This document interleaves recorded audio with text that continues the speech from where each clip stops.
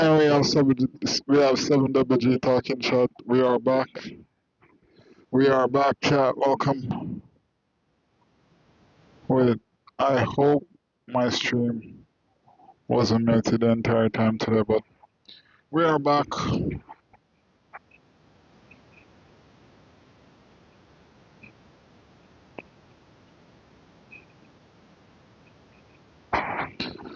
So we have PB, 7WG, and Mustache Dave.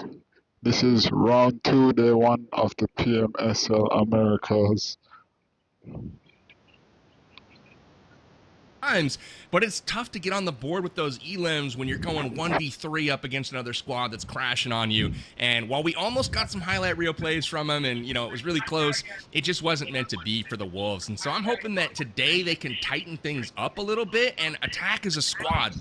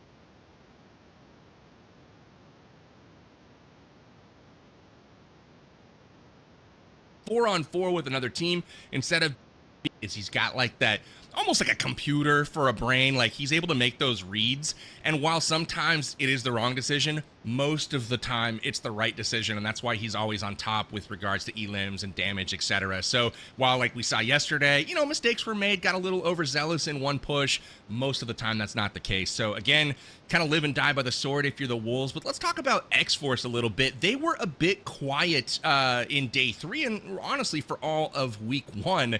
I want to see if they can switch things up this week, because this is a team with a lot of potential. We did see them secure the first chicken dinner for the NA region, and I want to maybe take a peek at the the X-Force team if we can actually do that and get a little highlight for them.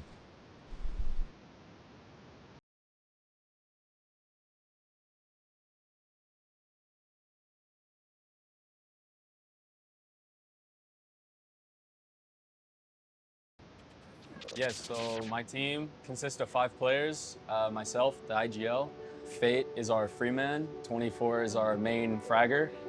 Elim is our support, and then Freepoint is our other fragger.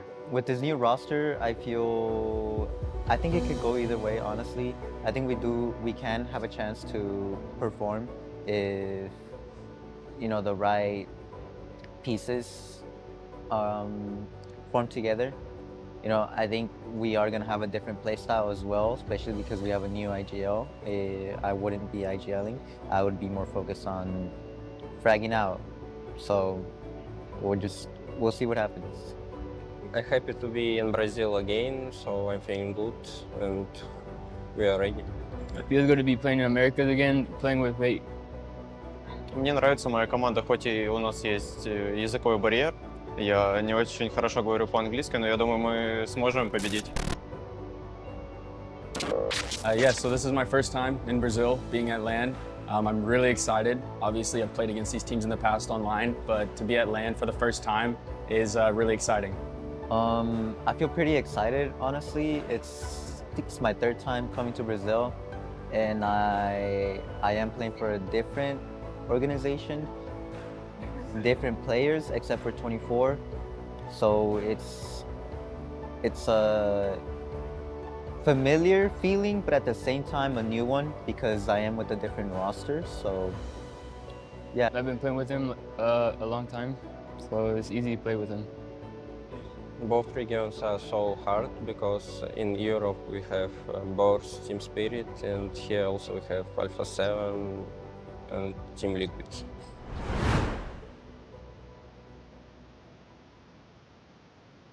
Love hearing from the players directly as they get ready for our first game of the day. Remember, we're jumping into Sandhawk and 7. It seems like there might be some chemistry that they've got to continue to build. Obviously, they've got 24K and Fate that are familiar playing with each other, but the rest, they're still working on gelling is what it sounds like. Guys, let's go to predictions for our first game. 7, who do you see taking home the winner chicken dinner here on Sandhawk? I'm going to do it, and I'm just going to get it out of the way. Alpha 7. Fair enough. Fair enough. The suspense is killing me, Dave. What about you? Let's go Alpha 7. Great pick here to start week number 2. I'm going to go with Team Liquid. I think Team Liquid, they got that experience in the pocket. They've been here before, and they're looking for a great start right out the gate here. I love it. I love both picks. I'm going to go with the boys over at 9Z, riding a beautiful bit of momentum. And if you guys missed the Amazon gift card, it was on the screen just a moment ago. Rewind your stream, grab that code, and take it to redeem for some nice credit at Amazon. All right, here we go. We've got day number 4 of the PUBG Mobile PMSL America's spring season kicking off, and it is Sandhawk. 7, take it away. I'm enjoying already what X-Force is going to be doing. Remember, X-Force, you got a chance to mention it too, Dave, in regards to them ended up accidentally hot dropping with Alpha 7 on the final day. And that was because previously that team was hot dropping Influence Rage in boot camp. They won that engagement in day 1. In day 2, they lost it very, very bad. So I'm really glad that they're now being able to adjust. And it looks like hopefully nobody is going to be near them, and they're not going to be forced into a hot drop. So that is good to see for that team. For Wolves, they're going to be playing spread out towards the north. And one team that did surprise me a little bit last week was Row 19. This team ended up being top 6 with a lot of eliminations, with good plays here and there. So I'm hoping that that momentum is also going to continue. We're talking about Shoot to Survive earlier, Dave. They're finding themselves up against IG. Boom, there we go. Right out the gate, gonna be getting 1-2 knocks. Little lean peek action with the AKM. I hear a couple of vectors downrange from IG, so you got to be cautious of that one. But it's not looking too good here, fellas. Casper has no gun. Hiding behind the bell right there. IG Details, pretty low as well. When it comes to like ammo or whatnot, we can see them kind of scrambling. But honestly, Casper could play such a crucial role, right, and win this engagement for the squad. But just stuck with nothing here, PB. I mean, who needs a gun? I mean, I feel like those are just details. I mean, great job there by Klaus to get the angle. Unfortunately, he turned his back to the enemy and gets gunned down and eliminated. And now, Casper, those details starting to matter, as the gun would be very handy in this situation. Not able to support the teammate at all. And it looks like intense game. Despite having 2 down to start this game, wow, they're in a good spot. All of them survive, and they get 3 points to boot, and Casper's got to fall away. It looked great there to start things off for Shoot to Survive, but they just kind of, didn't deliver when the pressure was on there, 7. Yeah, and it's such a tough spot to kind of get into a hot drop. You only have 2 main buildings that you're gonna have some cover with, and then on top of that, you have I guess you have a bit of a POI there towards the middle, but that's just gonna be exposed, so you're not really gonna be able to fully push out and loot up like Casper. Casper was waiting for the longest time, looking for an opening. A team that I was talking about earlier, Royals of War, Victus, trying to stay alive. Somehow he is going to be able to find some cover here. I'm not quite sure yet who was the team that was shooting at him. And the X-Force, I was talking about, maybe they're not going to find themselves into a hot drop, but they are going to find themselves going up against Inco Gaming as Fate gets eliminated, and the team more than likely is going to be looking to back up here, or maybe continue with the fight. X-Force, for this situation, you know what, let's start phase 2 with a great moment here. Let's start phase 2 with momentum, which is what we're all about here in the English broadcast for PMSL Americas. Back away from this fight. Don't just don't do it. All about that momentum, and they are going to be subbing in Free Point here, at least for today. We didn't see Free Point last week, if I do believe so. So Free Point trying to run away, trying to avoid the barrels of Inko after their one elimination point to already get their day kick-started here right now. So I'm pretty happy that I know we saw, you know, earlier S2S, but I'm pretty happy that we're not seeing any hot drops. I know as a viewer and as a caster, you love it, right? That violence. But as a player, I mean, we talk about momentum, and just losing right off the rip 2 minutes into the game, that has to be such a momentum killer. But we'll have to get back to that because intense game. They're going to be finding themselves in another skirmish here, PB. I like it. Intense game. Well, I don't like that. Adrian gets destroyed, but hey, Royals of War are taking it to him. The interesting thing I was going to say is these guys got zone. This is a massive fight right now because the circle went up to that Camp Alpha northwestern island. So this is a battle for real estate right now. Royals of War getting the upper hand. IG up the hill right now getting pushed back. Intense game fresh off a victory over Shoot to Survive on the mountaintop. But as they move out, getting challenged more and more, and now Padrino's down, and that is massive for Intense Game because Padrino is the #3 overall fragger in the entire tournament. So this is a big loss for IG, and Royals of War looking to take advantage of it, Seven. This is perfect for Royals of War. I'm really enjoying it. This looks like a team that is currently aware of everything that's going on. They realized that they were able to eliminate some players from IG. They know where IG usually end up hot dropping.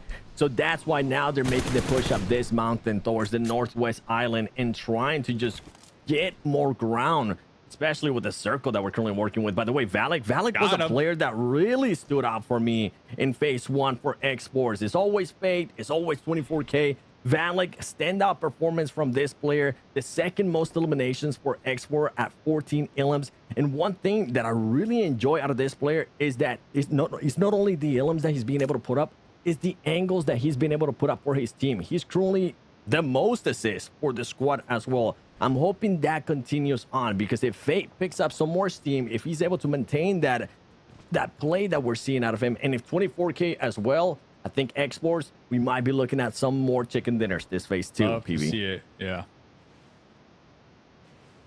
Dave, I got to ask you a question. I feel like X-Force, you know, they subbed in Free Point, right? Yeah, and yeah. who did he come in for? Was it Aleem that he came in for? So. I believe so. Yep. I like the move, honestly, from them because Free Point's a bit of a streaky player and he's on more often than he's off. I feel like he's a guy that could get some momentum going for this squad. We saw him in several of the qualifier tournaments leading up to this, really doing an excellent job for the team. And I like the move right here. And not only that, but X-Force has gotten the zone. So obviously they're going up against Royals of War right now. Valak getting to the position first in that upper spot to eliminate Padrino. That's got to tip off, you know, Royals of War like, hey, there's more teams here that you need to potentially worry about. So I definitely want to keep my eye on X-Force here as they get ready to defend this little bit of land. Yeah, great call out right there. I mean, it's unfortunate that they already lost one of their squad mates here to kind of kickstart their map #1. But Free Point, yeah, those events leading up to this particular lobby, Free Point has found themselves in some difficult situations. You know, some 1v3s, some 1v2s, and actually walked away the victor. So, you know, it's always impressive. And Free Point is classified as a gunner, you know, as a fragger for the squad. So it looks like they were trying to call in some more gun power here moving into week #2 to kind of go along with their game plan of being a little more aggressive and trying to get involved a lot more earlier on here. And we're seeing it right now. You know, game #1, they're getting into some skirmishes, and yeah, they lost one, but hey, they're looking good. Like you guys both said, already one elimination. So an even Steven trade. But guys, VIP Esports, man, I was hoping if there was ever a team that did like some serious VOD review, it was them. They went for the boat Tate, but now they're out here swimming. They're still alive though. You love. Listen, I'm not gonna get on it too early. Fresh week. Yep. Everybody's starting from zero. VIP, I'm a big fan. Trust me. The swimming out there though, we'll see. We'll see what happens. They got loops hot on their case, so it's gonna be a challenging swim here, fellas. I think they're gonna have to wait for maybe loops or wolves, depending on where they end up going, to just get distracted with something going on actually in the island and hope that they're going to be able to move on. But yeah, I think I'm with you as well, Dave. I think it's a little bit too early with this Sandhawk madness too. If we were to kind of nitpick the Botate, it will be maybe Botate a little bit early. Then that's the only nitpicking I feel like that we can do here. For Alpha 7, this is just their usual play that we're going to be looking at. Scouting, taking their sweet time. That's a team that can play in the center of the circle. That's a team that's very well known for playing on the edge. And for VIP, I mean, at this point, Dave, it's not looking good. Loops is not going to be distracted anytime soon. Shooting fish in the ocean. Brady, got him. Rafina going to be connecting on to Brady. So, yeah, it looks like their boat was spotted. They had to ditch the boat and kind of go for that swim strap. Unfortunate for them, Loops, they got their eye on the targets, and looking around Loops, there's not really a team that can third party this one, at least for the time being. So Loops, they're just going to have some easy, I mean, these are the easiest points you could ever get here in competitive PUBG Mobile. It's like shooting fish in the ocean. Freddy comes up for a little, right? It's like Freddy comes up for a little air and immediately gets shot. It's like whack-a-mole out there. So he's going to get gunned down. VIP is not in a spot. You called it the swim strat. I don't know if it's a strategy that they want to really employ too often because it's not working out at the moment. But Loops, they'll take the points. They're going to get some free ones here before they have to focus a bit down south. The circle is going to be closing here shortly as we get into our next stage. A lot of teams getting ready to come across into the upper part of the island. Want to keep our eye on that action as well. But things are interesting right now. Take a peek at the top of the mountain here. We've got Savage Esports and X-Force potentially getting ready to square off. Both just a bit north of Camp Alpha here, and that's pretty key positioning depending on where the zone goes. If it does go to the west, you're going to see a nice little battle for position. Yeah, I'm enjoying X-Force currently just being a little bit patient here, not really trying to showcase their position in Valak. I mean, having that buggy ready as well. I saw him last week being able to be the player that has the off angles.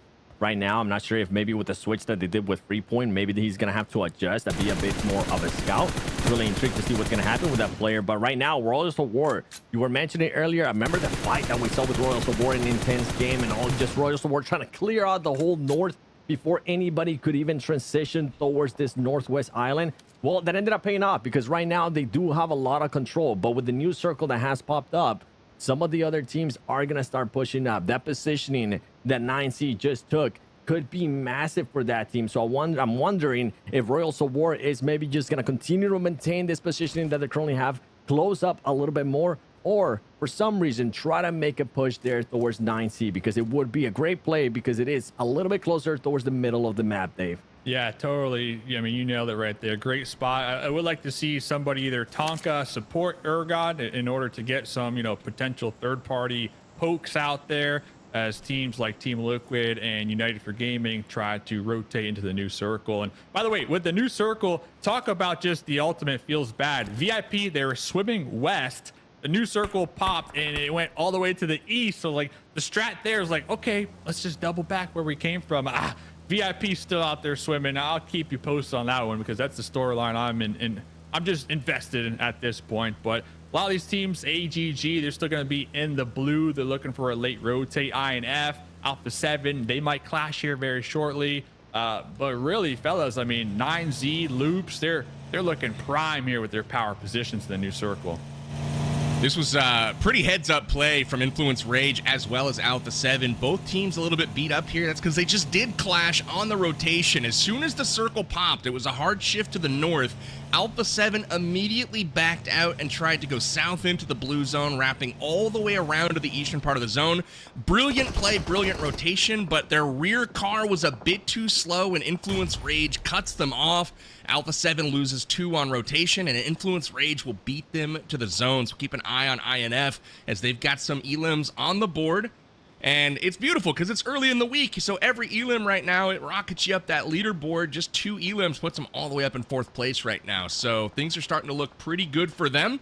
And X-Force creeps their way into the circle. They were looking really good in the zone, But now, depending on where it shifts, they're going to be battling from the outside in. So they're just watching their back right now, trying to get a few more free ones here against VIP, who it's a last-ditch effort for them to try to swim to circle. But so far, so good. The blue zone comes in, and the countdown starts for VIP 7. Yeah, X-Force getting a bit unlucky there by VIP and by Loops not being able to just fully flush out all the players from VIP, as they were able to catch Valak on that rotation as well. The circle closing in more. A lot of these teams are going to have to be forced to fight here. And the crazy part, too, is that with the circle that we currently have, as we have United for Gaming pushing up on AGG, is that there's still both islands at play. There's still a bridge at play as well. And on top of that, Mystic getting caught there by AGG. He's going to be cleared out. It's only Jocko left alive for United for Gaming. Those teams just hindering each other's chances. But Fran might end up getting picked up, actually, with the song that we're currently doing here. Yeah, just Fran, you know what? Just give all your heals to Charlie so he can maybe try to make it somehow towards the circle and secure some placement points. Is that right? Am I seeing that right? Charlie Alpha 7 somehow ended up making a push across the bridge, and it's now knocking players from Wolves, Dave. Yeah, the bridge trolls right there. They're going to be able to send it across that bridge. That's one of the main focal points here. And looks like the Wolves going to be tossed out some smokes, and it does look like Mafioso was spotted. Carrillo in the back of the truck. I mean, the position totally compromised here. Let's see, can we get the pickup in the smokes? We got the cover. Okay, oh, talk about just the prime crate right there, blocking the sightlines from Loop. So yeah, they're going to be able to survive just a little longer, but they have multiple teams kind of look in their direction. So to be very careful for them. Loop's over here though, from the north. They're not slowing down anytime soon. They see something that moves, they're taking the shots here, PB.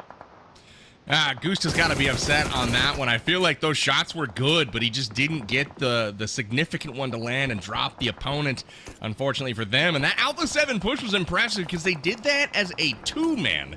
But what I will say right now is we take a peek at the action. 9Z owns this zone. They've got the only compound. They're dead center. And they were able to spread out. Colgoat had the bridge at the very start of this this circle enclosement, and they were able to retreat, grab that compound, and now it's looking like they're in a real prime position here to take this victory. But we're down to just 9 teams in this lobby, so we're going to be looking, everyone after the next elimination will be picking up rank points of some kind. Royals of Wars had a pretty strong game from the very beginning, but now they find themselves on the edge, but they do enjoy the high ground here. But the nades from the higher ground are going to send them packing, and they are out of here as we go to the top 8, Dave. Yeah, beautiful push right there from Inko. They recognize there's some opponents in front of them. Instead of risking it, maybe getting caught off by a snake, they just use their utility right there to flush them out. So Inko, they still got one more snake behind them that they're not going to be aware of. It's going to be United for Gaming with their solo trying to survive. But next circle does pop 7. So Inko, they need to get on the move. They definitely need to get on the move, and this is why I was scratching my head a little bit earlier when I was seeing row 19 just shooting at 9C. I thought they were maybe going to go for that crush because of just the positioning that 9C was going to end up getting. But Gorelin trying to get out of here as he's now starting to get pepper. And you mentioned it, yeah, United for Gaming, that player, Joaco, could end up being a big surprise for this team. With the positioning that 9C currently has, I'm looking for them to start paying a little bit more attention to what Inko's going to be doing and seeing if they can maybe clear him. That way, they don't really have to worry about much and start focusing more towards the north, because there's just so many teams that they're going to have to focus on. They're going to have to focus on Wolf. They're going to have to focus on Vios Gaming as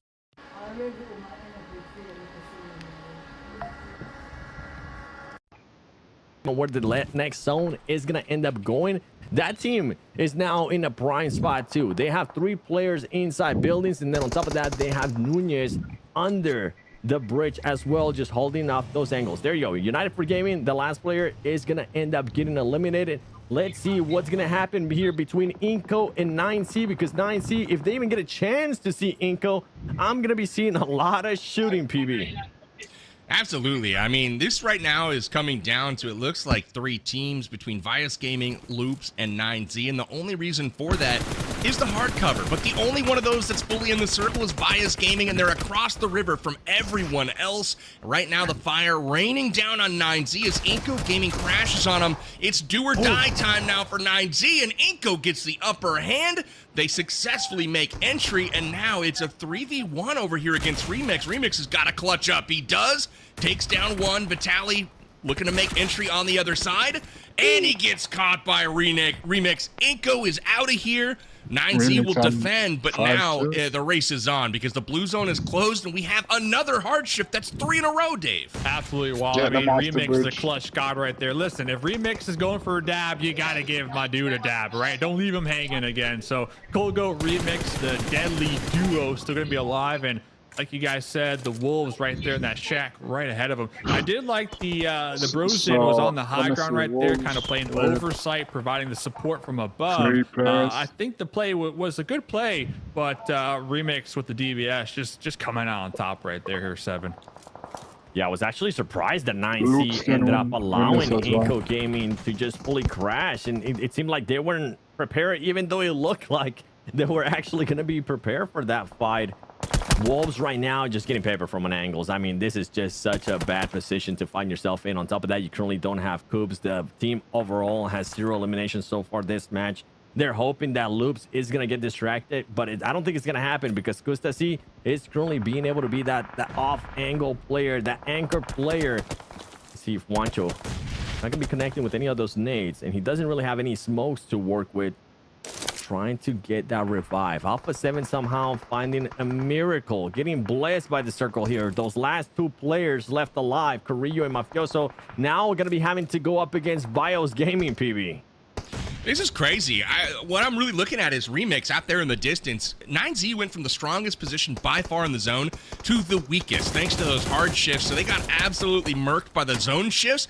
And now we got Alpha 7 dead center in the circle. They were able to revive once, but Carrillo probably not going to be able to get his teammate up, and everyone knows where he's at right now, and the zone is shrinking. So Loops on the offensive right now. They're going to head in. It's going to come down to 3 teams right now. It's Wolves, it's Loops, and it is Bios Gaming on the bridge, but Bios down a couple of members. It's a 2v3v4 right now. Loops in control, and Gusta goes down. This is getting crazy to end things off. Dave, who you got taking this one? Absolutely wild right there. Loops kind of getting tunnel vision on Alpha 7, allowing the Wolves to push out and get a knock. They are going to be eliminated, but who am I taking? I'm taking Loops all damn day here, 7. Yeah, I think with the zone right now, Loops should have every single angle cover. Not only is Bios Gaming going to have to push out as well, they had to make sure they revive the players. If Bios Gaming wants to be able to do anything here, they have to make sure they at least get 2 players over the other side of the bridge. There you go. This is the opening. Bios Gaming, this is the opening that you need to have. They're going to realize that there's nobody else left on the left side, jumping over and at least getting some cover from that bridge. And then you sell the grenades. He was within nade range. So now it goes from looking like it was going to be an easy win for Loops to Bios Gaming. It's not even a Loops throw, Dave. It's actually Bios Gaming doing the absolute best play possible in the situation that they were truly in. Mowing down the grass. There goes one, getting the confirmation. They know where he is. Bios Gaming, winner, chicken dinner with 8 eliminations going their way here, PB. That's gotta feel good. Absolutely incredible stuff from Bios Gaming. They were a team that took a roll of the dice by taking the compound across the river. They were the only team over there to kind of hunker down, grab a compound, and it looked like, you know, hey, we're just gonna like take this spot. It's safe. Maybe we get 5th or 6th place, and then all of a sudden, zone starts shifting north. It goes over, it gets over, and they make a play for the bridge, able to secure it against a weakened Influence Rage, a weakened Alpha 7. They get that position, and like you guys, it looked like Loops was primed to win that game. They had freedom of movement. Everyone was in kind of a kill zone for Bios Gaming. Nades could have been their demise, but they were able to make the plays. They got it done. Yeah. And Bios Gaming, they're starting to put together a bit of momentum. They were strong. Last week, to close the week 7, they were putting together those elims, and they just couldn't get the rank. They were falling off early. Now they're getting winner chicken dinners. Is this something different that we've seen from the lowest ranking Brazilian team last week? Now they're crushing it to kick off week 2. Yeah, them being able to get that win, I mean, that's definitely the biggest difference because we know that this team has been able to get the eliminations. I know one man that's going to be happy that's currently not here, Reflections. He was high on that Vios gaming trend for the longest time, and he even got me hype on it too because this team is able to be aggressive when they need to. I mean, they just showcased it perfectly too. The way that they were able to play that, even before that final circle, they ended up having Nunes ready in the bridge in case it was going to end up going the other way, which it ended up going that way. They were able to adjust quickly, take care of Alpha 7 with a little bit of help of Loops, jumping at least one player on the other side of the bridge. So if for some reason Loops still had players alive, that crosspath, that crossfire that Vios Gaming was going to have on them was going to be deadly. So overall, great plays out of Vios Gaming, Dave. Yeah, the jumping off the bridge right there was a big brain play, you know, to get that reposition while it looked like Loops were focused on Nunez, right, with the prone position and the grenades on the front lines. And honestly, Vios did a great job too at making sure that their backs weren't overexposed for Alpha 7 right here in the replay. So, hey, listen, I was doubting Vios last week. I didn't really see it, but now here, 7 and PB, I can kind of see what Reflections is cooking with here with this squad. Absolutely. Incredible performance from them. We also saw really strong performance out of Loops. They were able to secure that early ground up in Hot 10, getting those pot shots out into VIP esports in the ocean, and then able to turn their attention south to secure a second place in this first game of week 2. Absolutely love what I saw out of Loops. Just a little bit short of getting that chicken dinner today. But game 1 is in the books. The jungle is behind us, and now it's time to head into the forests of Erangel, but not before a quick break. Make sure you guys are back here momentarily, and we'll see you then. Trust me, I ain't moving. I'm here all the time.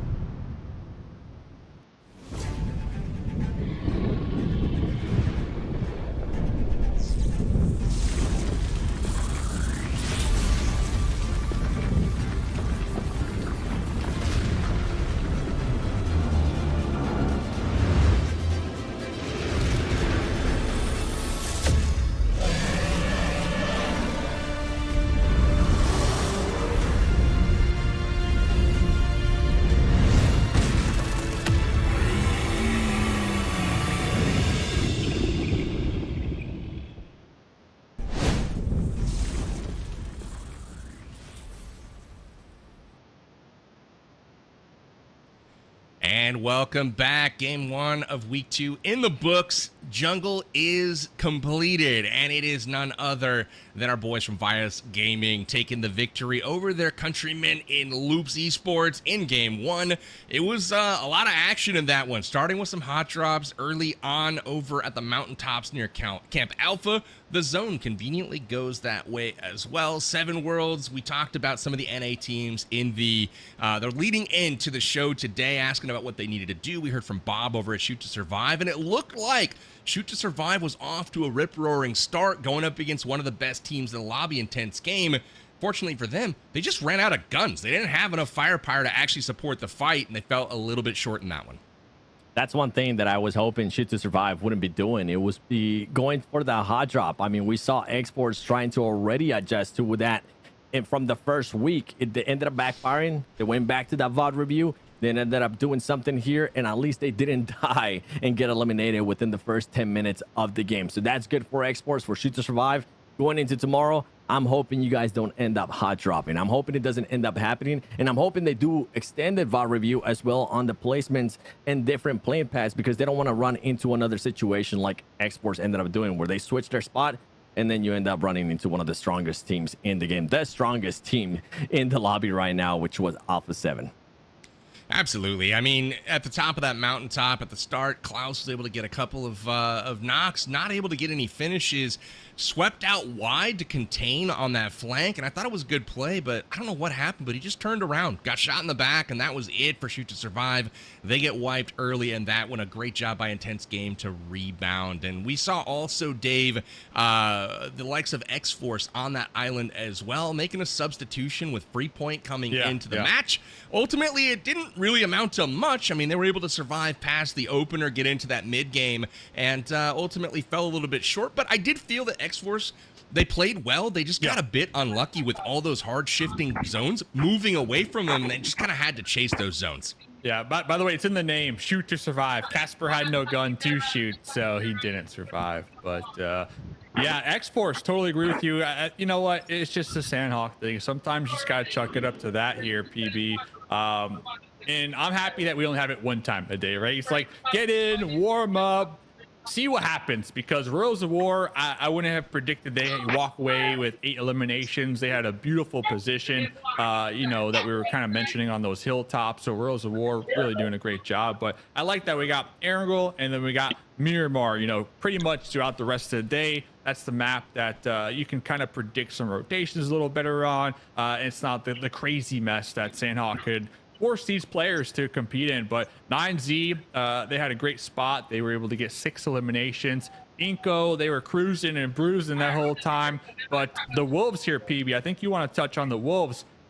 First of all, I was impressed with their just their game knowledge right there at the end, because we saw Loops. They had them pinned down in that shack, 3 Wolf members.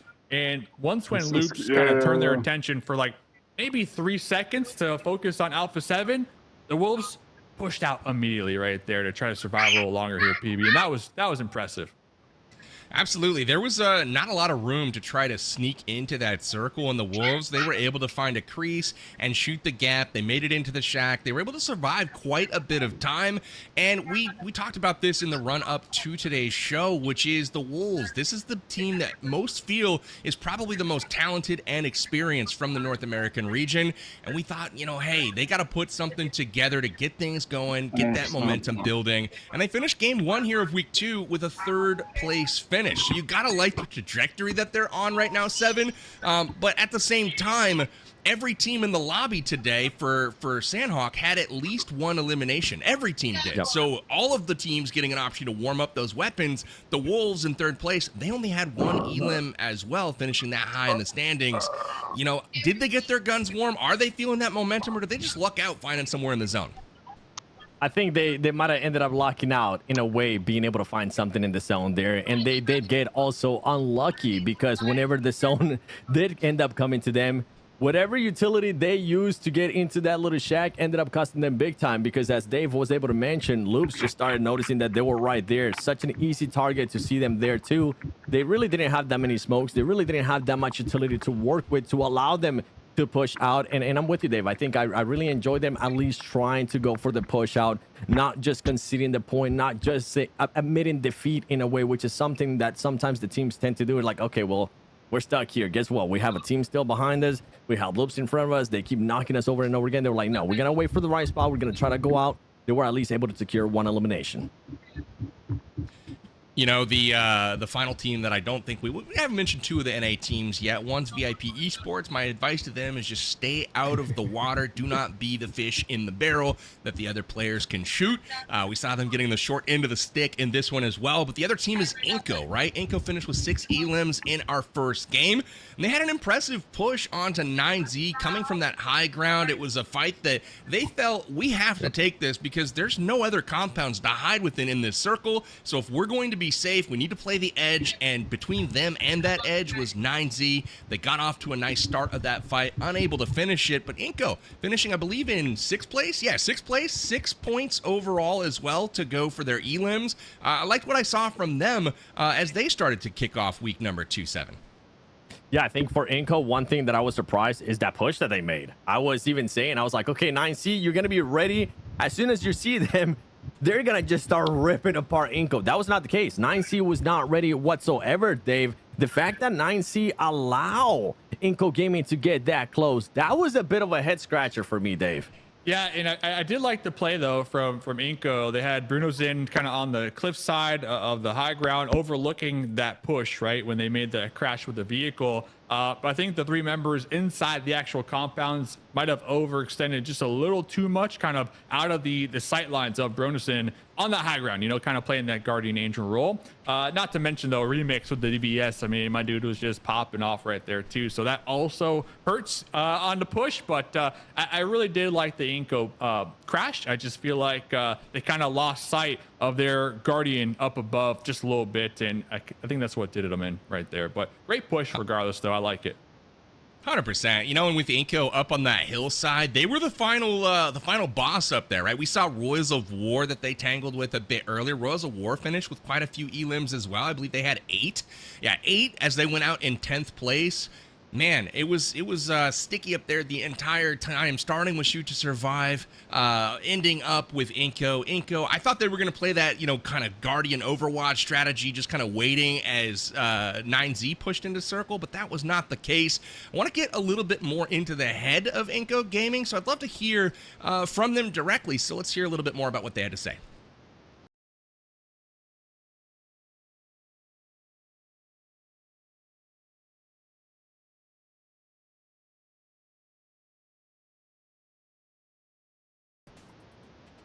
Inco Gaming, it's a big organization in Brazil.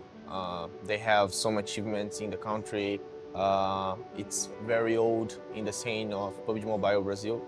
And for me, it's an honor to play in Inco and to start my new journey in this team.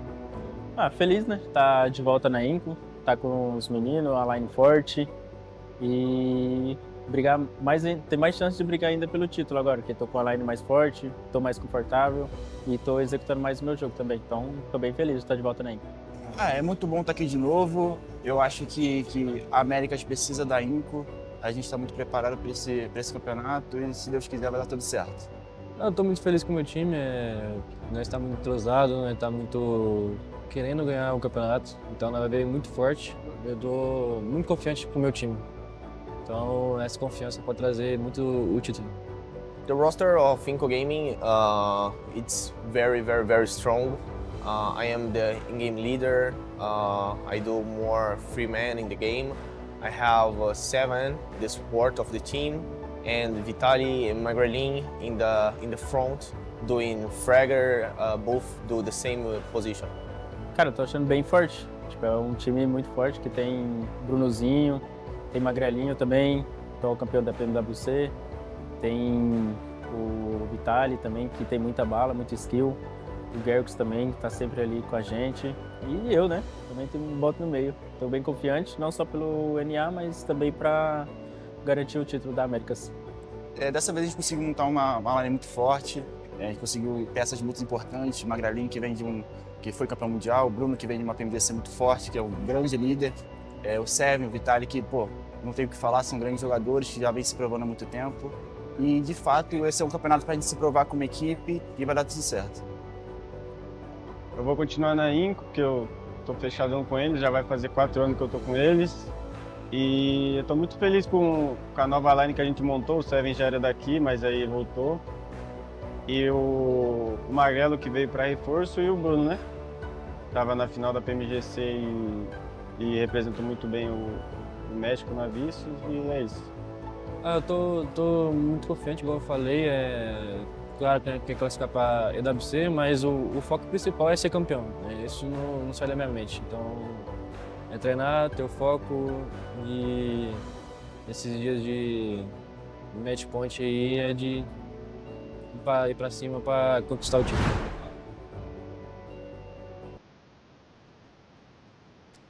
Love the interview and hearing from the players directly. That was Inco Gaming kind of giving you a sneak peek into the minds and the approach that they have for this PMSL America's Spring 2025 tournament. And again, we're getting ready for Erangel. Just about to hop into kind of what's next, but I got one final thing I want to wrap about here for Sandhawk before we move on. Want to shout out a couple of players, one of which on the good side and one of which finally we see something a bit different. So on the good side, Rafinha from Brazil absolutely killed it that game. Loops had 10 elims, and Rafinha had 6 of those. So doing major work from up north for Loops. And then on the flip side, I think this might be the first time all tournament that I've been able to say this. Revo from Alpha 7 had 0 elims in that game. I don't know if we'll be able to say it again. The man's had, I feel like, so many elims, but finally they keep Alpha 7 off the board. Are you a bit surprised by that, 7? I knew as soon as you said good things about Rafinha, as soon as you said I'm gonna flip it, we're not gonna be probably seeing this thing. I was like, it's gonna be Revo. It's gonna him get caught it off guard. And honestly, I'm not really surprised. It's bound to happen, right? I don't really, if that man for some reason puts up 60 eliminations again, and we were even talking about this yesterday with Maxman during the PMSL CSA watch party. It's just absurd, like the performance that player is being able to put up. And in comparison, is that you have somebody else that's in the same squad with the same situations in squash, and Revo somehow is able to put up just double the points. It's currently like Red Bull. Max Verstappen is doing good. Yuki Tsunoda is absolutely sucking. Second car's just bad. But yeah, I mean, Revo is just doing Revo things. I don't expect that we're going to be seeing this more throughout this game tournament. should start in a minute. I love the F1 shout out. Hopefully that lands with some of the fans out there watching PUBG Mobile. But at the same time, to put that in perspective a little bit, Revo's averaging 3.27 elims per game. I mean, the guy is out of this world crazy right now, and to be averaging 3 to 4 elims per game as a player, that's like a decent amount for a team. If you can hop into a game as a team and pick up a squad wipe each and every game, you're doing all right. So, I mean, pretty insane stuff from them. We'll keep an eye on Alpha 7 this next game to see if they can rebound. But, gentlemen, before we go into Erangel for our second map here of Week 2, gotta ask the predictions. So Dave, gonna come to you first this time. You know, we picked some teams. I don't know that any of us were picking Vios. I was this close. You know, I love to say that after the fact, you know, when we got hindsight 2020, but I was feeling like they might be able to bring it in, but I was like, nah, they're not gonna do nothing. They haven't done nothing the whole time, then they win. But Dave, what do you got here? Good for them. Good for them. Yeah, I mean, Loops, 10 elimination points, almost getting that win right there. I know game number 1, they really had the zone though, kind of going for them. But I feel like they're itching for that winner chicken dinner after being so close. So I'm gonna pencil me in for Loops. Loops, game number 2. Let's go. I like it. And 7, what about you, my friend? What are we thinking? I'm gonna be jumping on the train you've been on, PB. I'm gonna be jumping on 9Z just because of what happened. Talking about momentum, NA, LATAM, all of these other teams. I think 9C got what it takes here going into the first Erangel of Phase 2 of PMSL America's 2025 Spring Split, because they ended up last time that we got a chance to see them play, 2nd place, 7 elims, 3rd place, 10 elims. So I'm hoping 9C is going to be able to pull away here with the win. How about you? You know, in this one, I feel like Intense Game's got to be a bit upset and things have been slipping away from them a little bit. They've got to rebound, and I feel like this is a map they can do it on. So I'm going to select Intense Game as my pick to win map 2 here today. We'll see if that's actually accurate. A lot of teams playing pretty well right now, and 9Z being one of them. So I like that pick as well, 7. But I'm going Intense Game to start this one out. So here we are flying in. Match 20 of our PMSL America's Spring 2025 season is underway. We are in our league phase. Remember, all teams competing for that rank to try to get those head start points as we head into the grand finals. So, Dave, what do you notice about the playing path and where these teams are dropping? Playing path looking pretty good. Maybe we'll see the Zarky boys go up to Zarky. We were chatting about them last week. Zarky's they had good, some success. Looks like you know Team the thing about Liquid Zarky that AGG nobody gonna be knows? dropping down Right, here I don't on think you guys know. military-based island. You so can get still got a lot eyes of on loot up Loops here though. I mean, they're to feeling yourself for the good. squad. And then the super Bios trade because Gaming no probably one really confident goes heading there. into game number 2. Let's see what that confidence can do though, because Savage Esports are right here. We're just going at it. We're slashing, we're punching, and we're taking them down, baby. Oh my goodness. Bios Gaming eliminated. What in the world? Hey, congrats on your chicken dinner, boys. We're going to stab you right back to the lobby. So with that, our most recent match winner is punched out by Savage Esports. No. That is not something I thought I would say, but the good news is, 7, is we have ourselves a highlight that we're going to be watching back for the rest of this tournament.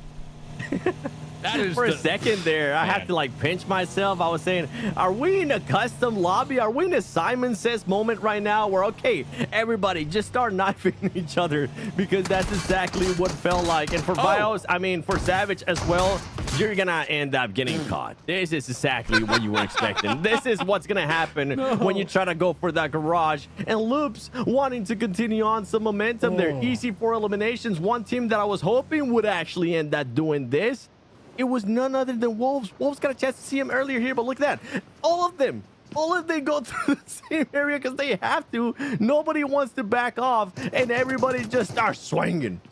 Was there even a gun there? I just saw one smoke grenade on the floor. Okay, there was one pistol. Honestly, though, did anybody win? Did Vios or SG? Did anyone win in that? I know who didn't. You know. That was Vios. They got 0 points out of the engagement. At least SVG is leaving with 4 points, and maybe quite a long time to VOD review going into the next match on Erangel. Maybe they can watch yesterday's games and learn something. Who knows? But an exciting start to this one as 8 players jump into the same small room, duke it out, and then Loops, who you called out, Dave, as the team to watch here. They are able to swoop in and take advantage of the fact that I don't know if SVG didn't loot. There wasn't much to loot, right? Maybe they forgot to pick up the brass knuckles that they dropped. I don't know, but Loops able to secure 4 points and some momentum early on in this one, and that's gotta be something that Brazil's really happy about, right? Loops putting up 10 points in a second place, or 10 elims in a second place last game for 16 points total. Now they're already up to 4, so they've already put 20 points up today, 7. Yeah, they definitely have. I mean, for them, great awareness for that team, right? And not the first time, too, as we see Valak here in Freepoint with the hovercraft trying to make their way across, being able to just get stopped there by a team that was passing by as well. But for Loops, great awareness. Not the first time we end up seeing them being proactive when it does end up coming to Erangel. Last week, we saw a team being able to just also be trying to sneak up on them in Pochinki. I think it ended up being Inco. Loops took care of them easily. They got it from the air and the sea right now. My goodness, here, 7. I'm getting flashbacks right now. Are we back in phase 1 when X-Force ended up getting the win? Because this is the exact same thing that this team ended up doing, and I'm hoping it ends up paying off. Fate ends up making the rotation with the glider. The rest of the squad end up making the rotation just via whatever vehicle they were able to find to cross the ocean.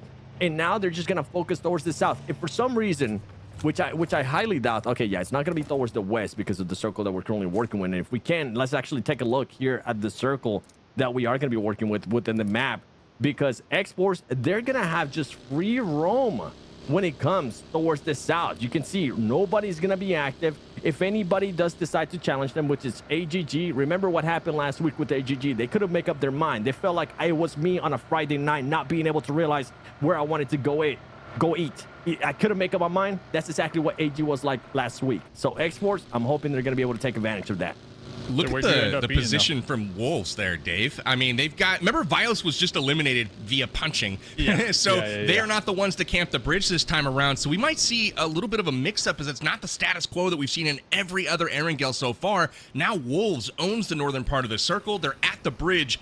All those teams are going to be crashing on them shortly, so I definitely want to keep an eye on that, Dave. Yeah, for sure. Now they're going to be in the proactive position to, you know, gatekeep these squads, looking to use that east bridge to maybe rotate down there. It's still a 50-50 gamble where these next circles will take us if we are going to go down there to Military Base Island. But there's already a couple teams kind of hedging their bets. You know, 9Z going to be sending it across the bridge. Royals of War also hovering in the area on that west side bridge. So looking at the Wolves, they got the hovercraft. They got a nice position right now to get a nice little crossfire on any teams that might be looking to send it across that bridge here. 7, all of these guys have level 1 vests that I've seen so far on the Wolves. So they're still out in loot mode trying to get themselves equipped to take on another squad, and it looks like Juancho has spotted one, so they're going to retreat, maybe group up and get ready for the push, and it is going to potentially happen. United for Gaming rolls up just in time to see Wolves retreat, and not quite enough time to get some shots off, but they're definitely aware of each other as, hey, Gorilla peeks the corner and almost pays for it. Good heads-up play there from Juancho, a player that I went in earlier into the day. I want to see more out of him just overall today and the whole week. Realizing that he was just way too overextended, decides to back off, and United for Gaming trying to see if they can maybe end up picking up something here with Coops. This is going to be an important fight too, and I'm wondering if they're going to decide to just make a pace treaty here at some point. And if for Wolves, we need something from where do you end up going? You lock in. Don't want to maybe end up staying in this buildings. Do you want to maybe end up doing a 2-2 split? But then it becomes dangerous if they do end up making a 2-2 split, Dave, because there's just going to be so many teams that might try to get a little bit closer, go towards Milta, and if they see an opening, they're going to go for it. And one team that I can see that is going to be rotating, that more than likely is going to be rotating through Milta, is going to be Alpha 7, and that's a team that you don't want to be 2v2ing against. Yeah, it looks like they're getting their vehicles ready. The circle's about to close in, and then the Wolves will make up their mind then. I love the player cams, by the way. We saw Hate right there kind of leaning out the window in game, but also leading with the gyro in real life, you know, with the player cam, just being one, you know, being one with the 8x scope right there. I think the player cams they're amazing. I mean, they add so much more context. I mean, we see Juancho snaking it out. Like, you can see he's down there, like, really trying to be, you know, beneath the barriers right there, hiding. So, I mean, PB, we need some caster cams out here too, man. 100%, man. I'm looking at Carrillo. I want to take a peek at him when we get a chance, because you can see him sneaking ahead for Alpha 7, starting to scout that bridge. And the Wolves, they know that United 4 Gaming is there, as we watch S2S get into it once again with Intense Game, going for that revenge. And this time, it's Bob that gets the upper hand here, but they've got 2 players down as the rest of Intense Game arrives on scene. Adrian trying to revenge his homie that has gone down. And this is going to be a fight for the ages here at this compound. It's in the blue zone, so things are looking a bit dicey for whoever survives this fight. Intense Game's looking for some revenge here. Again, shoots to survive. Knocks have been going their way. Adrian is going to end up getting knocked. Right confirmed there by Darklight. And Darklight just barely surviving. As you mentioned, this fight is going to end up happening out in the blue zone. And not only that, the amount of noise that these teams are going to be making is going to be attracting Royals of War. And for Royals of War, do you want to take the chance? Do you want to take the opportunity here? We've seen how aggressive you can be, especially in Sandhawk. Do you want to maybe try to go for that fight? I think they're going to just prioritize this zone. Prioritize what's going to be happening later on. As Wolves ends up making the rotation here, Dave, with nothing other than a hovercraft, and I'm actually all for it. Hovercrafts all day. So we know X-Force have a hovercraft. The Wolves have a hovercraft. Possibly 9Z. Remember, we saw Kogo making the boat tate early on, was passing a hovercraft. So we'll see if these vehicles show up in the late game, but looks like the Wolves are going to be nice and close to at least squash from Alpha 7 and a few other members from Alpha 7 who had to take the rotation across the channel right here in Nova right now, PB. And they had vehicles as well to get across. The only one that's swimming is Carrillo. He's behind the squad right now, still out in the water trying to make his way across. So it's a 3v4 at the moment for A7. And Coops is got Overwatch right now, looking down into the city right now. You can see you've got Doran, Coops, and Baton looking all down into Novo right now. Revo and Squash trying to buy some time. Carrillo still out in the water, though, trying to make his way across the bay. So that's going to be a tough one for them. Mafioso getting some loot. I want to see these two squads go head-to-head because we've seen it so many times this tournament so far. And, you know, it's something that, well, hopefully we'll see again because it's always a fun fight. Yeah, these two teams have been catching each other on rotation, especially when it came down to Erangels as well. Miramar, I think Carrillo now trying to make their way in. And earlier, PB, I don't know if we're going to get a chance to see this, but if we can, let's get a chance to look at what VIP Freddy's currently doing, because you gave him a fair warning. You gave him a heads up. They're like, VIP, I want to make sure I don't see you in the water.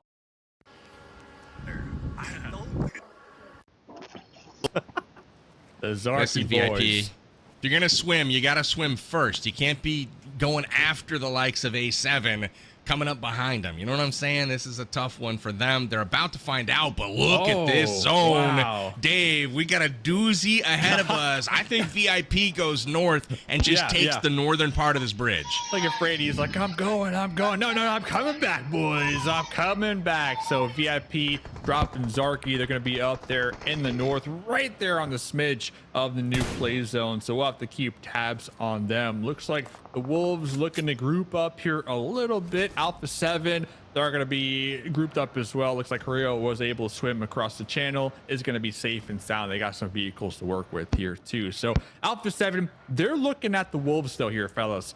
Guess what? Behind them, remember, X-Force, they're in the area as well. So we might see Alpha 7 get sandwiched here shortly.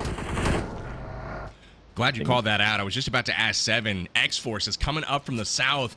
We saw Alpha 7 on that ridge side controlling so much real estate, just really kind of chilling. And then they realized, you know, maybe we need to keep moving instead of just bird dogging on Wolves this whole time. We're going to see X-Force come up on the left over that ridge here shortly. 24K leading that charge. They have stopped for the moment, but just over that ridge, X-Force lies in wait. So we'll see if they end up rolling up on Alpha 7. But for now, Loops continues its momentum, putting a 5th elim of the game into their column. And momentum's looking pretty strong right now from Loops out of Brazil, Dave. Yeah, Loops, they're going to have to really, though, be on their P's and Q's. Yeah, they're looking to get these stragglers out here, but we got the heads up. We got Inco and INF also on the rotate, looking to utilize the West Bridge. So hopefully, Loops, they're in a prepared situation. Here we go. Beautiful, beautiful right there. To take these shots, because Loops are trying to take out Casper and Padrino, but they also got two other teams on the rotate. And talking about the rotate, Casper, Casper had a gun this game, but just you know, couldn't handle the Loops heat. 6 elims. I don't think right now anybody can handle the Loops heat. The only team that can the only thing that can actually handle the heat is gonna be that blue zone, which is gonna be forcing them to start pushing towards the circle. And I don't know how Loops is gonna manage to do that. I don't know which way they're gonna be going, because from everything that we're looking at right now, it's looking like it's going to be tough. And going back to X-Force, I'm actually enjoying that they're just playing a little bit patient here. They're not pushing anything. They're not forcing anything. And they were making sure that nobody was going to be doing a wide rotation towards the south. One team that I thought maybe might end up surprising X-Force was going to be Row 19, because they were looking to do the same path as X-Force was able to do. They decided to just go into the circle a little bit sooner. Intense game. The last player here just waiting it out, trying to make sure he gets anything here from Influence Rage. It's going to be tough, as Law is going to be coming in with a buggy. Can he actually get the knock? Oh, there you go. None other than Padrino being able to just confirm that elimination and securing some more points for his squad. And Influence Rage is going to be like, you can have that. We're just going to try to make our way into the circle because we're so far out. Best case Did scenario. he not right get the there, heal too. off? Did he not? He got the elim though. That's a small little baby dub. He got the heal. He got the heal. For sure. Man, tough breaks there. Pedrino's not a guy you want to fight in the open. That dude's got a nice aim on him for sure. Circle starting to close. Now we're going to see some fights. 9Z waiting on loops right now, and it looks like their run might come to an end. Gusta and Vatine and Rafina all knocked out, and it comes down to Nilzada to try to keep this team alive. Loops going from super strong to super weak in a blink of an eye. That's what happens though when you spend so much time in the blue zone, especially when there's a southern circle. It pays for the teams that get across early. And we're seeing that kind of materialize right now. Influence Rage also down a couple of members as we speak. And here we go. Lil Boy taken down by Milos as well. Milos there taking down Lil Boy. Park it. Where you going? Park it. I don't know where we're going, man. We just park it somewhere and just survive. We're testing our luck. We are really testing our luck out here right now. It's going to be in a pretty centralized position. Okay, we got the smokes out. We're safe. We're good to go. Pedrino, by the way, still alive. Was able to steal that vehicle, but we'll get back to that because the Wolves right now on the shorelines, I think they're going up against the Zarky bros, but they're also trying to avoid the sightlines from Alpha 7 right now, PB. Alpha 7 has just been staring at them the entire game. Wolves got across, Alpha 7 got across, and they've just been stalking them like prey. So I'm just waiting for that fight to happen. Alpha 7 locked on to Wolves, but now VIP has inserted themselves into the mix. They did not stay north on that bridge. They all decided to swim across, come up in Novo, and here we are with the push on to A7. This should be an interesting one. Frady trying to get to the flank, and we'll see if he's able to do so. Revo, down to just a couple of HP. And VIP taking it to A7, but look at the third party coming in as well. Wolves taking down the back player of VIP, and Carrillo goes down. Alpha 7 eliminated. VIP gives an assist to Wolves. They'll take it.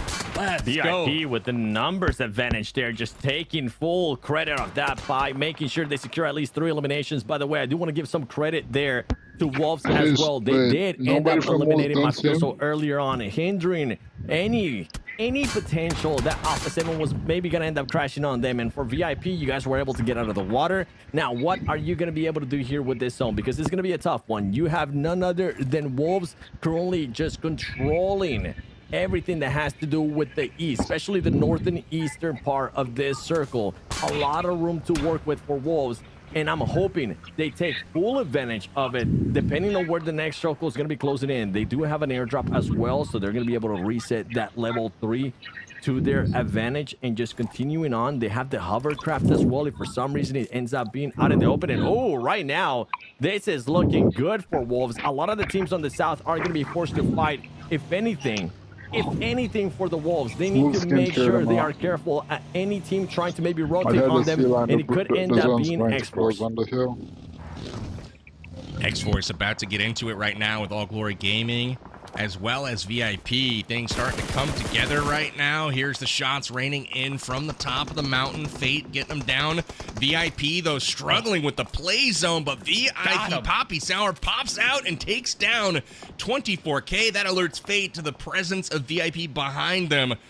Takes away a bit of their momentum, Dave, and VIP trying to play the role of spoiler. He's scared. Listen, I'm starting to realize VIP strat, and it is just go for the rotates that nobody would even think about going for and surprise them from behind. That's what we saw from them pushing up from the swim strat with Alpha 7, and then right there with X-Force. I mean, little tiny plays like that.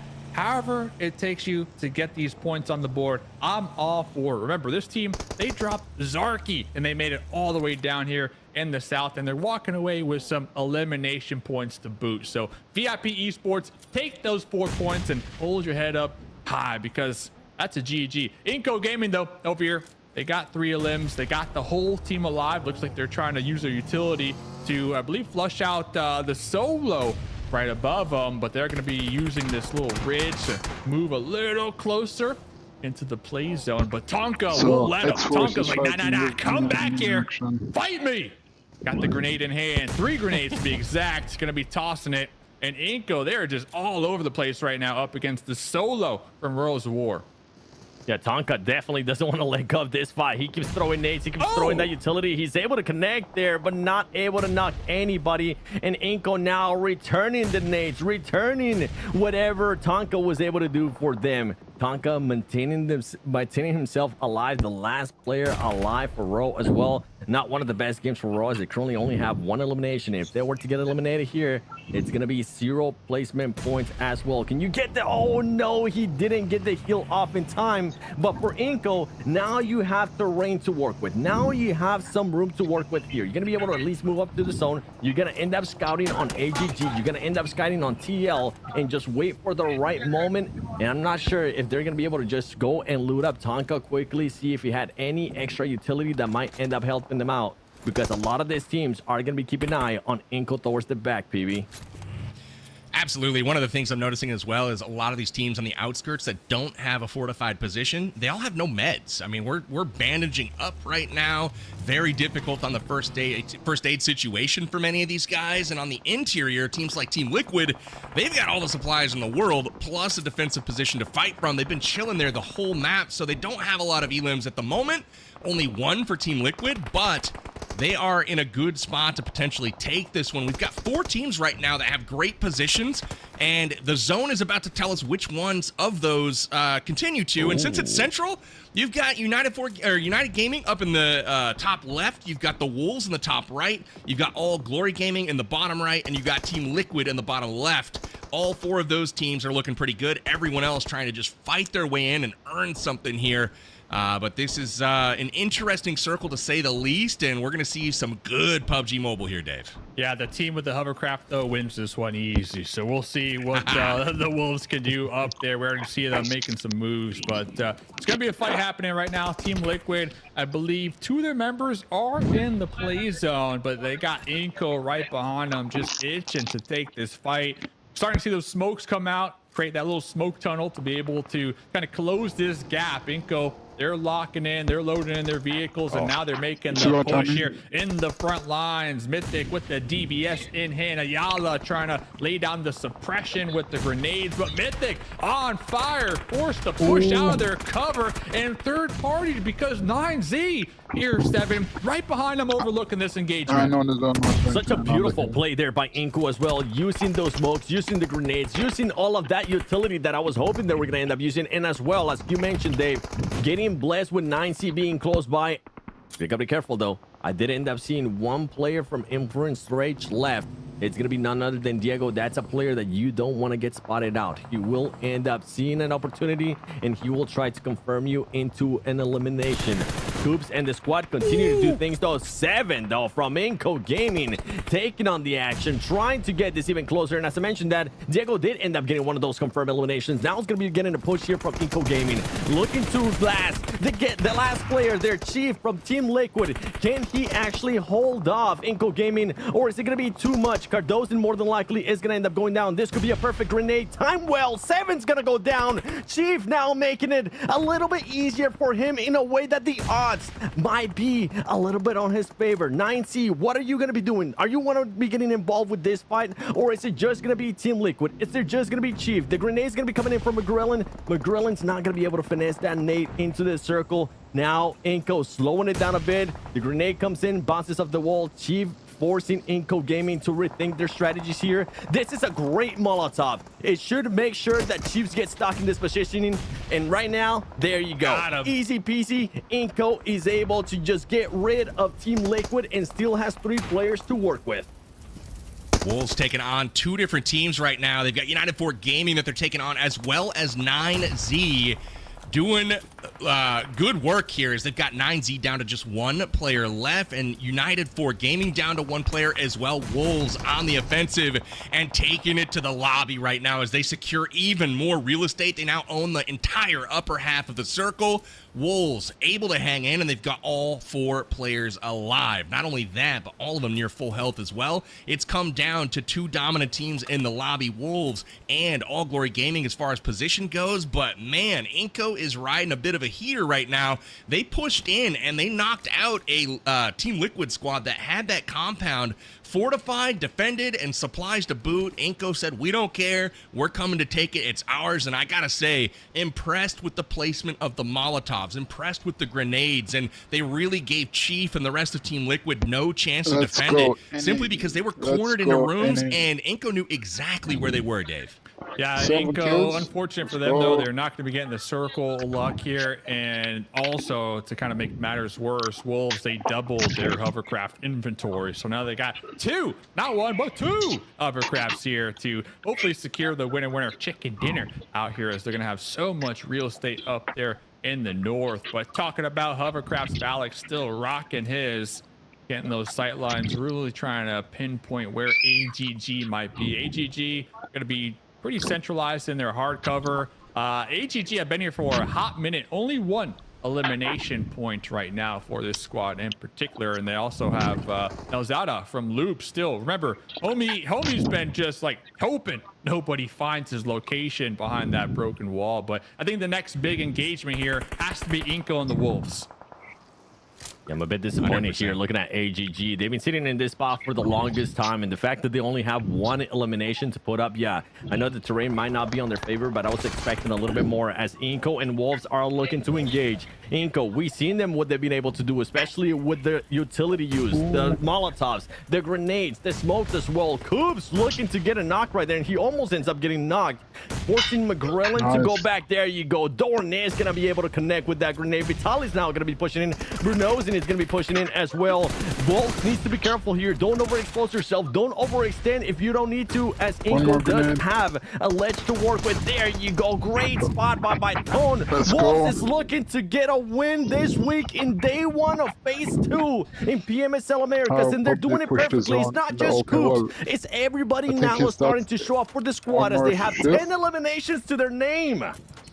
They are crushing it right now. Beautiful plays from Wolves. You saw how close they were riding to the edge. Every player pushing that front line and proning right at the last available second in order to avoid enemy fire. Unfortunately for Inko, one of their players jumped, and that was his demise, and they go down. Wolves putting 10 elims up, and now X-Force doing a favor for their countrymen in Wolves as they start assaulting All Glory Gaming's position. AGG, the only other squad here that can really challenge Wolves right now, was they had a full squad. They no longer do, down to 3 members, and angles are being played right now by X-Force that might give them a bit of a run for their money, but Freepoint gunned down in the street right now. It looks like AGG's going to pick that one up. I thought Wolves might be able to steal it, but this is going to be an interesting final circle. AGG has the zone. Wolves are hanging around on the outskirts right now, but they're about to put the pinch onto X-Force, Dave. Oh, look at this. Valak going to be pretty much prioritizing the Wolves push, helping AGG in a sense, but the Wolves will be spotting him out. Wolves getting battered right there. Coops is able to find the hard cover, but AGG, they got all the utility they've been sitting on for the entirety of this match, and they're starting to let it rain down hell right now with their grenades here, 7. Yeah, right now, 11 elims. They do end up getting one of their players eliminated, but I mean, AGG hasn't really been doing much this whole match. They've just been sitting pretty and waiting for the circle to keep coming their way. Luckily for AGG, they were able to clutch up at least 2 more eliminations. But for a team that just gave me a lot of doubt in phase 1, I'm going to be critiquing them a little bit harder, as Wolves are doing things correctly. Baton did end up getting eliminated. 4 elims for him. He's not going to be mad. The team's not going to be mad at what happened here. I am wondering, though, what ended up happening to those hovercrafts that Wolves had?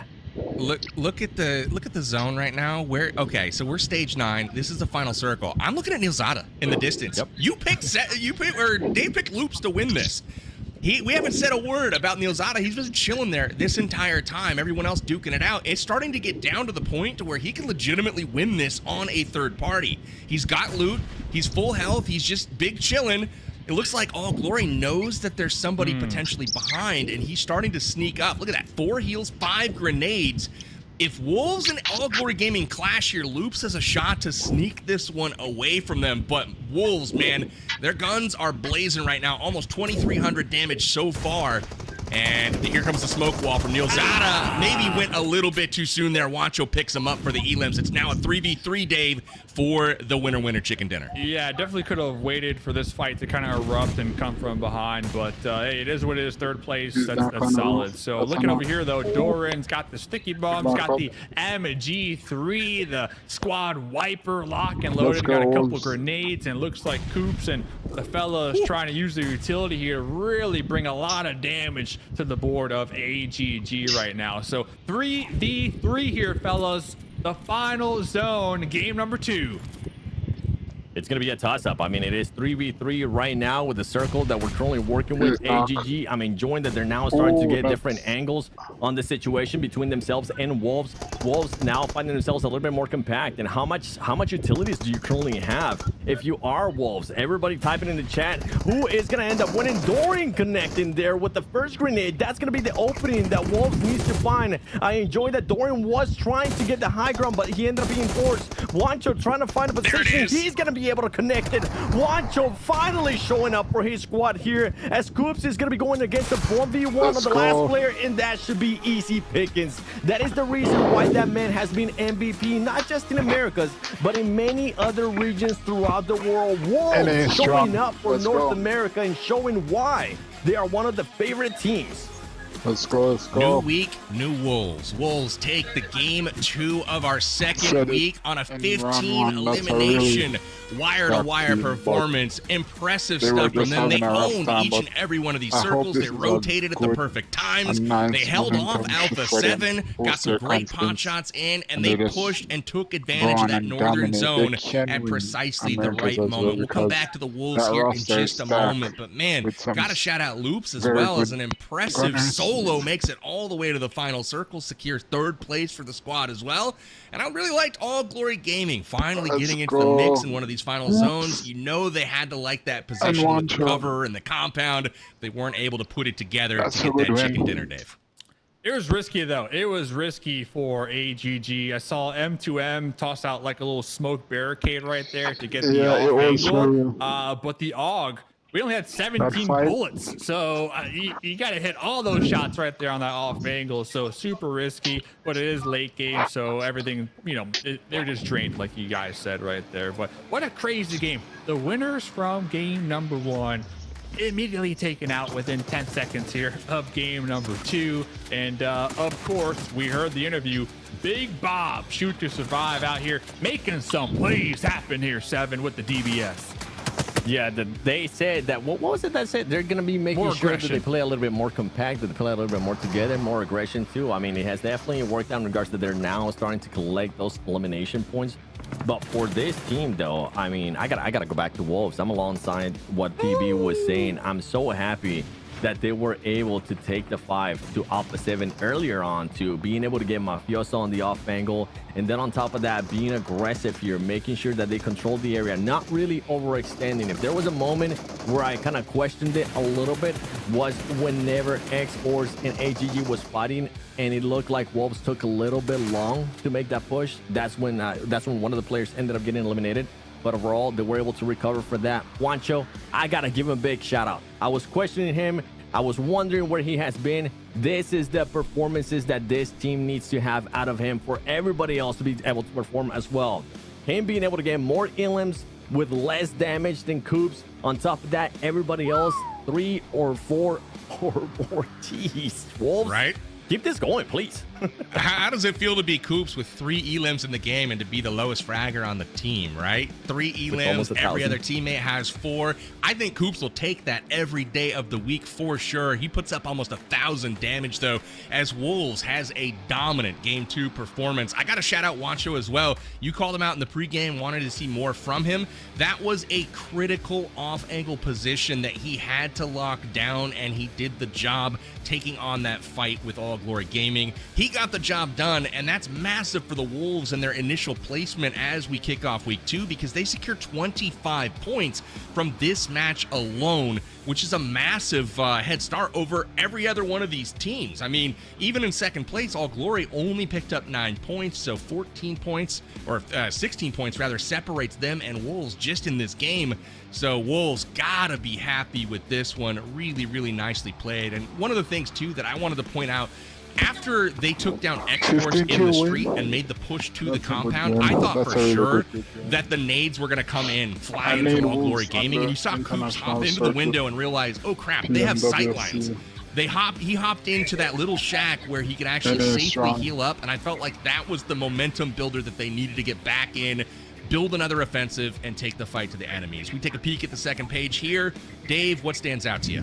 What stands out to me has to be BIOS Gaming, you know, coming off their winner. Not Alpha 7 with 0? Well, I'm getting there, all right? I'm starting at the bottom, but yeah, Alpha 7, though, this is great news, honestly, for everybody else in the lobby, right? Alpha 7 absolutely dominating in round number 1. Yes, we're only 2 games in, so, you know, I'm not going to get too far ahead of myself, but they've only got 1 point here out of 2 games. So for all these other squads looking to capitalize on week 2 for the advancement points, like this is the best case scenario what's happening right now. Remember what I mentioned in regards to Alpha 7 at the beginning of the day? If teams wanted to get a chance against Alpha 7, they had to make sure that they eliminated some players early on. Don't allow Alpha 7 to end up with all those 4 players alive in a top 5, in a top 3 situation, because they would just end up overpowering everybody. So far, the last 2 matches that we have seen, Alpha 7 ends up losing players earlier on, and they're not able to confirm with any points. That's right. You walk into the prison, you got to pinch the biggest bully right in the mouth right off the bat. That's what the Wolves did against Alpha 7. They've got loads of points so far. We'll see if it can continue and if Alpha 7 can get back on their week 1 pace. Don't go anywhere. We'll be back with Erangel match 3 coming up in just a moment. All right, guys, here we are. Our first match is done with the first victory. Every Brazilian team, you expect them to be at least in the top 5, top 6. You guys didn't have a good start, but now, on the first stage, but now you get the first victory, so it's very important for you guys. How are you guys feeling from here on out? É muito importante para vocês, essa primeira vitória aqui dessa segunda etapa. Na primeira etapa não foi bom, e todo mundo espera muito de vocês. Então, como vocês estão sentindo aqui daqui para frente? A gente usou também essas 2 fases, né? A gente está usando como preparação para a final, então a gente está testando muita coisa diferente, jogando uns estilos diferentes também, para ver se algum encaixa melhor, sabe? Mas é isso, de pouco a pouco a gente está melhorando. Yeah, we're using these first 2 stages as a test. We're seeing what works, what doesn't work. We're testing different things, but in general, we feel that we are improving. E esse estilo que vai jogar agora foi que vai ficar ou vai continuar testando? Are you going to continue testing or are you going to stay playing like this? Continuando testando, sempre testando coisa diferente para a gente ter o máximo de repertório na final. Yeah, we're going to try and keep testing. We want to have as much options as we can for the finals. Sir, thank you very much. Congratulations on the victory. Thanks. Let's go.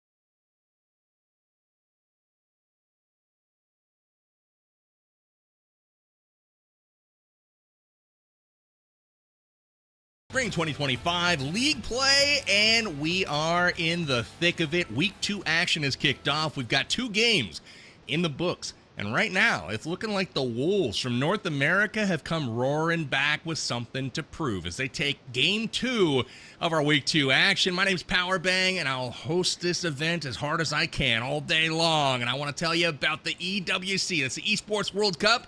It's coming up at the end of July. That's where 3 teams from this tournament will progress to play the finest teams in all the land. That's right, the Global Championships will happen over in Riyadh, Saudi Arabia towards the end of July, so bookmark that and make sure you set your calendars because it's sure to be some amazing action. So with that, we'll bring back in our casters, the 7WG and Mustache Dave. We'll chat about Erangel and what went down last map and what we can expect next. So we saw some intense action starting out with a fatal stabbing of Vios Gaming. Do you think they're going to be able to rebound first and foremost, Seven? Because very, very strong game 1. Very, what do we call it? Suboptimal game number 2. From the interview, they ended up saying we're just testing out different stuff. So I'm gonna give them the mulligan. All right, they're testing out different stuff. If I see them land again there, though. Then I'll strategy back in the bag. Yeah, I'll start questioning things if that happens again.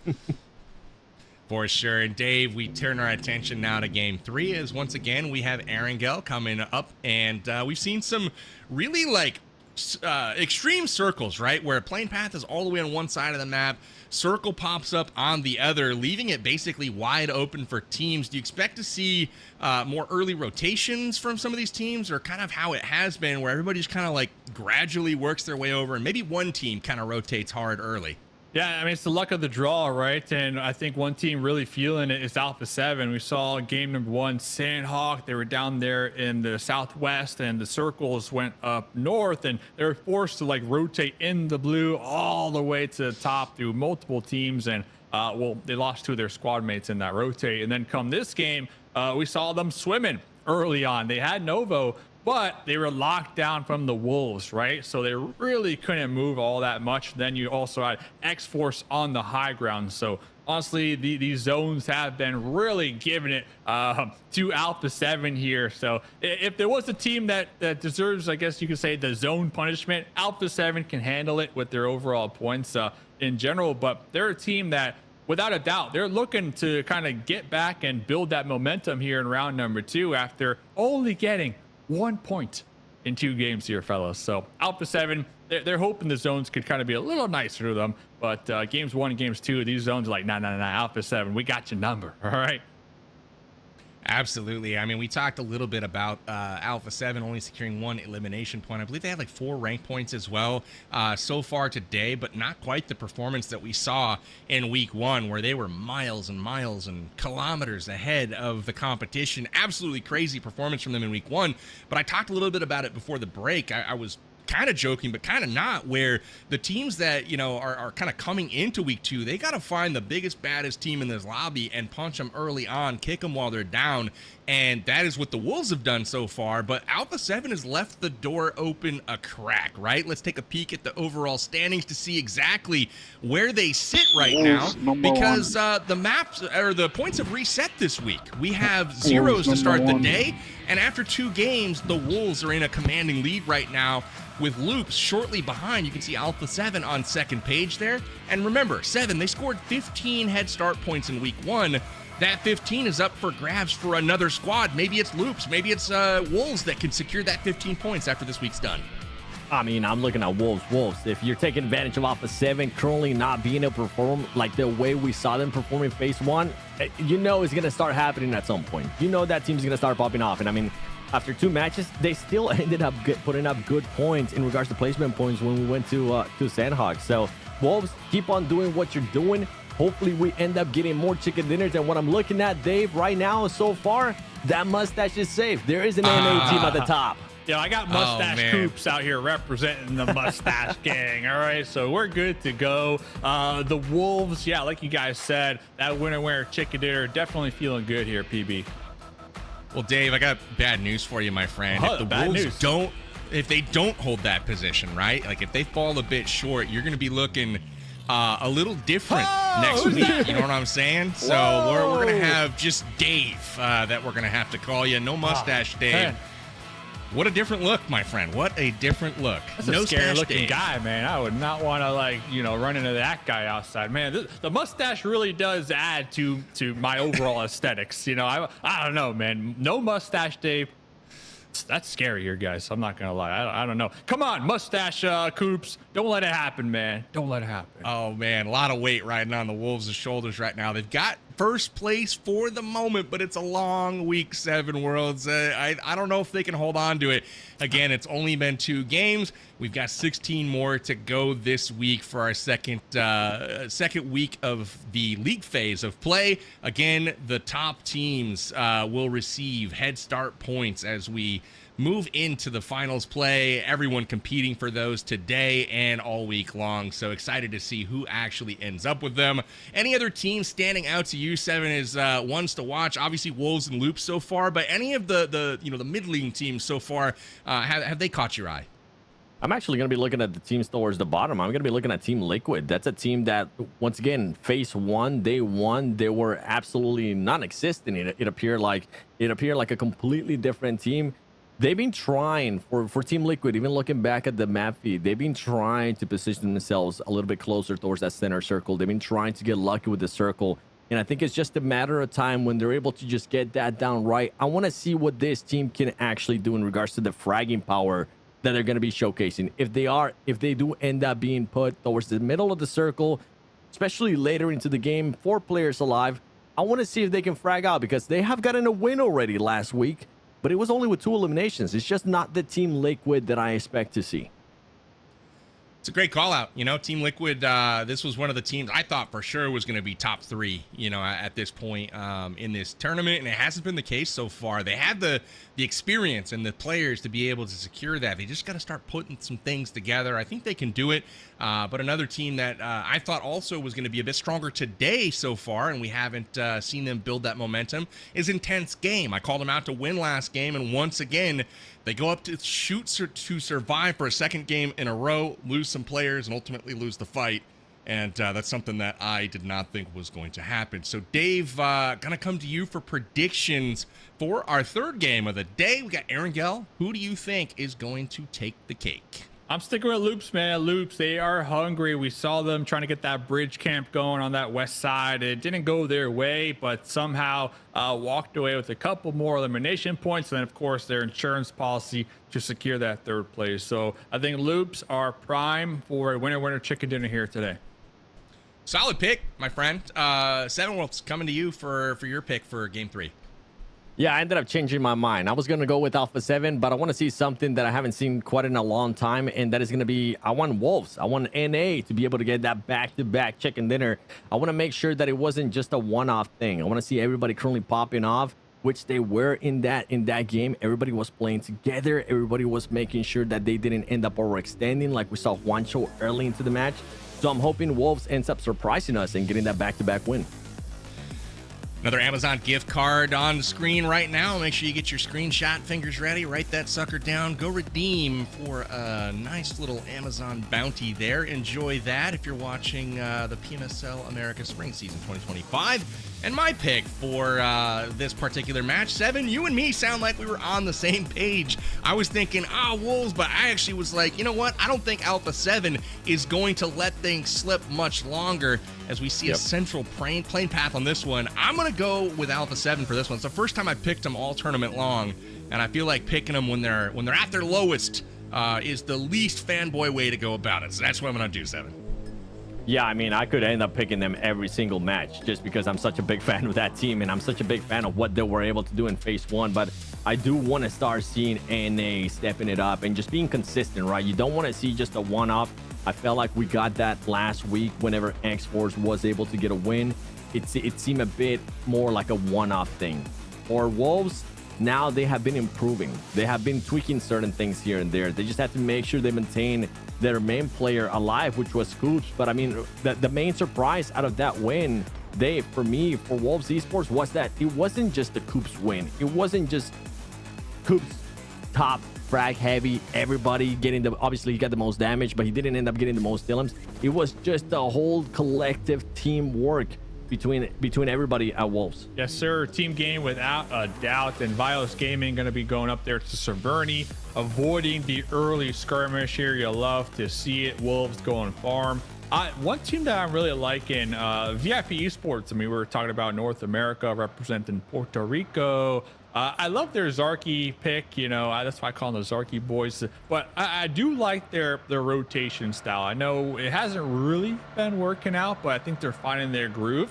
But one thing that really stands out to me when it comes to just looking at VIP as a whole and their rotations is they're so unorthodox that they're a team that it's a wild card, you know, that all these other squads need to kind of take into consideration, because you might be on the edge, you might be feeling like you're safe, you're good to go. And Alpha 7, they kind of found out last game, we got a squad, you know, late rotating from the blue, popping up from behind, surprising you know. And then not only that, you would think after that engagement with Alpha 7, the Wolves, that they would just take the easiest path forward, but they stayed in the blue and they tried to wrap around X-Force, and X-Force lost one of their squad mates because of that. So VIP, their unorthodox rotations, I'm slowly becoming a fan here, fellas. You know, I will say, Dave, if PUBG Mobile puts flippers into the game, then I think VIP Esports, I would be a fan of those rotations. That's what I'm going to say. So if PUBG, if you're listening, put flippers into the game and you're going to see some really fast zone rotations in the water. I think that would actually be kind of funny if they did that. But swimming this game, we've got X-Force and Freepoint.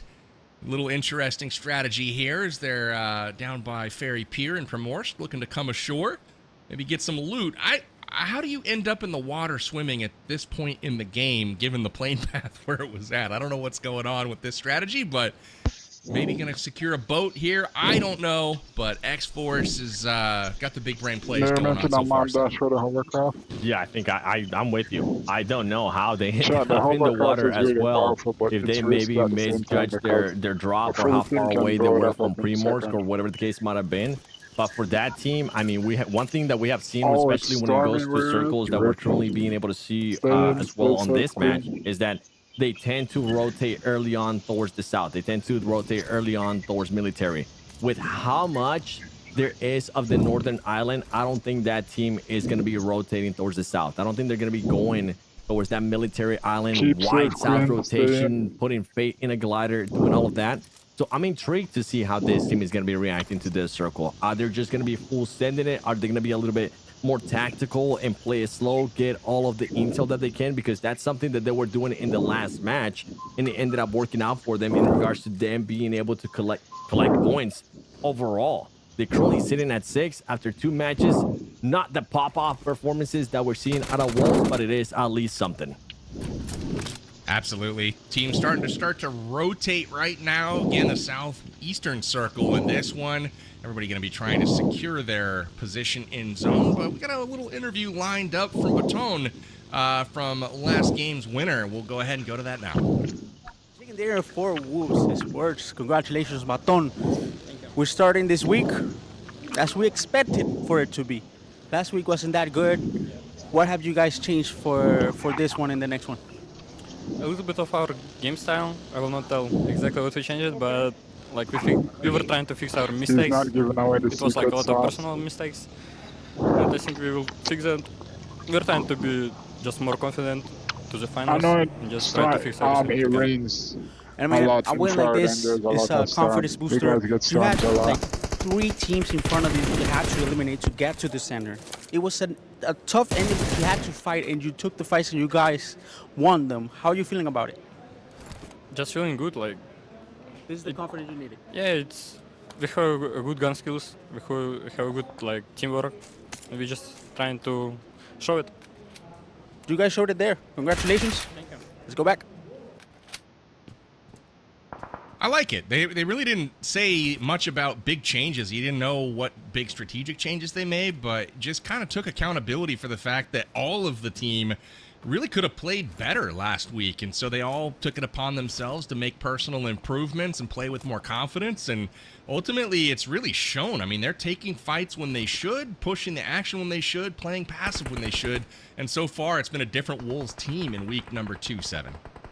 Yeah, and it is right now. I mean, I'm looking at them. I know we're currently looking at Inco Gaming, but for Wolves, they're making some early rotations. They're making sure that they loot up and then find those vehicles and start setting up for what the circle is going to be giving them. If it is at this point, try to go towards the center.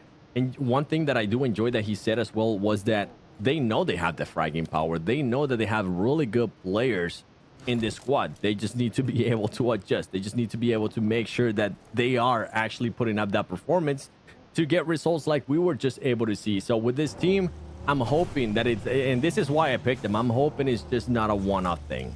With the improvements that they have shown me so far from week 1 and now for coming into week 2 and also putting up good performances, getting that win finally out of the way, putting some pressure off your shoulders in a way, showing that you can actually win in this lobby. It's exactly what you want to see out of a team from NA. Got an interesting development happening too with Team Liquid, 9Z, Wolves, and Intense Game all kind of circling the farm right now.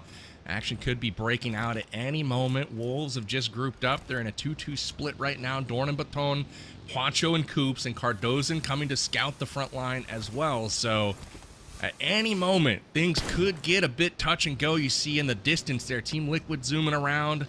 9Z, Rez just came a moment ago up to the compound where Coops was at. He got himself a little, feel for what's going on. Maybe heard some footsteps and backed off. So teams playing a bit tentative right now, but a lot of the top teams in this lobby a stone's throw away from one another, 7. Yeah, that's right. I mean, Influence Rage, this is the team that I want to see what they can do. They have 4 points. This is Dave. This is not the Influence Rage that we're expected to see. Same along the lines of Team Liquid. Yeah, Team Liquid, Team Influence Rage. We definitely saw them picking up the heat last week. We had that one day off, had the opportunity to do a lot of VOD reviews, self-reflecting like we heard in the interview right there, and just trying to constantly improve. So Influence in their vehicles, they were ready to go here. Next circle does pop. We are going to be sending this one a little bit to the east side right now. Milk the Power. You already know Savage Esports feeling a little dumbfounded because they dropped Milk the Power. They moved out of Milk the Power, and it looks like Alpha 7 ended up backfilling them. But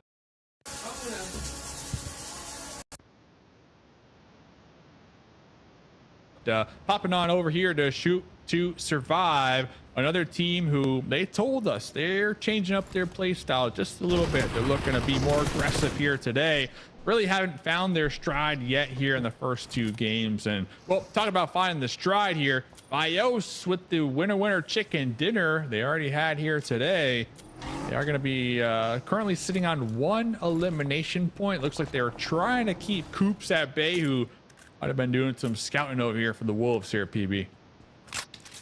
So impressed with the rotations of Alpha 7. They landed one of the farthest teams away from this circle, which was hard shifted all the way to the eastern side of the island.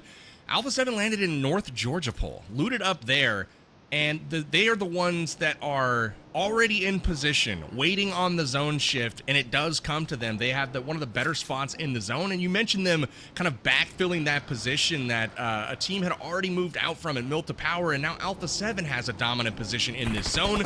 They're going to be waiting on loops to roll up on them any moment, but now we've got Shoot to Survive in early action again against ROW19, and they get the early jump right now. Bob down, but it is a trade early on as they try to eliminate Royals of War. So And for a team that wants to be aggressive, right now is the time to be aggressive. You don't want to allow anybody else to get too close and end up third partying. And talking about that, 9T is going to be showing up. Remix has been putting up great performances. Cold Gold, a previous MVP of PMSL America, is just picking people apart. And they do know that Casper... do they know? Or do they not know? Okay, now they definitely know that Casper is going to still be alive. Going to be able to find Cold Gold, trying to see if he can pick him up. He's not going to be able to. Shoot to Survive, get eliminated. And on top of that, 9C Global, 5 eliminations. They're going to be able to pick up Cold Goat right here.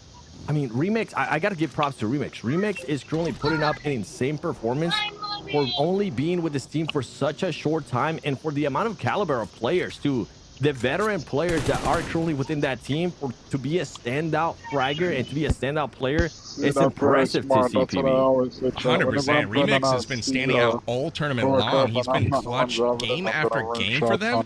And I want to say, like, you know, Shoot to Survive, they've gotten into this early action. They've been picking up, you know, frags here and there. That was a little bit unfortunate for me, as I thought, you know, the last player alive went for the elim. They went for the finish instead of just going for Remix.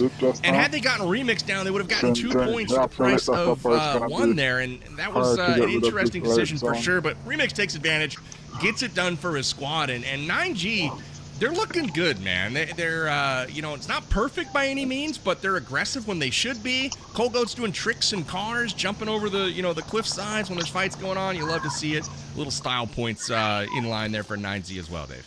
Yeah, I mean, Remix was definitely dead to rights right there, going for the flush. Just wasn't the play, and well, they found out the hard way. And another thing, while that was erupting, Rose of War, remember, they were the team that actually took the fight initially to Shoot to Survive, and David saw 9Z kind of rotating around the prey, and David's like, I'm out of here, and was able to kind of yeet it to shelter.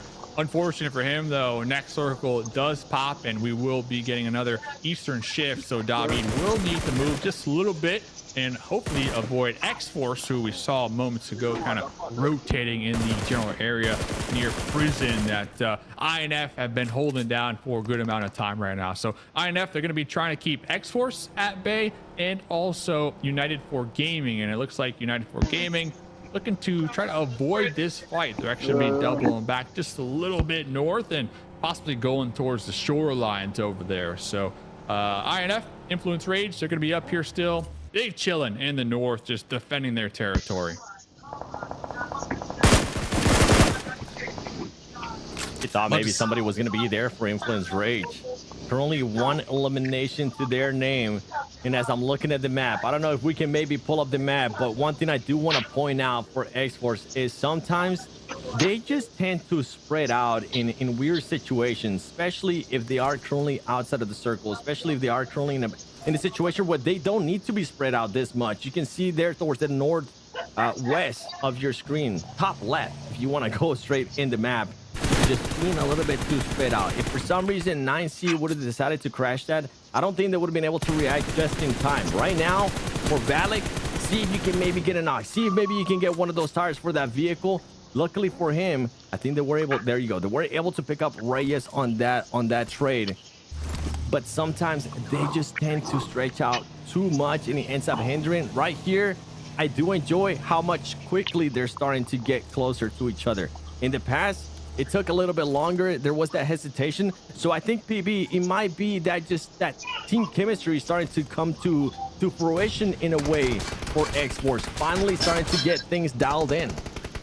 Yeah, you heard him at the start of the broadcast. Maybe not quite as comfortable with one another just yet. New players on the roster. A couple of them had played together before, but still feeling things out. And that's to be expected, I think, for newer squads coming into this tournament. But they've got not a lot of time to prove themselves, because at the end of these 3 days, that is going to close the league phase. And at that point, they'll be taking a bunch of head start points into those finals, and they want to secure as many as humanly possible. And right now, they are looking up the leaderboard at 8 other teams. So surely they want to try to perform better. They've got plenty of opportunities to do so as 9Z gets caught out again. Good shots from the vehicle here by Diego. He is absolutely lacing these opponents, but they got to be careful before they drive into Savage Esports. It seems like they realize it, maybe pump the brakes a bit, Dave. Yeah, a lot of drive-bys happening right now in the north as teams are just fighting for the terrain in Lumber Mill. Little boy still leaning out the window, trying to take some shots on the second story of United for Gaming. SVG done and dusted. It looks like the call is coming in to finally push this building, and they are going to be able to secure it for the time being. Alpha 7, though, Revo, he's been overlooking this the whole time. Alpha 7 with a little 2-2 split, pre-center in the new circle, so they're going to be sitting pretty comfortable for the time being. Already here, 7 sitting on 3 elimination points in a prime spot right now at the new circle. That's right. I'm impressed at the way that they were able to rotate a team that actually ended up going George because of the playing path that they had. They ended up rotating northeast just to Lipovka, usually where they end up going east of prison all the way down to Milta Power when there was nobody there. And it seems VIP decided to follow that strategy too, because VIP as well ended up being in Milta Power. I'm intrigued to see how those teams will end up fighting and where the circle will end up going. And just opposite, I know we currently have Inco Gaming and IG on the screen, but just opposite of what I was saying for X-Force, this is what I'm used to seeing from Alpha 7, just that 2-2 split. Now going back towards this fight, Inco Gaming versus IG, we got 7 pulling out the shotgun. He knows that some of the other teams, some of the other players might end up getting different angles. You need to be careful though. Vios Gaming is going to be getting different angles on them. Grenades are going to be coming in from Inco, connecting there with Intense Game. Intense Game, nothing seems to be going their way at the moment, as they are able to at least find McCrellan. More than likely trying to confirm it. There you go. Rafa is going to be able to confirm that elimination. They need to be careful though. Vios Gaming PB is looking to third party this fight. I hope they do. Vios is fun to watch, man. I felt like they were the agent of chaos last week, and so far this week, they're off to a pretty good start, sitting in 4th overall right now in week 2, winning the first game of the day, but getting stabbed to death in game number 2. So happily, they'll take 4 players alive, kind of moving towards mid to late game here in this one.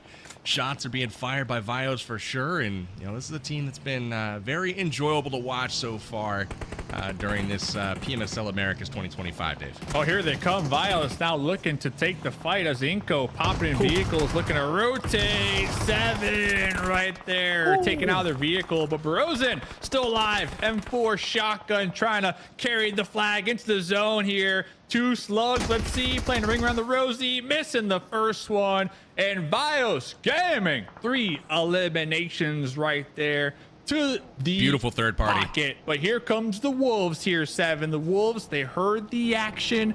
They're going to be looking to gatekeep potentially Vios Gaming, but they also need to avoid X-Force, who are also in the area. I like this from Wolves. I like it. Not even really having to worry about that. They know that that fight is going to end up being pretty soon outside of the circle and starting to focus more in their positioning. That has been one of the biggest question marks for this team. Sometimes getting distracted. That's a great adjustment. I mean, that just goes to show that this team has definitely adjusted a lot of stuff that they were able to do phase 1 and why they were able to get that win earlier in that previous match as well. Coops now going for that off angle. Risky area to drive too. Let me tell you, boys, whenever I end up driving here, I'm for sure crashing into at least 7 trees. Well, Coops just connects with 1 for a moment, not too long, which is good for him. But Juancho actually chucked a nade through the window, did 62 damage, and he didn't know that, but nearly connected with Nunez there as Nunez goes down to a car explosion, and Vios is out of the lobby. So not what they were hoping for, but Wolves, you gotta give a tip of the cap to them for their timing on the third party. They were able to capitalize, pick up a few elims on that fight with Vios and Inco, ultimately helping both teams leave the lobby early. They still have full strength right now in a decent position in the northern part of this zone, and they've got potentially X-Force to deal with now as well. Freepoint loses a couple of team members. It's just him and Valak trying to make things work here towards the end. Getting a nice little position in this valley, but Loops is right on top of him, Dave. Yeah, let's see what Loops can do here in the north. And yeah, going back to the Wolves, I mean, their discipline tonight has just been on point. Some teams, they might see the potential points out there and they might push it. They might look to get into the fight, but Wolves really have been using these circles to their advantage and letting the points come to them here tonight. And it's been working. But X-Force Valak, popping up Loops, pulling up into the bowl and taking them out here, 7. Valak not able to connect with those shots right there. Loops coming in, making sure they clear everybody from X-Force that was remaining within that spot. By the way, Coops has ended up getting eliminated from Wolves Esports, but now Wolves Esports were able to clear some players. I believe that was IG that they were able to clear. Baton stepping up, 2 eliminations for his name. Right now, the main team that they have to worry about is that Loops right there. They are going to have a numbers disadvantage, but I think they realize that Loops is in a bad position. Sad part for Doran that I'm currently looking at, he only has 1 grenade. So even if he did get within nade range, you're not going to be able to do much. You usually have to follow it up with a lot more. Using that smoke, he has a Molotov as well in case they do end up getting closer. Stopping any push would help them out. This is a fight that you just kind of want to back off. You don't want to end up fighting right here. You want to start thinking about what the next circle is going to be doing. That's what Doran's going to start realizing. way too close. You don't want to be within that nade range, PB. You really don't, man. Good job to get out of there. He was kind of in a tough spot because it's hard to see, but All Glory Gaming on the far left-hand side of this shot is looking up at the Wolves. It was actually Fran from down in the compound that took Coops out already, so they know they've got third-party fire coming in from down the hillside right now. It's not just Loops who's right in front of them. It's not just Influence Rage over the hill. They've got to deal with quite a few angles right now, so a really nice heads-up play from Doran and Wolves to stay alive. And this one Loops. Now they know they have to rotate. They're not going to stick around for the fight right now. Incoming fire from multiple squads. They hit the rotation, but they got to get south to that zone as it has Pop Stage 6's live, and there's minimal time to try to secure a new position, Dave. VIP, this is VIP's moment to shine. They got Loops coming right towards them. VIP were in a nice position to take some shots at Loops, but VIP are actually on the outside of the warehouses, not in the warehouses. So Loops are able to really make it to cover here. Rafina should be able to get picked up, but you see the crash from Loops. That's the moment that you want to see VIP just chuck in the utility, tossing the Molotovs, tossing the grenades, hit them while they're hurt. But it looks like VIP all kind of hovering behind that that phone pool, that tower right there, using it for cover, compared to taking the aggression of Loops. And they're smoking their position too. They're being careful as well because Alpha 7 did end up shooting them too. They're being careful because the Alpha 7 was looking to third party. Meanwhile, Wolves being forced to push in as they just really didn't have any cover. Now VIP making that push, being a little bit aggressive like Dave wanted to see them, wanting to take the fight here to Luke Esports. Gonna be able to get one. Only 2 players left standing here from VIP. They're gonna be switching around. Can they actually wipe Luke Esports? And they are. There's no water nearby. And that is when VIP ends up excelling, PB.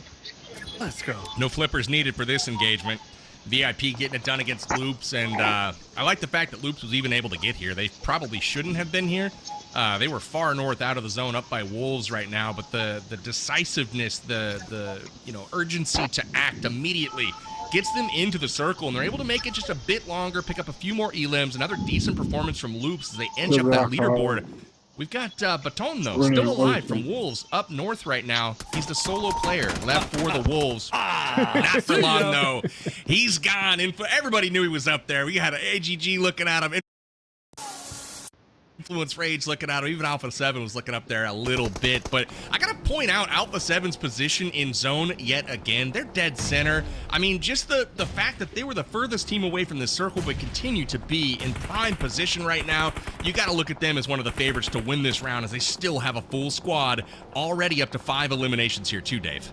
Yeah, I mean, they win this game without a doubt. It really depends on the Team Liquid fight. Team Liquid have been in the south, playing this one nice and slow, nice and calm. They got 1 elimination point. So depending on if Team Liquid can get like an opening knock within that building with a grenade or whatnot, if Alpha 7 come out on top, they're winning this without a doubt. So they let everybody kind of have 2 games of hey, you guys do what you want. But now we're getting to the halfway mark of today. They're like, okay, we're clocking in. We're looking to take back our spot in the overall. We'll see. I'm pretty confident, though. Alpha 7 with their 5 elimination points here so far. Let's see where the next circle takes us. We got the Zarky Bros right over there to the north as well. So, yeah, Alpha 7, yeah, they're going to be able to take out Team Liquid. No problem here. And this is, not to get too far ahead of myself here, 7 Worlds, but this is Alpha 7's game all damn day. No, I'm with you. I think this game, I mean, this is why PB picked them. This is why I was even thinking about picking them, but I just wanted to see something crazy out of NA because there's no way that team that was able to perform the way that they were able to was going to have 3 mulligans back to back to back. That just wasn't going to be the case. And they readjusted to it. I mean, even with the early rotation from that team, they realized what was going on. They realized what had happened in the previous games. And which one was it? That they kept losing players earlier on. What is this now? Top 5 situation or 4 players are alive for Alpha 7. That is just an absolute nightmare for everybody else. And for Team Liquid, I mean, I don't even know how Team Liquid is going to be making any type of push for Alpha 7 because maybe if they wait for the circle a little bit longer, Influence Rage won't try to shoot at them. Alpha 7 will then end up seeing them. Team Liquid, Team Liquid reminds me right now of what happened to Wolves, just in a lose-lose situation. And Team Liquid also had to use a lot of utility earlier on. So I'm not sure what's going to be happening here with this team. And on top of that, you can see they're just being a little bit more aggressive here. They're looking to see if maybe they can catch somebody off Influence Rage, because if they can, then it will open up the door to try to make a push there to Alpha 7. But Alpha 7 trying to surprise Alpha 7, trying to take him out from a compound. It's something that we don't see quite often, PB. Poor Influence Rage. Everyone in the lobby's looking at them right now, and even All Glory Gaming's across the street pushing up on them right now, trying to get those points. Melgar able to do so successfully, taking down Lil Boy. It's all up to Lorenzen right now on that left flank, trying to hold the line, and he's not able to. And now Law's the only one left up for Influence Rage. Can he get it done? Connects with the shotgun, and Melgar picks up 3 for All Glory Gaming. Huge points right now. You mentioned NA teams. They're not out of it just yet. We've got VIP Esports still with 3 members alive in the compound right now. Only Alpha 7 has a compound in the circle. The garage of VIP's house looks to be in play as well. Everyone else needs to be on the move. This is going to be a challenge for All Glory Gaming as they've got to find a new spot, work themselves in, and still Team Liquid on the outskirts right now, trying to assault Alpha 7's compound to get them flushed out. Dave, are they going to be able to do it? Looks like Mafioso connects with Ayala here. Yeah, it looks like A7 might be running out of utility. At least Revo was no grenades, no Molotovs. Team Liquid might have a little more in the pocket. We're going to be chucking out our last grenades here to really flush them out behind this little ridge, while also keeping sight lines on AGG, looking to get that rotate right now. So honestly, Alpha 7 with the hard cover, if they can take out Team Liquid right now, who they're not dying. I mean, they keep getting knocked, but they keep getting revived because of this little ridge here. Oh, wow. Oh, wow. That grenade was beautiful from Legend, from VIP with the third party. That was absolutely insane. You got Squash Boo right now on the outside flank from Alpha 7. He's the only player looking this direction for A7, holding off Team Liquid. You got VIP across the street helping with the third party. Cardozan just doing everything he can to keep Team Liquid in this one. As inevitable as it was, Team Liquid finally goes out of the lobby. VIP trying to stir things up with 2 members left as well, but it's going to come down to Alpha 7 and All Glory Gaming here. AGG did a great job pushing up on this house when Alpha 7 was distracted with Team Liquid, and now 3 members of the squad are all looking over at AGG. You've got Mafioso, Revo, and Carrillo all looking at AGG. Legend is going to be squaring off with Squash here shortly, but Squash did such a fantastic job holding that flank for Alpha 7. He was able to single-handedly hold back Team Liquid. I'm glad you pointed out there what happened with AGG, because AGG made that great heads-up play. No hesitation out of them so far today. Alpha 7 now looking to finish off the last players there from VIP Esports. If they're able to do this, the main worry for Alpha 7 is going to be right there. It's actually Melgar, because Melgar does have an off angle on all of this fighting going on. And on top of that, he's going to have the high ground as well, and he has it backed up by cover. Now, for AGG, I'm hoping that not everybody goes towards the top of that mountain. I'm hoping they do have at least one player that's going to be getting an off angle, waiting for Alpha 7 to get out of the house, because that will give them the opening to get a win. Now, Melgar, the rest of the squad from AGG, causing a lot of trouble for Alpha 7 here. What looked like to be like he could possibly be an easy win for Alpha 7 is becoming a little bit harder because of just how many teams were focused with Alpha 7, causing distractions. Mafioso's gonna be finding Melgar. Melgar, for some reason, decides to push up, trying to prioritize the center of the circle, and All Glory Gaming just pushing up closer and closer, and it seems like they're just throwing an opportunity for a win and giving it to Alpha 7. That was an absolutely insane play. Saw what they were trying to do, but not able to work it out on the front lines. Comes down to M2M in the background right now. The only player up for All Glory Gaming, trying to regroup. It's Carrillo up, leading the Alpha 7 charge. He's going to pick up some points really quickly here before going for the revive. In come the nades, though, and it is not on target to take down Squash, and I believe that might have been his last utility. Now the push comes in. It's a 3v1. Not able to connect, and Alpha 7 takes home the winner chicken dinner. Holy cow, what an end to that one. It looked like All Glory Gaming was going to be able to challenge, but just a bit out of sorts on that final push, 7. Yeah, for AGG, I think they definitely had to push out because of the circle was going to be going to them. But in one of those situations, you kind of have to sacrifice a player. Sacrifice a player, leave him up there, leave him getting the off angle, leave him just trying to keep distracting Alpha 7 that's currently on the low ground, and see if you can get one of those players just getting that off angle on the back of Alpha 7. They would have been perfectly lined up for you right there on the street. Yeah, it would have been smokes, there would have been all that, but if you have nades, if you have utility, it would have been honestly an easy win for AGG. Great plan, but just poor execution. And for Alpha 7, this is what we're expecting. Hey, you know, I gotta say, props to AGG for making it to yet another final circle. This is the second game in a row where they've been there at the last, and so they've got to be feeling good coming out of this one. So we take a peek at our game 1 action, but man, oh man, I gotta say, you know, I felt like it was the right time for AGG to push, but they only sent Melgar. I felt like they should have sent 2 there and had one person hold down that back line. Instead, they send 2 back. But, yeah, you know, it seemed like the moment, Dave, 2 Alpha 7 members were down on their knees at the moment, and they only had 2 to defend, and the push was too little too late from AGG. Yeah, so close right there for Alpha 7, but they just kept their composure, really, and just focused on getting those resets when they had the moment to do so. So, Alpha 7, 14 eliminations, but VIP, let's go. 7 eliminations heading over to the Zarky Bros with a 3rd place finish. This was a nice little position that they were holding down to, as still, listen, Team Liquid, they only walk away with 1 elimination point, but the fact that they were able to get so many resets behind that little ridge right there, extremely impressive, because you gotta have the cleanest team comms ever, right? You got grenades getting tossed at you left and right. You got people shooting at you from behind boulders, but somehow you're still able to call out the call to pick me up, I'm safe. And they got the full squad reset at the end. So Team Liquid gonna be walking away with the 4th place. But guys, the winner chicken dinner here of this match, Alpha 7. They were nowhere to be found the first 2 games, and they're showing up here, making up for lost ground right now in this game.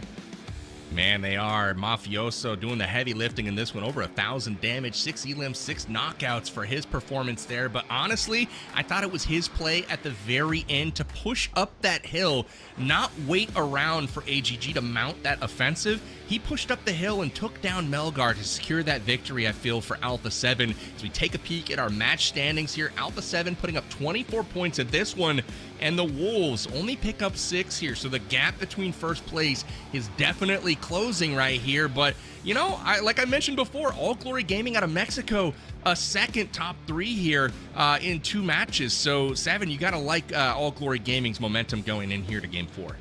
Yeah, I definitely enjoyed the adjustments that this team has made from phase 1 to now phase 2. Little things here and there. I mean, execution there would have been perfect. They would have ended up with the chicken dinner.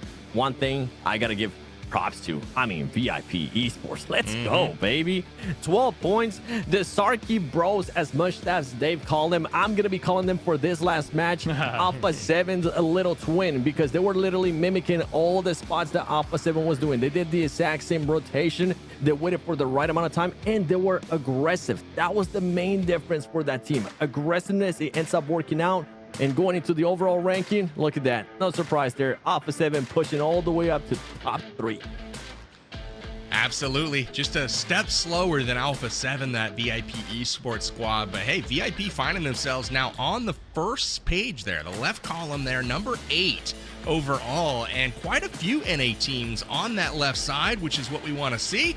VIP in 8th, we've got Inko in 7th, and we've got Wolves currently topping the charts in first place right now after 3 games of play. We're halfway through day 1, and over on the right column, Shoot to Survive, still trying to get things going. I don't know, Dave, I feel like they've been into battles early on off the drop in every game so far, and maybe they could just chill out and loot and actually take a level 3 helmet to battle for once, and it might pan out better for them. What do you think?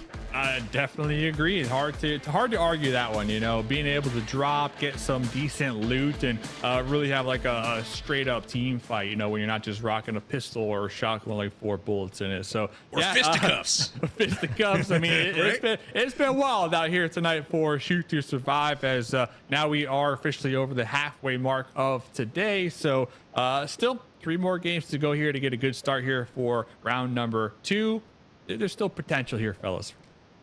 Absolutely. Again, I really like the play that I saw from Wolves in that game. The zone did not favor them, and once the zone comes down from the hillside, you got nowhere to go. I mean, they had to run down the hill. Wasn't happening for them. They got mowed down, but I really like the play that I saw from Wolves. They continue to look like a threat, and they continue to hold our number 1 spot after 3 games of play. Game number 4 is coming up next. We've got Erangel once again. We're going to take a quick break, though. Don't go anywhere. We'll be back in just a moment.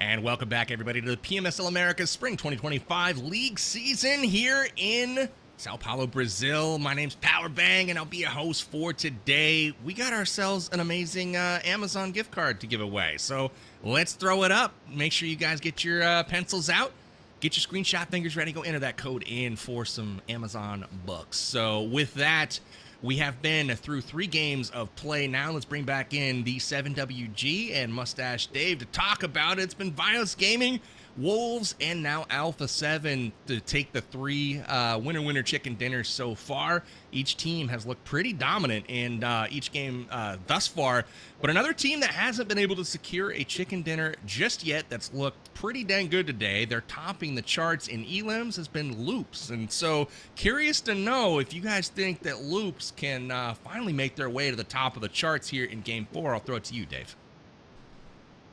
Particular, like, they start strong every single game, but these circles continue to like go opposite direction that they are holding down, right? And well, this last game in particular, I believe they had to fight the Wolves, and they got into a nice little skirmish. That's pretty much where they took out majority of that squad, and then also had to deal with X-Force. And you can kind of see the frustration in the playstyle from Loops here this game, specifically when it comes to the zones. Like, okay, zones just hate us. Let's just pop in our vehicles, and they all just crash on top of it was Valak in that little dip right there. And even after taking that dip, the circle's like, nah, I'm gonna go further down south here, Loops. So Loops, I think they've been doing pretty decent when it comes to their play style and like playing the edge, that is. But these circles just haven't been in their favor at all, at least when it comes to the late game here, in my opinion, fellas.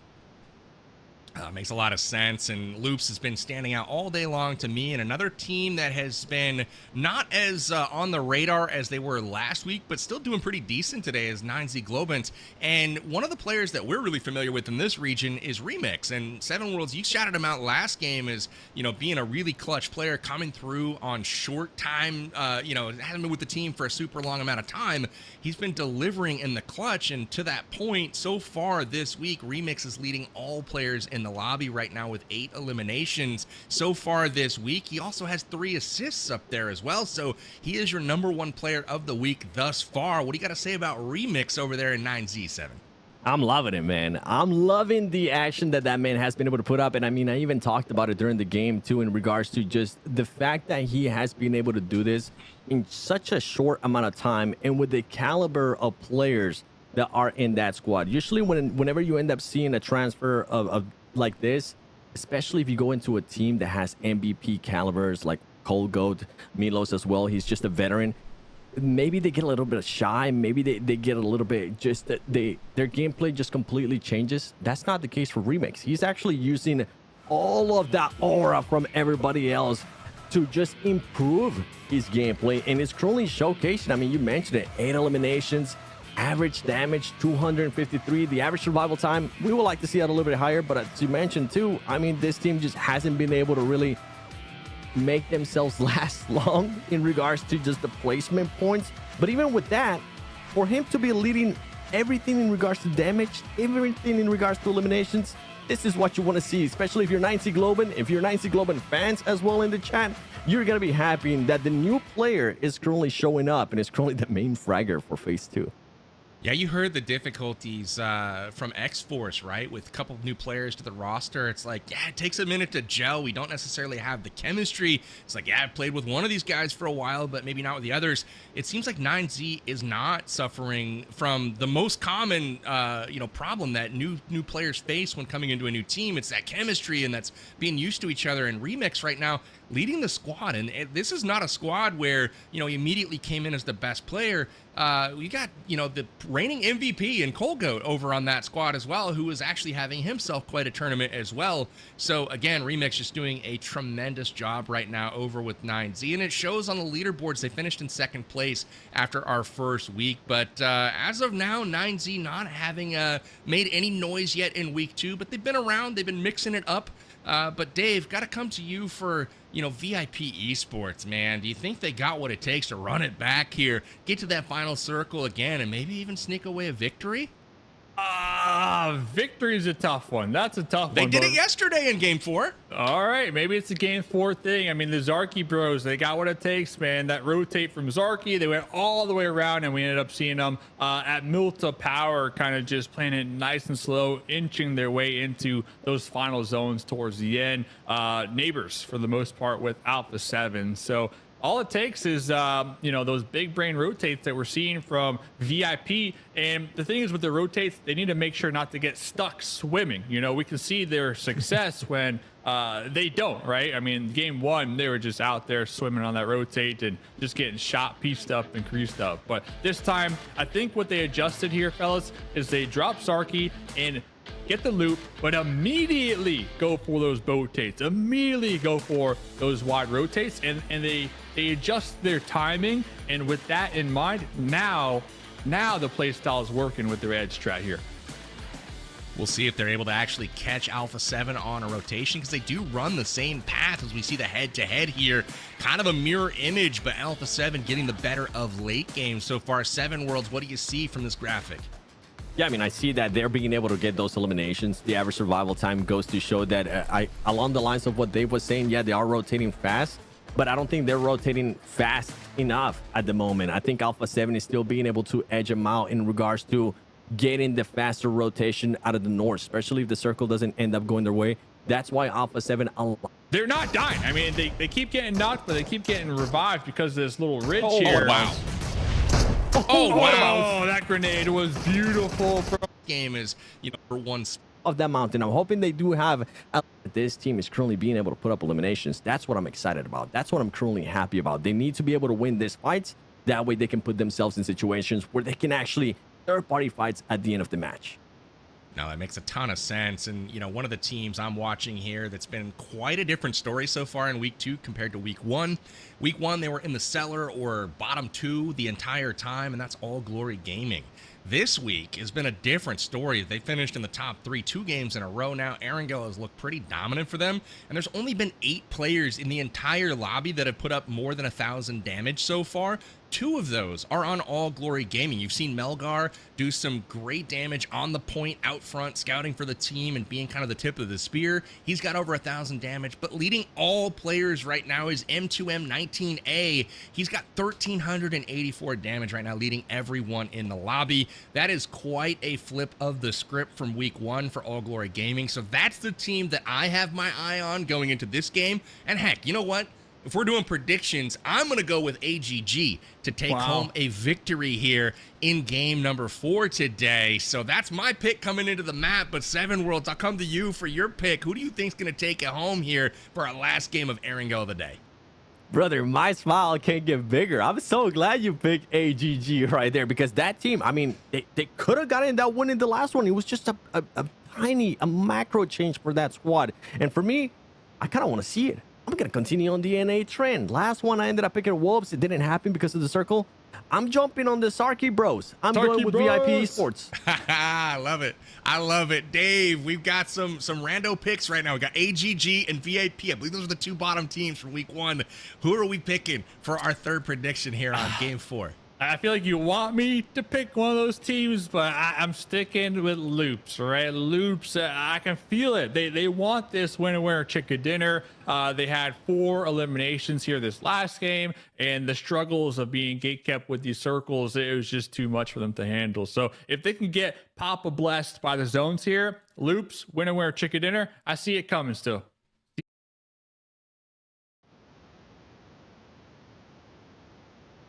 I see it coming still. Loops, let's I go. like it. So we got a Loops pick. I feel like that was kind of what I did on the end of week 1. Was I felt like 9Z was, carrying some momentum, playing pretty good. I just kept picking them. We got right once in a while, so I think maybe that might be your Loops for today. I guess we've got like a center plane path last game. It was the first time I've seen like a dead center, like, hey, let's see how this goes for all the teams. Everyone can go wherever they want on the map pretty much. It's all open. My gut tells me that we're going to see some weird plane path again, Southern Military Island or something. If we see that, I gotta think that it's gonna be Alpha 7 with the advantage, because no one in the lobby has been rotating and making moves like that Squad 7. Last game we saw them land in North Georgia Pole. and they were the team that was best positioned when the zone went just in circle 2 all the way over to the East Coast.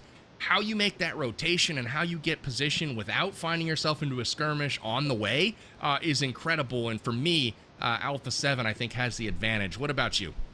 Yeah, I'm with you. I think in regards to the scouting that Alpha 7 has been able to do, it's what's so impressive out of that squad. That's why maybe they were caught off guard with what happened in the first Sandhawk. I mean, what was it? Team Liquid was just able to catch them off guard, ended up getting 2 of their players, and then you end up going towards the first Erangel. Once again, losing players very early on, maybe overextending a little bit too much. But for this team, it just comes down, and I feel like a broken record saying this over and over again, but it's just such an easy pattern to pick up for this team.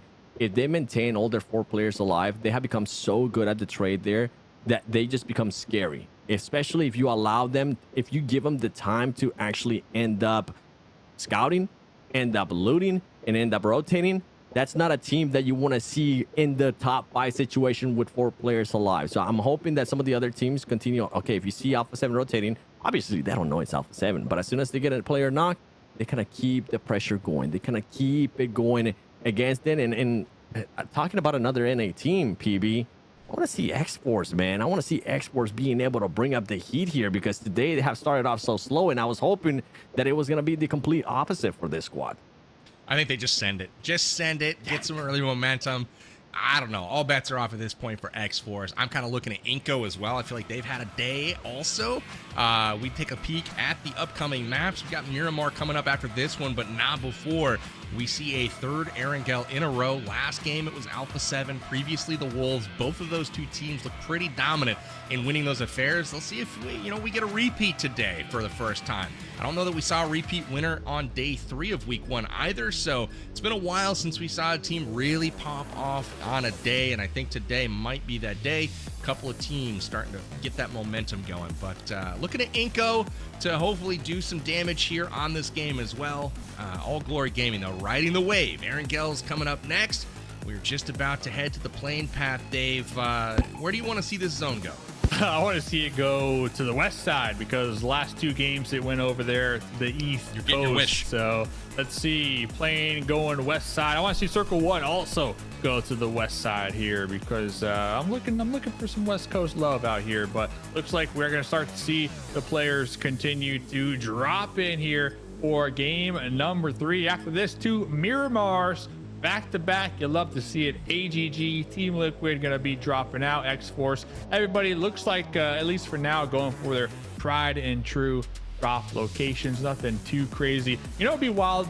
I'll get to that later, but my other point being is the thing that I'm starting to get worried about, right, when we're looking at these other squads. Alpha 7 now with a win in the pocket. Alpha 7, they're a team that once when they get going, there's no stopping them, right? We saw that last week, and obviously I like Alpha 7, but for these other squads, I hope that's not the case. If somebody could try to pick out Alpha 7 early on, maybe take out 1 or 2 on their rotates here early on, and really stop that momentum, that'd be great for everybody else, because Alpha 7 feeling good. They're back in their their comfort zone, I gotta say, and well, if nothing slows them down, then I don't know what's going to happen with the overall leaderboards. Yes. But look at the circle. That's what I'm talking about, 7. Military zone. This is my favorite, and it is not only a military zone, but it's kind of shifted to the east a bit. So all these teams need to kind of take a quick rotate. They know that no one has dropped all the way to like Novo, for example. So I'm curious to see if Wolves choose to loot up north, then travel, or if they prioritize zone position and just head south now. I want to keep my eyes on them as this map develops. But an interesting zone and another story to tell. We'll see if those gliders get into action, 7.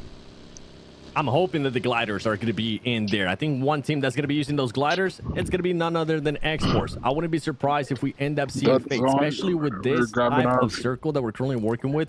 They always end up wanting to go at least south of that military island. For Wolves, you were wondering where they're going to be going. I think they might be making that early rotation. I think they might be making that quick rotation. They know that AGG ends up going towards Novo. They know that they're more than likely going to end up getting some fighting over there if they do end up getting even close enough. But for Wolves, try to go a different way. Try to maybe hold a compound that's a little bit farther away from AGG. And the big question mark for me, especially with this circle, is Alpha 7, how are they going to be rotating in? Last time they ended up going Primors, and then they do that West rotation. And also, as we're seeing, 90 Globing Colgo just picking up VTEX there from row 19. And more than likely, he's going to be seeing other players coming through as well. Is this a fight you want to take? Are you going to commit to a 9C? It's just one player. You're going to realize it, too. You're going to end up seeing there's more vehicles. So yeah, there you go. They're backing off. But I was going to say, with this rotation right here, and I'm going to throw it to you, Dave, VIP, this could be a make it or break it situation in my mind in regards to, okay, have they just been getting lucky in a way, or have the strategy that they have planned out on that day off, has the VAR review that they have done, is it actually going to come to fruition, especially with the circle since they're so far away? Yeah, I mean, we're looking at, you talk about VIP, this is their bread and butter, right? So it really comes down to timing though, and I think today, their drop, their loot, all that has been on point. So hopefully they can continue that here to continue to get some consistent points, you know, much needed points here to kickstart round number 1. So we'll see though, we'll see. I'm confident. I believe, man. I believe in VIP. Do you think they'll maybe end up doing not a boat-tate necessarily all the way from Sarky, right? But do you think they'll we've maybe seen that end last up week going from on them. They actually did that last week, one time. West or east, though? That's what I'm trying to figure out. West or east? They went all the way east, I'm pretty sure, and we were like laughing about it. But look at this, PB, your squad, AGG looking at those consistent points up against Wancho, catching a slug to the dome. But the Wolves, they're the pack right now. And, well, looks like they're going to be able to save their squad mate from getting thirsted. Wancho should be getting picked up here very shortly right now, PB. Clutch play from Coops right there. I mean, M2M wins the fight in the 1v1 against Wancho, and you know, it's like looking like they're going to continue to build on that momentum for All Glory Gaming. But Coops just hanging around just far enough onto the flank to support his teammate as they go for the flush, able to get that trade and ultimately keep all of the Wolves in the fight. It's what you want to see for them as the top team in the lobby right now. Now, on the flip side of things, I'm looking at the bottom team in the lobby right now. Shoot to Survive. I was hoping they could turn things around. They had a decent qualifier in the Titan series to get here, but it's just been slow going for them. And I'm looking at Klaus right now because this is a player that has been an absolute stud standout now for many seasons. And he currently today has 147 damage and no elims. And that's a performance, you know, he's trying to turn around. But for 3 games to only have 100 damage, that's crazy right now for them. So Shoot to Survive, that's a team I'm looking for Klaus to pick it up a bit and for the team to be picking it up a bit as well. Because I know they're better than 16th. 7? Yeah, they're definitely better than 16. And that's one team that I don't know. Like, I think I have to kind of bite my tongue for that team because nothing is working right now, right? Last week, whenever we went to the overall, they ended up being 13th place. Right now, after 3 matches, now going into the 4th match here, they're currently in 16th place, only 5 points.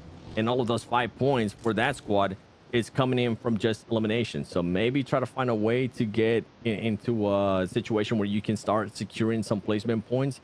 And then you can start fragging out. But it's easier said than done, especially because I don't really know what's currently happening within that team. I don't know what's the thing that they're currently trying to work with. One team that I would like to see a little bit more of as Fate ends up that's going to be big for X-Force. Fate ends up getting eliminated from 9C. I think, oh my goodness, is that right? If we can, let's take a look at 9C a little bit, because 9C recognized the pattern from the previous matches and they have taken over where X-Force usually loves going to. So I think a bit of a surprise there for X-Force, and one of the reasons why Fate ended up getting eliminated. So great awareness from 9C, knowing that usually there's a team that tends to go here, tries to get there first, and it ends up working out for that team. Tonka's overwatching them right now as well as Reyes and Colgoat loot up. If Reyes just peeks his head up a little bit, there's the shots. They come in. I was waiting for them to happen. Tonka from Royals of War getting those shots down, and it's a completely different team than they were just dealing with. So multiple squads on the far southern tip of Military Island. Colgoat now on Overwatch as Royals of War will fall back and regroup a bit. Teams starting to kind of stake their claims to real estate on this southern island because it's very clearly going to be a southern zone. And X-Force, as you mentioned, getting surprised a bit on that rotation. They have to fall back, get all the way to that western side of the circle as well. But teams that moved early being rewarded. Wolves did move early, and they are now also down on the southern part of this island. They're near 9Z, but also trying to find a spot to call home just for the moment, Dave. Yeah, looks like Baton was able to do some scouting, found a spot on that east coast, and now we see the Wolves all grouping up. So Earls of War losing VicTech real early on here. Earls of War, another team just trying to find their foothold here tonight. And last week they were on the come up. They slowly started to get their start going, and towards the day number 3, they were firing on all cylinders. So Earls of War, they're actually going to luck out with this new circle shift. X-Force not going to be too disappointed, even though they did lose one of their squad mates. But this zone now going to that west side. So Alpha 7, we see them on the boat. Tate, I, and F going to be gatekeeping on the bridge. Vios, and we were talking about Shoot to Survive. So Shoot to Survive, they've been in the blender all night long, man. They have not been getting any luck, honestly, going their way. So it's going to be a big challenge here, 7, for a lot of these teams on this East Coast now with the new circle shift. Especially like you were saying, Alpha 7. I don't know what that team is going to be doing with that Eastern rotation. One team that is looking to secure some eliminations before they are forced over towards the military island. It's going to be Influence Rage, and that's a team that needs even more points. They're currently not where they want to be when it comes down to the overall. You can see it right there on your right-hand side, and being proactive, making sure that they take shots on anybody that comes close by. Shoot to Survive is going to be one of those teams. Shoot to Survive is a team that we were looking and hoping that they start securing some points. They're almost catching that player from Influence Rage, but not being able to. Little boy. This is going to be a standoff between these two teams for quite a while, and it's going to allow some more openings for some of the other squads as well. Are you going to maybe want to just back off from this Eastern Bridge and go to the Western Bridge? And I'm posting that question to Loops Esports because that is the team that's rotating. But meanwhile, Shoot to Survive, Claus, you were asking for him. He's starting to show up right here, at least securing an elimination on Law if he's able to confirm it, PB. He might be able to get the whole squad here if he's lucky. Blue zone starting to play a factor, though. Klaus has got nades lined up, and this is going to be a tough one for him. He's got to be really careful. He's going to see if he can catch Diego here with a pump shotgun. He gets over the wall, able to secure the kill now with Law going down. Can the team provide him some support? Finally, the third party comes in. Vatine takes down Diego from behind, and now Shoot to Survive knows Loops is looking on as well, and it's not just Loops, it's Vios Gaming as well. So it's getting absolutely crazy here north of the bridge. Shoot to Survive trying to do exactly that. Can they shoot enough to survive as they approach Demonar here, Dave? Look at this, Dark Light cooking it, gonna be tossing it with the fadeaway. Is it good? Missing the mark here. So the pressure in the blue is on. You were talking about Loops with the potential third party. We also got VIP rolling in from Zarky as well. So the pressure is gonna be on because we can see the health bars just slowly getting ticked away. And talk about a team on just the latest rotation ever. Inco finally leaving, yes, Naya in their vehicle convoy. They're going to be sending it down this general location. But the next circle tonight has been just a wild night with these zones. I mean, for the most part, look at Intense Game. I know, Intense Game, big chillin'. They might actually have a nice little clash with Inco, who are going to be possibly opting to go that way. But for the most part, these circles just have not been on any of these players' side here tonight. Intense Game needs to just stop doing that bridge camp or whatever it is that they're trying to do there and just cross that bridge, because if there was ever a time for them to do it, it would be now. By the way, when we're looking at the circles and all of the teams right there, it was a perfect example of what I've been talking about in regards to VIP. Always doing the exact same rotation as Alpha 7, but always doing it just a tad bit delayed. Alpha 7 already in military base. Where's VIP? They're still within Milta. So they need, if they're going to be changing anything, that's one thing that team definitely needs to change. Meanwhile, Claus looking to get another player here for Influence Rage. It's going to be none other than Little Boy. It's not going to be easy as he's now going to be having the blue zone taken, and it's going to make it even harder, forcing him to slow down. Little Boy, I don't know if he's currently out of heals. He might be, because this is a crazy push out of him, and I think he might end up getting knocked. There you go. He didn't have any more heals. Claws playing it right, forcing him to push up, and Influence Rage gets eliminated. And now we're switching over to X-Force versus Team Liquid. And remember, X-Force was playing a man down because Fate got eliminated earlier on, and Team Liquid making quick work of them. This is a battle for the center of the zone right now. Team Liquid wins the fight, but across the street is All Glory Gaming. The 3-man that still exists for their squad is posted up. They both are in dead center circle, and in comes, it looks like Savage Esports making their way onto the scene with hovercrafts. Those are such huge advantages later on in the circle. Massive hit points and huge structures to absorb a lot of those shots and provide some mobile cover. But north of the bridge, still S2S trying to get free of all of these other squads. You can see Klaus up north, but Bob's still down south, but Bob's still up north, trying to get away from all of these different engagements. Poppy Sour gets taken down by Casper, but Casper gets returned on by Legend. So it's time for Bob to get the heck out of here and get to circle. This is a good game so far from Shoot to Survive. Yes, they've lost 1, but they've been able to pick up 5 elims and are now making their way to zone. It does look like Intense Game finally left their bridge camp and secured the upper part of the circle. Man, oh man, this has been an absolutely crazy game so far with some crazy zones, and I expect it to continue. A bloodbath over here on this east side. Looks like Loop's gonna be able to get the upper hand. Nunez behind the vehicle. Yep, gonna be taken out right there. So Loop's gonna be the victors of the East Bridge, I'm gonna call it, with their 4 elimination points. Inko on their very late rotation from Yesnaya, losing 3 of their squad mates actually out of that whole skirmish, leaving just McGrellin, the last one alive. So imagine just looting the whole game and trying to send it to the zone and just getting wiped out just like that. I mean, that's what happened to Inko here this match. But popping over here, Alpha 7, they were able to get a nice little spot over here on the southern west side. They're going to be defending their building right now, 7 up against 9Z.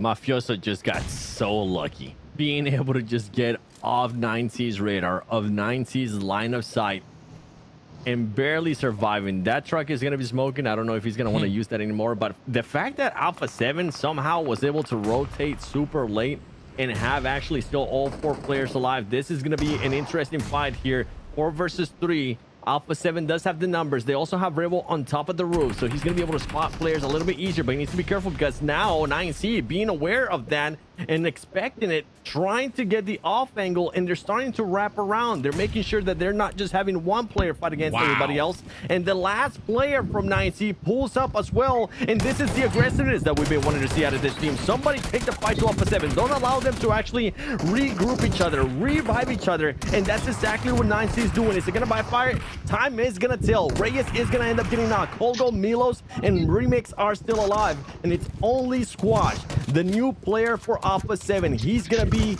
trying to hunt down the last 3 players of 9C. He's gonna be able to connect right there with Milos. He's gonna make sure he confirms this elimination. He's gonna be able to spot the other one. Can Squash clutch this up? Having to reload his shotgun.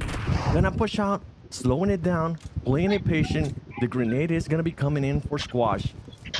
He knows that 9C Remix is going to be close by. Remix, this is your moment to shine. This is your moment to just establish yourself even more, making sure that you win this fight against Alpha 7. Both of them forcing to slow it down, and both of them forcing other teams to maybe hear this fight and possibly third party it. They're just playing it patient, trying to get the angle. Squash is going to be able to find an angle right there. He's going to be able to connect a little bit. Not full enough to actually eliminate him. A smart play there with the Molotovs, though, allowing him to back off, and the grenade is going to be coming in. Remix now pushing into the building.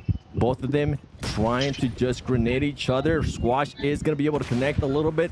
It's going to be a 1v1 here, boys. Squash trying to push out. Remix trying to push out. The grenades keep coming in. It's pretty much a mouse and cat play here, PB. This has been the craziest 1v1, and the best part is it's new player for A7 versus new player for 9Z. Is it going to be squash, or is it going to be remix? All of the rest of the team hoping to get revived, but they're all dying off. It's down to just these two for supremacy at the compound, and it's remix coming away with the victory. He clutches up yet again for 9Z, and Alpha 7 has been eliminated, Dave. Wild. I mean, both players just running out of ammo, running out of everything right there. We'll definitely have to catch that replay because that was the team fight of the tournament so far. Wolves out here, though, circling their prey up here in the north up against IG. I see Silence over here trying to take some shots. Coops trying to get the initial run over. We are going to spot Silence over there making that quick little U-turn, but the Wolves not opting to pop out their vehicles quite yet. Wancho trying to hit the heel, now hitting the dirt here, trying to lower his sight lines right now. IG on the other side of the hill. Looks like Silence was knocked out, bleeding out. Padrino, though, DBS. Adrian, DBS, but Wancho able to connect onto that one, 7. That's right. Wolves looking to put up another good performance and looking to put up another good performance and get intense game. A team that really hasn't been able to pop off so far. Oh, Baton gets caught off guard. And that is it for Wolves. Wolves not going to be able to win that fight against IG, and IG should be able to recover at least 2 of those players if they don't end up getting third party. Team Liquid, though, being proactive. Team Liquid currently 11th place on the overall, not where they expect them to be, making sure that they just group up around this last player from IG, and that is all she wrote. Mythic does end up getting knocked, but he will end up getting picked up, PB. Down to 9 teams now, and this has been by far the most frenetic game of the lobby today so far. Now, massive opportunity for Loops as they are the only top team still left in. 3 players up, 6 elims already under their belt. Another massive elim game for Loops, and if they can get a few more, that'll be enough to put them on top of the table. They need 3 to equal Wolves, and Wolves out of the lobby so far. Team Liquid getting mixy now with All Glory Gaming, and things have gotten absolutely crazy, and this is why I like Southern Circles so much. They're absolutely chaotic, and you see so many great fights, and it looks like we're about to see another one here with AGG. It's kicking off with Team Liquid, Dave. Charlie tossing out some smokes, trying to block those sight lines. 1 Molotov in the pocket. Charlie, yeah. We're dipping back now that Team Liquid are starting to fight back here. And there goes Charlie, knocked out of the hands of Chiefs M4. But Fran, a little spray down right there. But Mythic not able to get touched right there. And Team Liquid looking to be proactive over here on the northern side of the play zone. Do they have time to get the reset? Do they have time to heal up? Because that's going to be what Savage Esports right over that ridge, trying to toss their own grenades, trying to get involved in this skirmish here, 7. I think Savage Esports might be allowing them to have that time. They decided to back off a little bit. They decided to not fully engage with Team Liquid, and it's going to allow Team Liquid to get that revive, to get all of the loot from all the eliminations that they were able to get earlier. And that's not something, Savage, that's not something you want to do. You don't want to let this team get comfortable, because you can see what they're currently doing. They're up to 7 eliminations. And Dave, you talk about momentum all the time. This is one team that can definitely carry that momentum. This is one team that you don't want to give that extra time to. And look at this, Team Liquid, even with the man disadvantage, now taking the fight to them. They say, you want to start something you can't finish?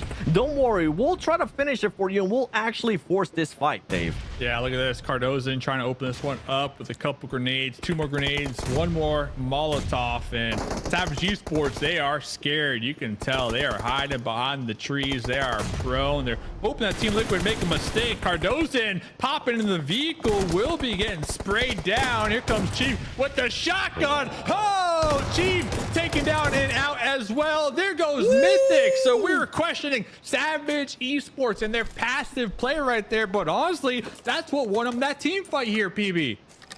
Octi again with another clutch. That's a second one in as many days. He has gone off for Savage Esports, a standout player for them as they start to build momentum going into these final circles. And gentlemen, this has been a game for the ages right now. I have no idea which way it's going to go, but I gotta shout out our boys from Shoot to Survive. They just went out, but they topped the lobby in damage, and they finished with 7 elims. So props to them on turning things around. They're no longer in the cellar, up to 12th. But now it's Loops' opportunity. Here is the clutch by Octi. Takes down Cardozan in the car. Then Chief on the push. Gets him with the deke. Hits him with the shotgun and immediately goes on the push. Connects with a headshot with Mythic and follows with another one to get the 1v3. Clutch again. 1v3ing for the second time in 2 days. This man is feeling himself. And now that might be just what Savage Esports needs to get their first chicken dinner. But man, I'm looking at Loops right now. 40 points on the scorecard. They need 1 more elim to equal Wolves. And they're going to get at least 1 more point, 2 more points rather, from rank. So look for Loops to be your new leader. But just how far up the tables will they be able to push, 7? This might be the game for that team. By the way, VIP at least were able to get into a top 6 situation. By the way, and on top of that, Loops, I mean, they have 4 players in life. As long as they don't end up doing any mistakes, which I'm so glad you called it out as well, Dave, when you were casting that. Savage Esports was just waiting for Team Liquid to make a mistake. As soon as that player decided to hop onto the vehicle, that was the opening, and I love that Octi didn't waste any time. He didn't think about it twice. He just went for it and make sure he got that elimination. Now, for Savage Esports, with them having to make up this push towards this wall, towards this fence, it is going to be exposing them to row 19. Yeah, row 19 is currently getting punished by United for Gaming. Yeah, it's wild. I mean, they were so passive on the Team Liquid push, and it was beautiful. But then right here, they just decided to just crash right here a little too early, in my opinion. And row 19 kind of backfilling where Savage were holding down. And now Savage, they're pretty much stuck. You know, you don't have no sight lines, and you got the zone, sure, but you lost a couple members in the process. So they're just looking for some points right now. And, well, a team that is being proactive, Loops on that east side. They did lose a squad mate, but they got 8 elimination points going their way. The only team with the complete roster still active is going to be United for Gaming here, PB. Yeah, they've had an interesting position with a 1-2-1 split, and it's worked out for them thus far, but it all comes down to this shift of the zone to see who really has the advantage, and it looks like Savage Esports in the compound there might be in the best position. I don't know if they're over the wall or not. They've got good sight lines there on some teams. ROW19 on the outskirts looking in, and Inko's short-handed probably aren't going to play a factor, but Loops also on the interior of this circle are probably going to be better off than United 4, as they will have to move to try to secure a spot deeper into this circle, and ROW just doing whatever they can to try to get into circle, but I don't know how much longer they've got left in them, 7. Yeah, it's going to take almost a miracle here. You're going to have to crash. I mean, the only way to do it, you would just have to fully crash on it and then hope that the last player that you left up there from row is going to be getting some off angles, but it's going to be a tough one. Gosh. Or hope that Loops Esports is just going to end up helping you out as United for Gaming, getting surprised there by Loops Esports. David making the push up, and somehow are they going to get in alive? This is crazy. But he's still alive. First, it was a beautiful shot from the back line with the AUG to take down the first United Gaming player, and then on the flank, Loops comes in from the back and takes down another United 4 player. So some help coming in with the third party, but Royals of War somehow still in this, and they've taken down a Savage Esports player in front of them. They may be able to backfill the position and actually take control of the northern part of this circle. This is a miracle play right now for Royals of War, although Tonka has gone down on that back side. He's drawing some unwanted attention now from United 4 trying to get revenge. Yeah, Tonka had no helmet either, so it was just a sitting duck. So it's up to David. And one of the players that really caught me off guard, we can see out there in the distance, Inko. They still got Magrelin showing up in the late game. Oh, there you go. But Magrelin, he was on his team. They were looting Yesnaya, and they moved out very late into the game, and well, they lost 3 of their squad mates on the rotate when we did have that East Bridge in play. But we've seen last week Magrelin with the 1v3, so I am not going to be discounting Inko when it comes to trying to get some more points, trying to get some more eliminations on the board. But honestly, Loops right now, nothing but zone control here, PB. Absolutely. You mentioned McGrellin. He was north of Milta when we were in stage 5. So everyone was down in this particular location, and there's still McGrellin on the northern island just doing whatever McGrellin does, trying to get away from the action, but it paid off as he's still alive. Top 5 now. Couple of solos still in play. We got McGrellin for Inco. We've got Octi for Savage Esports, and then you've got 2 of the Fuller squads in United 4 Gaming and Loops. This is going to be an interesting showdown now. McGrellin has been discovered. No. He's under fire, and Loops will eliminate him right after we mention him. So a little bit of a caster curse there. But what can you expect as a solo in the final circles? Royals of War has David, and we've got Octi from Savage. Those are the only 2 solos left, and then it should come down to Loops versus United 4-7. Yeah, United 4 Gaming has to hope that Vitin overextends and they end up getting that fall angle. If they are able to knock Vitin, that will be the opening that this squad needs. I'm glad that Loops Esports was able to get rid of McGrellin. That way they didn't end up getting surprised. And now you can see United 4 Gaming starting to make a push up. I wonder how the situation here between the solos from Ro and the solos from Savage is going to be affecting them. Loops, in a way, helping them out as Vitin's able to spot one. But Loops, I mean, you might get your wish here. You might get the prediction right if everything goes according to plan, because Loops is looking to take this win, Dave. Hey, man, if I keep predicting them, they're bound to get a win eventually here. But let's see, 10 elimination points. We still got United 4 Gaming with the numbers advantage, of course, but we are in stage 8 here, so I'm really looking into the zone, and I feel like Loops, David's a wild card, but he's got like barely any ammo last time we checked with him. So United 4 Gaming with the numbers advantage. The center is right there, right smack in the middle. We see a couple smokes, but there's not a lot of cover. The thing is, United, they got some vehicles to work with, but we're missing some tires, so it's really going to come down to making sure David is taken out now. That way they can look inward towards the zone, because it's going to start to close here, PB. Here it comes. The key player in all of this is Vitin. He's on the flank for Loops right now, holding this angle.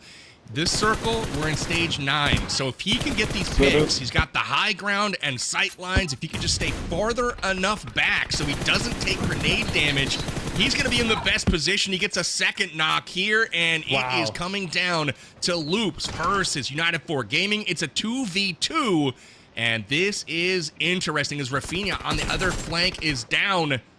Will the grenade be far enough? It is. He picks up another knock. We've got 2v1. It's all up now to Piscu and Nilzada on one flank. We've got the team on the other. Beautiful play from Loops right now, and they get the finish. Let's go. Interesting. I thought they were going to have to close some ground, but they get the rifle play in at range. And Loops Esports gives Dave a correct prediction 7. Hey, that's right. I mean, if they for some reason wouldn't have ended up getting that win, I would have ended up pulling some of my hair out, because it was theirs to win. It pretty much had to be like the opening play for United 4 Gaming would have been to just try to knock Vitin. That would have been the only possible play. And then on top of that, for United 4 Gaming, they've been fighting for so long that all their heals were just pretty much non-existent. You saw one of the players too trying to just scroll up with maybe 5 HP. He had nothing to work with, PB. Tough to play that one for sure. Loops definitely had the better position, and a stage 9 with no more circles to shrink.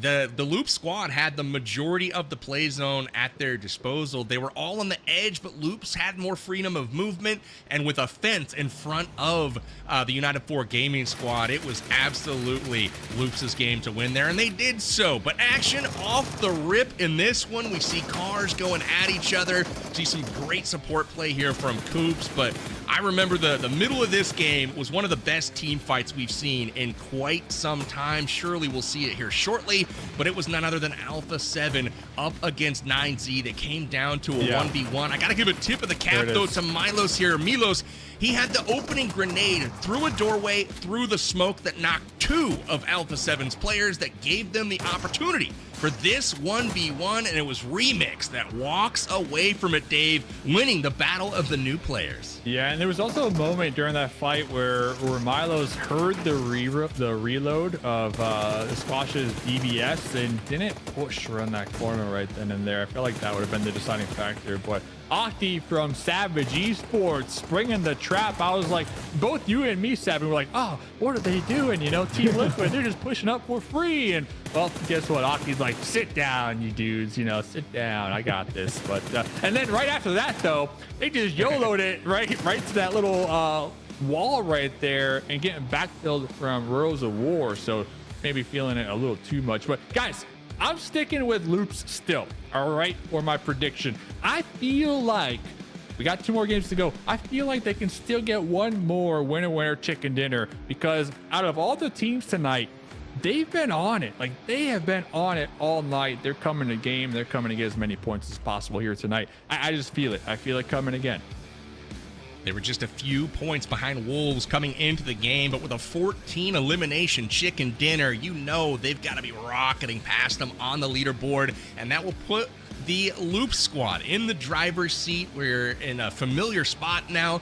Loops is always a standout squad from Brazil, and here we are, 24 points in the 4th game of the day. No one else able to muster double digits. And this is a really big game for them, because all of the other top squads in the lobby right now, none of them are on the first page. They all finished on the second page. So this is a great opportunity for Loops to put a bit of a gap between them and the other 7. That's right, PB. If you ever wanted a chance to just show off, pop off, and put up a good performance, why not do it when all the teams that you were hunting down, or all the teams that were hunting you down, were already eliminated? Make sure you make it count, and they definitely made it count with those 24 points. As we end up going here towards the second page, I'm actually, even though Alpha 7 ends up with just 3 points, and those 3 points coming in from elimination, that's better than what I expected them to do, because of how they were working with that circle, because of what they were having to do here. So congratulations, Alpha 7. Congratulations, 9C2 as well, with Remix putting up those numbers. And we do have a new first place, PB. Loops Esports moves up with a 50-point lead. Not only is it first place, but a 15-point margin. I mean, that's a pretty significant margin for one game. So Loops really coming to play here today, and they secure another distinct chicken dinner. 4 different squads now winning a match today. We still have yet to see a repeat winner in week number 2. A lot of familiar faces taking their chicken dinners home, though we see the Alpha 7 squad once again taking home another chicken dinner. But will it be a 5th squad to win another chicken dinner today? I'm not sure. Dave thinks it's going to be Loops yet again. Yes, but man, I got to say that game 4, that 3rd Erangel of today, that for me was probably one of the better games of PUBG Mobile I've seen in a while. It was action-packed from start to finish, Dave. That was good. Yeah, and Loops definitely coming in with another win here today. I mean, there's nothing stopping them. And when it comes to the overalls, yes, Alpha 7's still up there, because they had, what was it, 14 elimination win.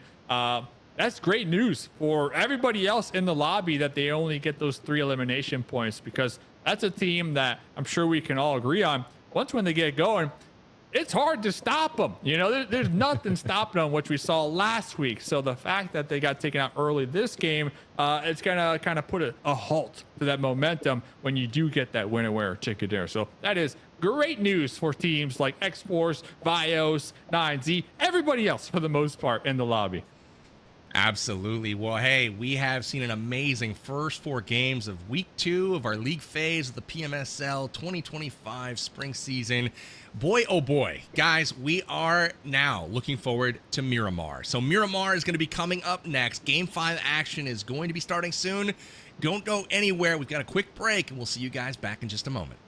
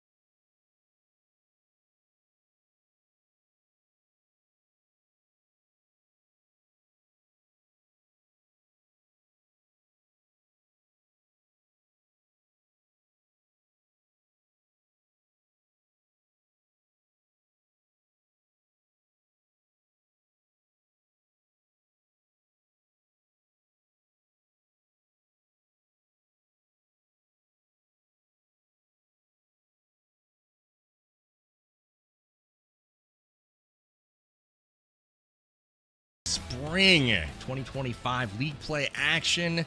Week 2 has kicked off. We're 4 games in, and boy, oh boy, these 4 games have been absolutely stellar so far. We've had amazing play from a variety of teams so far, but none looking more consistent than Loops Esports at the moment out of Brazil as they come off a Game 4 chicken dinner. We welcome back in the 7WG and Mustache Dave. Gentlemen, Miramar, it's coming up next. So excited to see who is going to crush it here in the desert. But I'm looking at VIP Esports after a strong Game 3. They came in and absolutely crushed, finishing top 3. And then we go to Game 4. They finished number 6. So, Seven, talk to me a little bit about what you're seeing from VIP and how things might have changed from Week 1. I'm glad you're talking about VIP because Freddy actually, I thought it was going to be just pretty much like a toss-up for that team.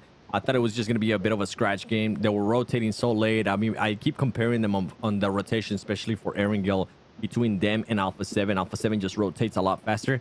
Somehow, Magician Freddy was able to sneak his way into the circle and secure at least 2 placement points for his squad, and being able to just back it up with some eliminations as well with when the whole squad was still alive. So good performance there out of VIP. Coming into tomorrow, coming into the next days, I won't be here, but I do want to see VIP being able to just rotate a little bit faster. Now, jumping into Miramar, I'm not sure what VIP is going to be able to do. I'm going to be looking at some of the other teams. I'm going to be looking at 9Z. For sure. I honestly think that's the difference right now between VIP Esports and some of the upper caliber teams like Alpha 7. It's honestly just how fast can they loot and how fast can they get out of their initial drop zone onto the rotation and into the safe circle. I want to know if they're aware of these improvements that they need to be made. So let's hear from Poppy Sour. We interviewed him after Game 3. 3 with Poppy Sour. Poppy Sour, a good match. Tough fights. You were able to eliminate some teams there, but at the end, it was a tough place to fight. Tomamos la decisión de ejecutar ahí en loops, pues no teníamos otra opción, ya que ellos llegaron primero y tomamos esa decisión y fuimos vencedores.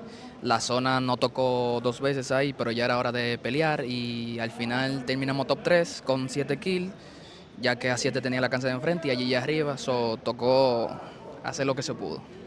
Yeah, we decided to take the fight to Loops. They took the house before we did, the compound, so we decided that we had to go for it. We had the zone twice, but after that we had to move. AGG was on one side, Alpha 7 was on the other, and it was what it was. But a good match either way. How are you guys feeling?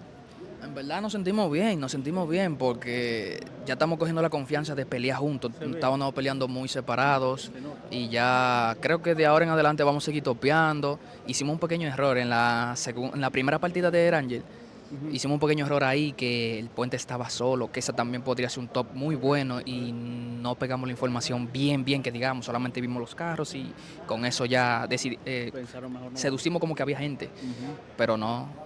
Pero ya de ahora en adelante vamos, como yo siempre te digo, vamos a meter mano. Okay, let me translate all of that.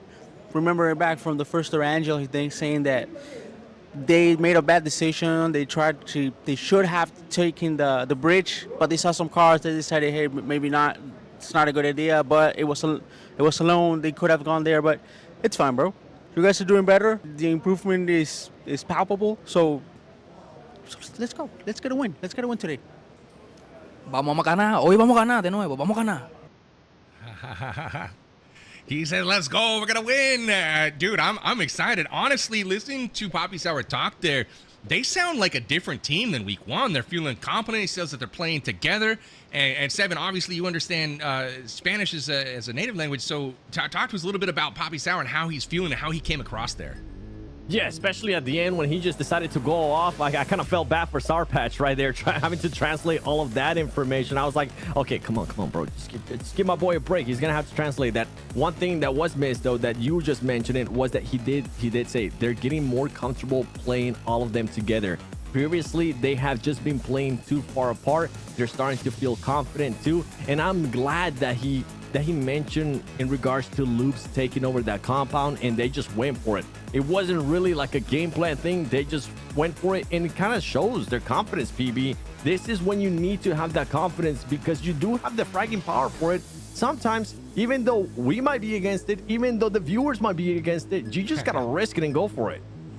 Absolutely. So props to VIP. Jugamos juntos. He said playing together, and I love what I'm hearing from Poppy Sour there. Like honestly, the confidence that you hear from them after spending the majority of week 1 in the cellar, that is not a cellar dwelling team that we just heard from. So it shows on the battlefield today. They finished in the top 5 or near the top 5 a couple of times now, and let's see how they do in this game. But Dave, coming to you, we got a Southern Plane path. Our first Miramar kicks off. The teams are dropping, and first out of the plane again is Shoot to Survive. Are they going to survive this time, or are they going to grenade themselves out of the lobby like they did last game? That's what I was going to say. Are they going to survive each other, right, after their friendly grenades going off last game? So it looks like they're going to have INF near them and Bios Gaming not too far towards the south. But like both of you guys are talking about, like VIP Esports, and I think that's one beautiful thing about this tournament structure is we got the 2 weeks and then we got the finals. Yes, you get those advancement points,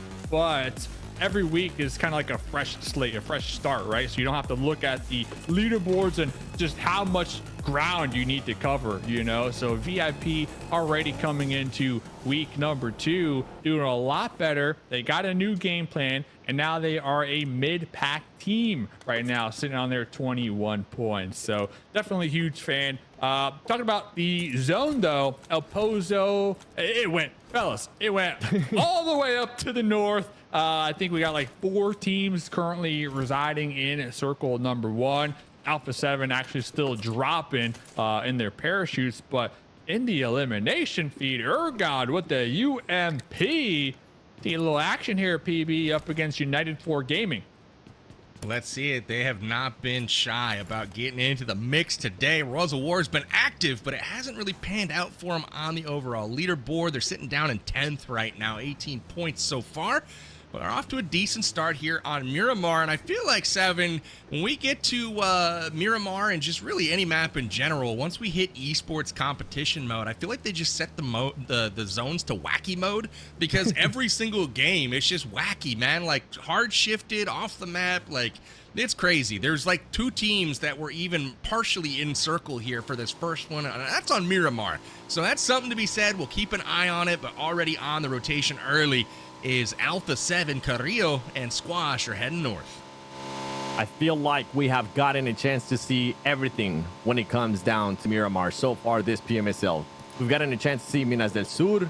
We've gotten a chance to see El Pozo, La Cobreria last time. We just haven't gotten a chance to see Campo Militar. So we'll see if we get a chance to see it at some point in one of these matches, whether it happens today or whether it happens in the next couple of days of Phase 2 or maybe the Grand Finals. One thing I am going to be looking at here with the circle and with the rotations and everything going on is a team that did end up performing well during Miramar in Phase 1, Day 1 was Intense Game. And so far, Intense Game, they just haven't played of the likes what we expect them to. So I'm hoping that this is going to be their bounce back, PB. I'm hoping that we start seeing a good performance out of that team, especially here in Miramar. I think they got the potential to do it for sure. As some fights starting to break out here between Ayala and Inko. McGrellin taking a little pass by. Doubt he's going to stop, but you know, they'll get some shots off at least. We'll drive by shooting in the desert to kick things off here. Inko circles back around Vitali and McGrellin nearby. I think they're going to clear out, but very interesting indeed. One of the other teams I'm keeping my eye on here who is in the circle right now is Loops. Starting to loot up, starting to, you know, get busy, secure that position, and they are newly on top of the standings right now. 56 points coming off a huge win last game. And we do have Nilzada from Loops on standby here for an interview. We caught him after Game 4. Let's go to that now. Here we are after match 4 with Nilzada from Loops Esports. They just got the winner chicken dinner. Nilzada, you are not on the top. How are you guys feeling? Last week you did good. Now you're starting the week even better. Tell me about it. Parabéns pela vitória. Vocês na primeira etapa foi boa para vocês. Agora vocês estão startando de um jeito ainda melhor. Como vocês estão sentindo? Cara, acho que a gente se preparou bem para essa segunda etapa. Revemos tudo que aconteceu de erro na primeira e viemos mais forte para essa e pode esperar a gente aí novo time nessa segundo round. He says that yes, they feel better this time. They saw their mistakes that they did on the first half, and you can expect them to be an even better team on this part. Niel, parabéns, man. Great stuff here from Neil Zada. One of the team, he's a tricky player, man. We've seen Neil Zada survive to the end a couple of times, securing some extra placement points for Loops. And again, Loops coming off a Game 4 victory. They'll try to do it again and be the first team to secure a second chicken dinner in Week 2. But remember, today points have reset. Everyone starting from scratch. And that pays off for teams looking to close the gap on Alpha 7. Currently sitting in 3rd place, but Loops and Wolves so far doing a great job to kind of get this second week off to a great start, Dave. Oh, my goodness. M2M just out here by themselves. My dude, listen, Team Liquid were rotating past this, by the way. He took shots with his UMP. And, oh, no, I take it back. Too late, buddy. Too late, buddy. They are here. Okay, 1 knock. Trying to get the confirm. Looks like we're able to get Ayala into the building. So all Glory Gaming, M2M, his teammates, they are trying to pull up. They are trying to show up to get that support here. M2M was so able slow, to Dave. get the... They are slow. I mean, we're still across the street. Meanwhile, he's still on the front lines. Did get the reload on the UMP. Did get the reload on the shotgun here. And I believe, yep, Team Liquid, they got the revive here. But the thing is, Seven... M2M, he took those shots, man. He laid out the first disrespect. Team Liquid, they were just going on by, man. So what do you expect here, Seven? I'm scratching my head, Seven. What do you expect? Come on, AGG. At least tell your player to back off if you're not going to be there for the trade. If you're not going to be able to back him up. You guys had the numbers advantage. Fran decides to keep on holding the off angle. And on top of that, you guys are just still... I know you guys were far away. But that's when this is what I'm saying. Like little things for AGG that they just need to fix. Last week, it was decision making. Not figuring out what they wanted to do. This week, it just comes down to execution. They put themselves in winning positions when it comes to fights. They put themselves in winning positions when it comes to games. But when it comes down to the execution, it's just not there. That was crazy.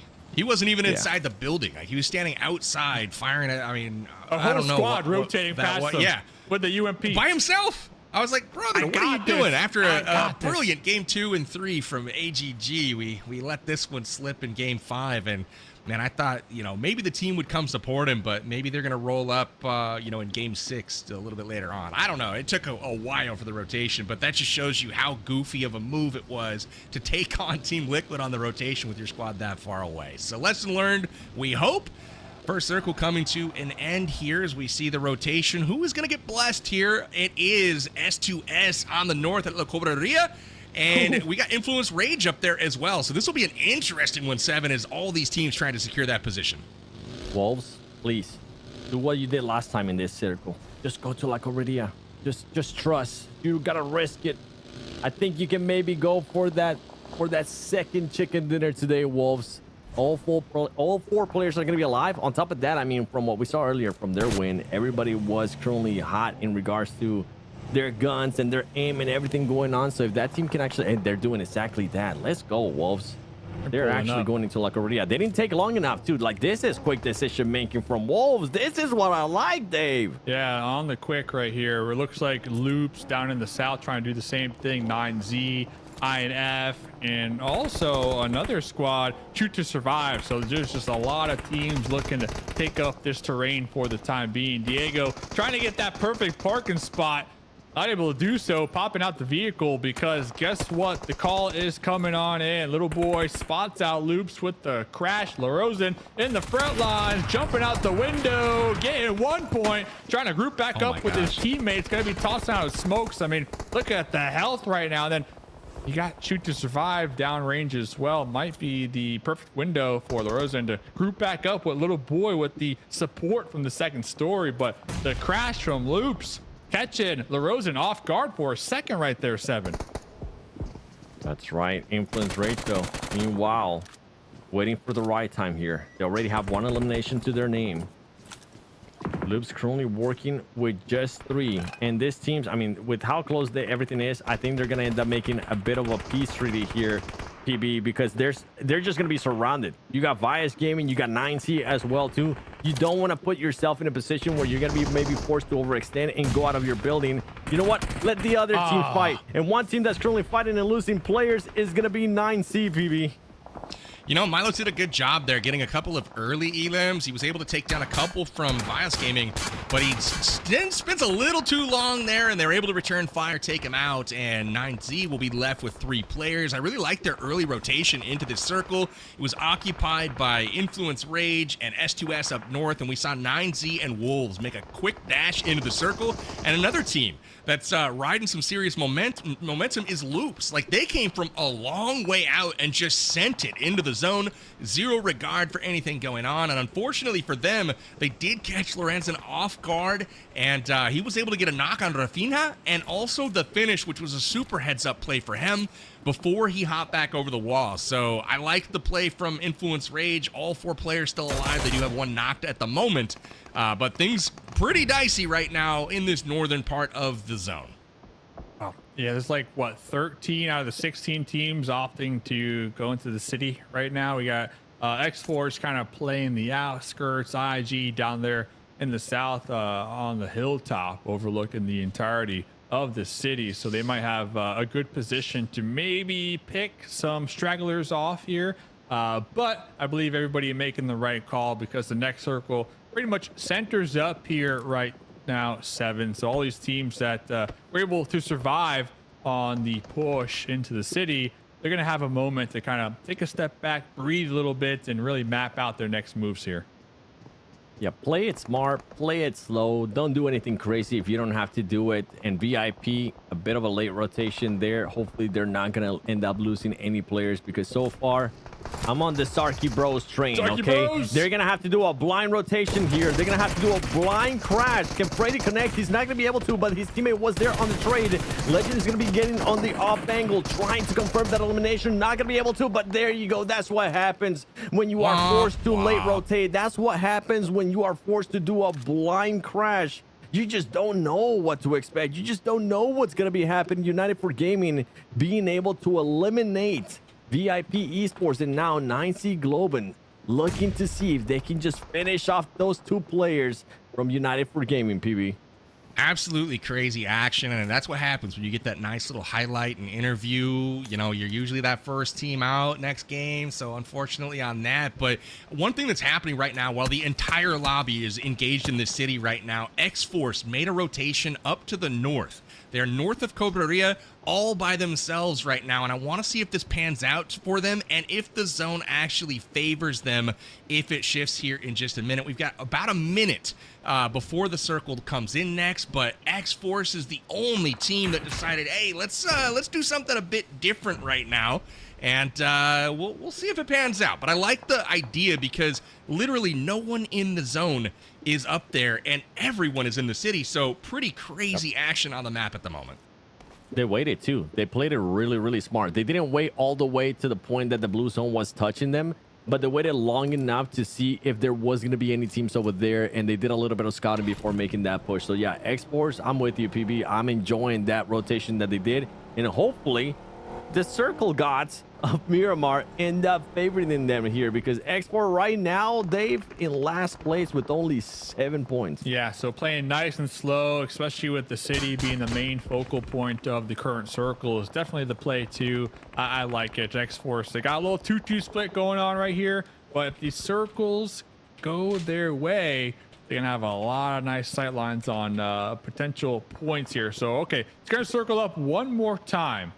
IG, I mean, the same story for them, essentially down in the south. They got the nice high ground vantage point, but really not this circle, but the next one will be the deciding factor on if our edge teams, if that bet here, PB, really pays off. Yeah, I feel like with how compact and condensed it is, we saw the map just a moment ago, all those teams in the city, there's no other choice if you're not one of the first ones in, right? You're not going to try to make that crash and, you know, do a breach here. So it's really like X4's intense game. As you can see them in the upper side of the hills. They've got some cover, but also another team that has done an early rotation just to secure some major real estate is Alpha 7. The zone control that Alpha 7 and X-Force have on that northern side is absolutely crazy right now. So I'm really interested to see what happens here. Is X-Force makes their way into the city, and they're for sure going to be safe if they can secure these compounds. So nice play from them. They abandon the northern side, but there's no one coming in, at least for the moment, behind them. Risky push there from X-Force. A lot of players. I mean, Valak currently knocked. A lot of players with low HP trying to recover. And they're trying to see if Valak is going to end up being able to be picked up. They had Alpha 7. On top of that, I think it was Team Liquid shooting at them as well, that they were able to get at least an angle on the X-Force push. This is going to be a full reset here for X-Force. So yeah, risky play, but it ends up working out. They were able to time it just right and have enough utility to the point that now they're going to be holding a building here. Fate.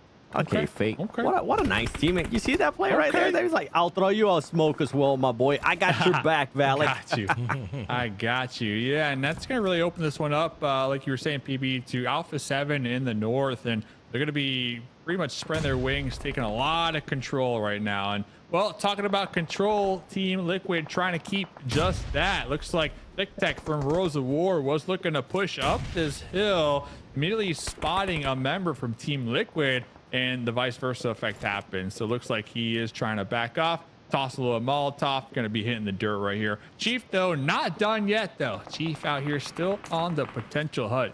So you got Team Liquid right here. You got Rose of War a little east right over this hill. And then to the south of this little triangle, you got Inco. So 3 squads very close to each other right now, but the terrain allowing them to survive for the time being. I just realized, because the game was ready when we got out of our interviews and whatnot, we never did predictions for this round. I know it's a little late, but based on what you see now, who do you guys see taking this game? Go 7. I'm debating. I don't want to go with the obvious one just because of the circle and the positioning and the hold that Alpha 7's currently doing. Yeah, like it's you know what? I'll go with Alpha 7. Alpha 7. Yes. Yeah, I like. Who do you got, Dave? Yeah, I like Mafioso's position too, because he's over there on the edge of the west to make sure that no team can kind of backfill his 3 squad mates. You know, so that off angle is crucial for information and the safety of his team. But I'm going with Loops, man. I think Loops are gonna get another winner chicken dinner here, PB. Oh, amazing. I'm gonna wait just a little bit longer, let that next circle pop. Wait, but yeah, 3 more circles. Hey, you're the one that talked that long and gave me more info. But I like the pick from 7 as well. I mean, look at Alpha 7 and that northern compound up there. They're the only ones up there right now, and they'll also be the first to take over that open area on the northern part of the circle. If it goes there, everyone else has to deal with each other, and I don't expect them to make a ton of mistakes. So I'm liking Alpha 7 for this one as well. But at the same time, there are still 15 teams left alive right now. We're going into stage 6 here shortly, and basically the whole lobby, aside from the team we gassed up in the break, is still here. So really dicey for everyone with all of these compounds in play, and I believe the hillsides are about to get crazy with intense game starting to make the push on top of Inco. Intense game already connecting earlier with 1 nade. Getting Vitali knocked. And 7's gonna be able to spot that silence player from Intense Game, and he's gonna just capitalize on it. The grenade's gonna come out. Can he connect with it? Can he confirm that elimination? And everything was so quiet that I was gonna be like, all right, if we were to have like a backup, like a second option, right? Because Alpha 7, it's just, I mean, they just have so much to work with. If we were to just throw a dart and pick a team that's in that whole mess, by the way, shout out to you, Dave, because when you picked Loops, I couldn't even see their name. That's how surrounded they currently are. So I'll go with you, Dave. If you had to go with a backup for Loops, who would you go with? Who would be your other team that could probably win? I'm going for a backup. I'm going with Savage Esports. Why not? Ooh. Savage Esports still got the entirety of the squad alive. They're going to be on that west side. So we'll stay tuned, as right now looks like Intense Game. We're able to get the pickup after 7-8. Got a nice little knock right there. Tried to get the flushes with the grenades, but running out of utility. Almost out of meds too here, interestingly enough. And Nice 7-8, nade. yep, going to be circled right there. Going to be taken out. So probably going to be thirsted. For the record, my backup's Team Liquid, just in before Team the Liquid. action happens Who's here. your backup, PB? Team Liquid. Team Liquid. I like their position on the eastern part of the circle in the hills. What about you, Seven? Backup. Brother, we're thinking the same right now, PB. What is this? I know it's Father's Day, but come on now. I was gonna go with Team Liquid as well, but you know what? I'll switch it up. I'll go with Wolves. I picked them earlier. I wanted them to see a back-to-back win. It didn't happen. I kind of want to see them get a second win here. And with they're not really having to fight anybody, so I'm going with Wolves as my backup. They did get that position pretty early. Coops likes to get to that rooftop inside of La Cobreria, and it's paid off for them so far. They've been able to maintain control. It's always super, I don't know, it feels sketchy to me, but I guess it's not when you have this many teams covering so many other angles for you. Like, to be up there seems to be okay. But yeah, man, this has been a crazy game so far as like the amount of teams all in the same general area, but not quite, you know, close enough to finish off the squads. We still have 15 alive, and many of these teams are full strength. So 48 players left up in the lobby right now, Dave, as this next circle is going to shift and tell us a lot about what's going to go down in the next coming minutes. Oh, this is Alpha 7's game all day. So, listen, yeah, we need backups to the backups to the backups. But looking over here, Savage Esports, that was one of my squads. So it looks like Snacks is going to be thirsted. There goes United Game finally taken out the 15th place here. So we only lost 2 complete teams here so far, about 22 minutes into this game. And well, guys, the city's still one of the major focal points right now. So it's going to continue to favor the city. It's going to be some urban combat to wrap things up here on the first Miramar of tonight. I need a backup to my backup. So I ended up asking chat. Everybody currently watching all over the place, please let us know in the comments, who are you guys picking? And you guys don't get a backup because you guys are going to end up picking so late. Well, what were you going to ask me, PB? Yeah, I was just going to say, you know, earlier in the match, we thought it might have been a little bit reckless for X-Force to dive into the zone like they did, but now they're sitting dead center in the circle. Will they be able to hold is the question, but now I'm thinking maybe that was a big brain play. Who knows, Seven? What do you think?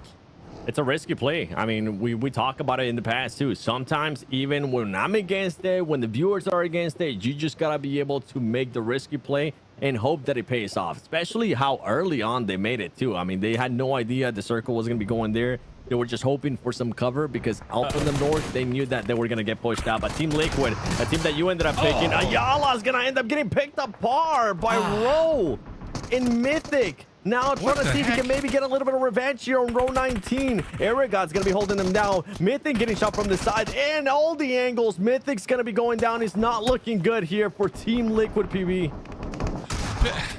You guys should see the look on my face. Thank you, Chief, for doing something and firing your weapon. Like, ROW just came driving casually up the hill, and they just watched him drive by, get out of the vehicle, and then shoot him. I was like, guys, what are we doing here? Just letting an entry happen like that. But Team Liquid loses a couple, looks like, and, you know, ROW continuing to put down the pressure, but not before. They're third-partied and eliminated, so that'll be the end of their road here in Game 4. 9Z goes out as well in 13th, and now it's starting to get a little bit active. We're going to see Vios Gaming land on top of Savage as well right now. Things are getting mixy, Dave. Little dicey. Savage over here in the building. Vios Nunez cooking a grenade, trying to get that bounce. Looks like, that bounce is money. Second one, not able to get the confirmation, but they're still going to be playing the outskirts right now, not opting to send it even after that grenade. And for good reason, because we saw earlier on, Octi with the 1v3 up against Liquid.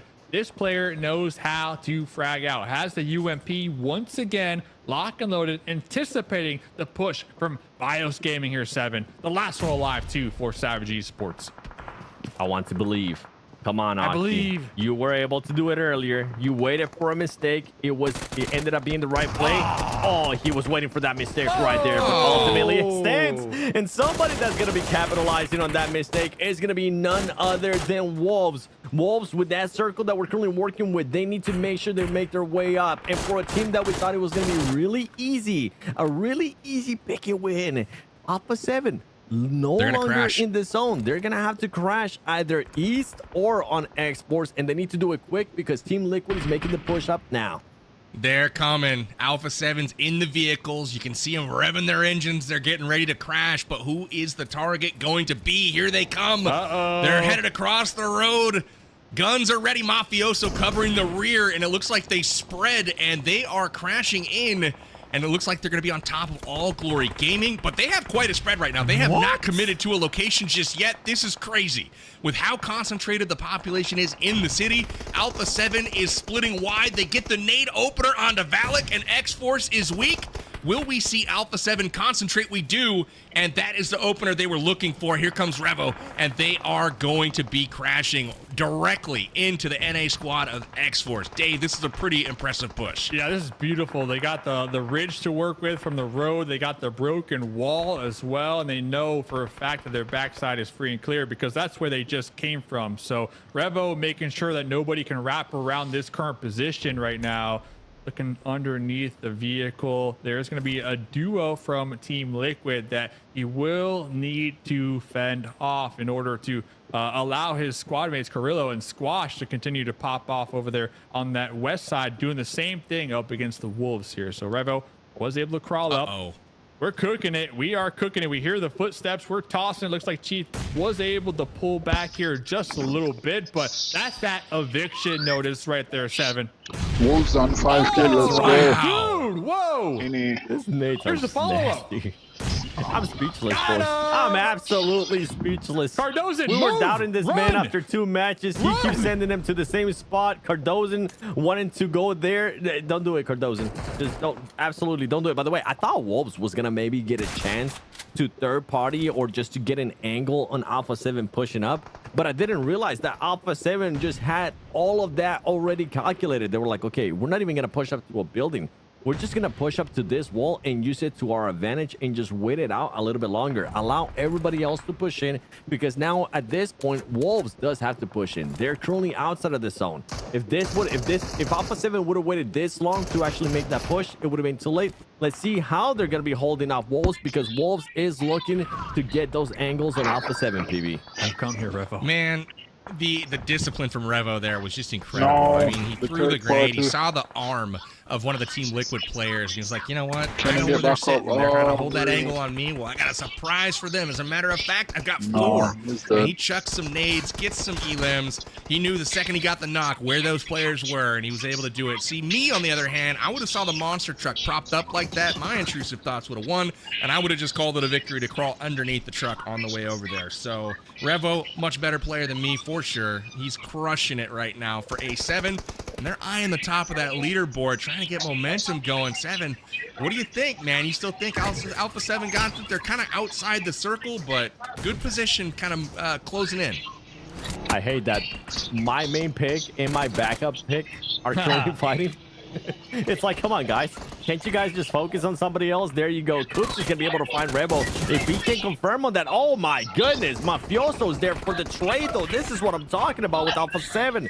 They are always there for the trade. They're always there to back up. And more than likely, that's going to allow Alpha 7 to hopefully pick up Rebel. And that's not something you want to see. Now, over to Shoot to Survive. We've been wanting to see him in a good situation. This team with 4 players alive. Now taking the fight not only to influence Rage, to Loops as well, Dave. Yeah, Klaus right here with the 4x M4, sees 24K, just waiting for the perfect moment to take them shots. Missing the mark when it comes to the headshot. Oh, but not missing that one. My dude from above putting down a lot of pressure right now, a lot of damage onto multiple teams. But fellas, it doesn't even matter where we are because the circle is closing in. We're in stage number 9 right now, heading into it, and it is going to be an all-out bloodbath. But guess who's dead center for the most part? It's going to be Loops, but we'll get back to that because the Wolves trying to avoid the grenades from not only Alpha 7, but also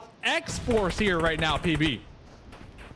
It's starting to pop off. The final circle's creeping in. We're stage 9 at this moment. 6 teams still alive in stage 9. That is bananas. And Loops is still in.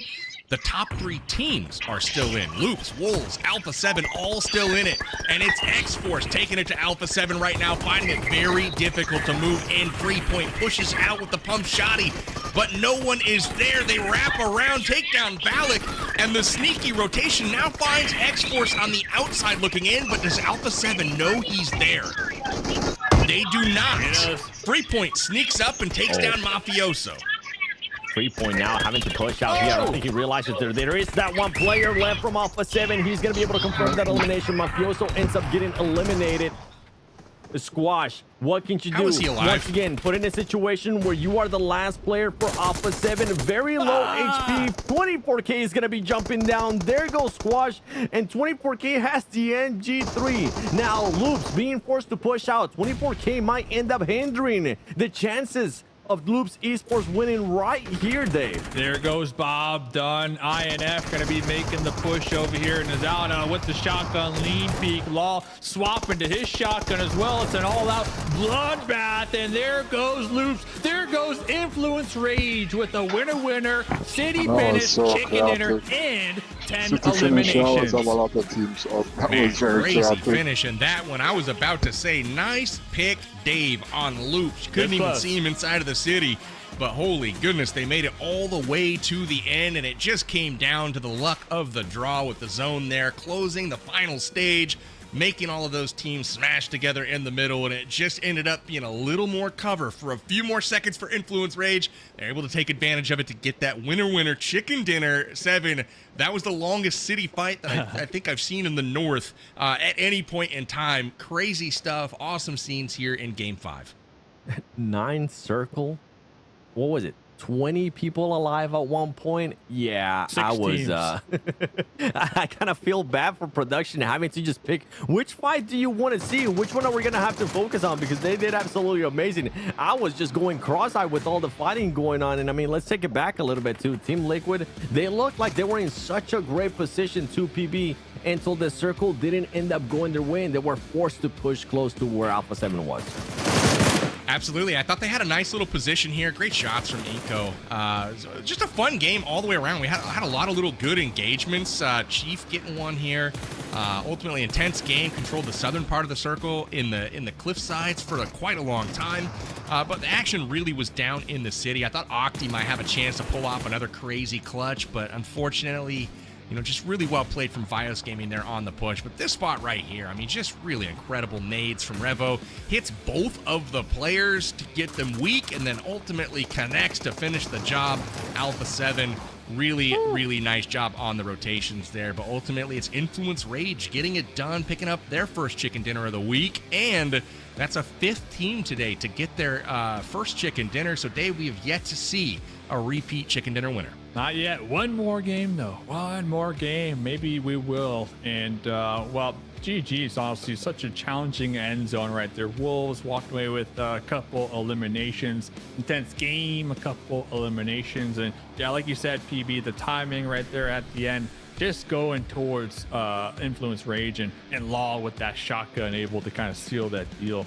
But look at this. Brazil's starting to climb up the top, but also we got some North America showing up here as well. 7. That's right. The one that we wanted to see, the one that I've been wanting to see, because they were in last place. Exports with those 13 points. By the way, I think I went back thinking about it. I didn't have Influence Rage. PB, even with the backup points, you didn't. And Dave, you didn't either. So you know what? Shout out to Joshy will return and Little Flex. You guys were able to pick him. I'm kidding. Nobody ended up picking Influence Rage. Nobody was expecting them to win. Not even Joshy, man. Come on, Joshy. Everybody, when they saw the circle, everybody thought the same thing. PB and I were thinking, okay, this is gonna be an Alpha 7 win. It didn't end up working out, but the way for intense game, a great bounce back game here, with them being able to get at least 8 eliminations, and they were working with a tough circle too, because they were towards the south, having to push everybody. You know, interestingly enough, as we take a peek at our overall standings, our top 3 stay the same. In that game, Loops had 10 points, and there was 9 and 8 between Alpha 7 and Wolves. So really, just a delta of 2 points for the top 3 teams, so not a lot of movement there. Loop stays in front by 16 points, extends their lead by 1 over the Wolves, so commanding, considering 5 games have been played at the moment, but still so much time left to go. We've got 2 days left and 1 more match to wrap up our first day. And like to see that American flag there in number 2, though. Still at this stage of the game, Wolves have been kicking some butt. Decisive play today, early rotations, and ultimately some good gunplay have left the Wolves in a really, really strong position, Seven. That's right. I'm over here like a bubblehead. Yes, sir. Decisive play. That's what I want to keep seeing out of this team. Not really questioning anything, just making the decision, going for it, and sticking with it. And I think if they can continue to do this, there will be a top 3 team at the end of this phase 2. Well, they're in a good spot. They've got 16 points over the 4th place team right now, so I think they're in a good position to get that top 3. We'll have to wait and see. We've got Miramar coming up next for our 6th and final game of our Week 2 Day 1 action. Don't go anywhere. We'll be back in just a moment.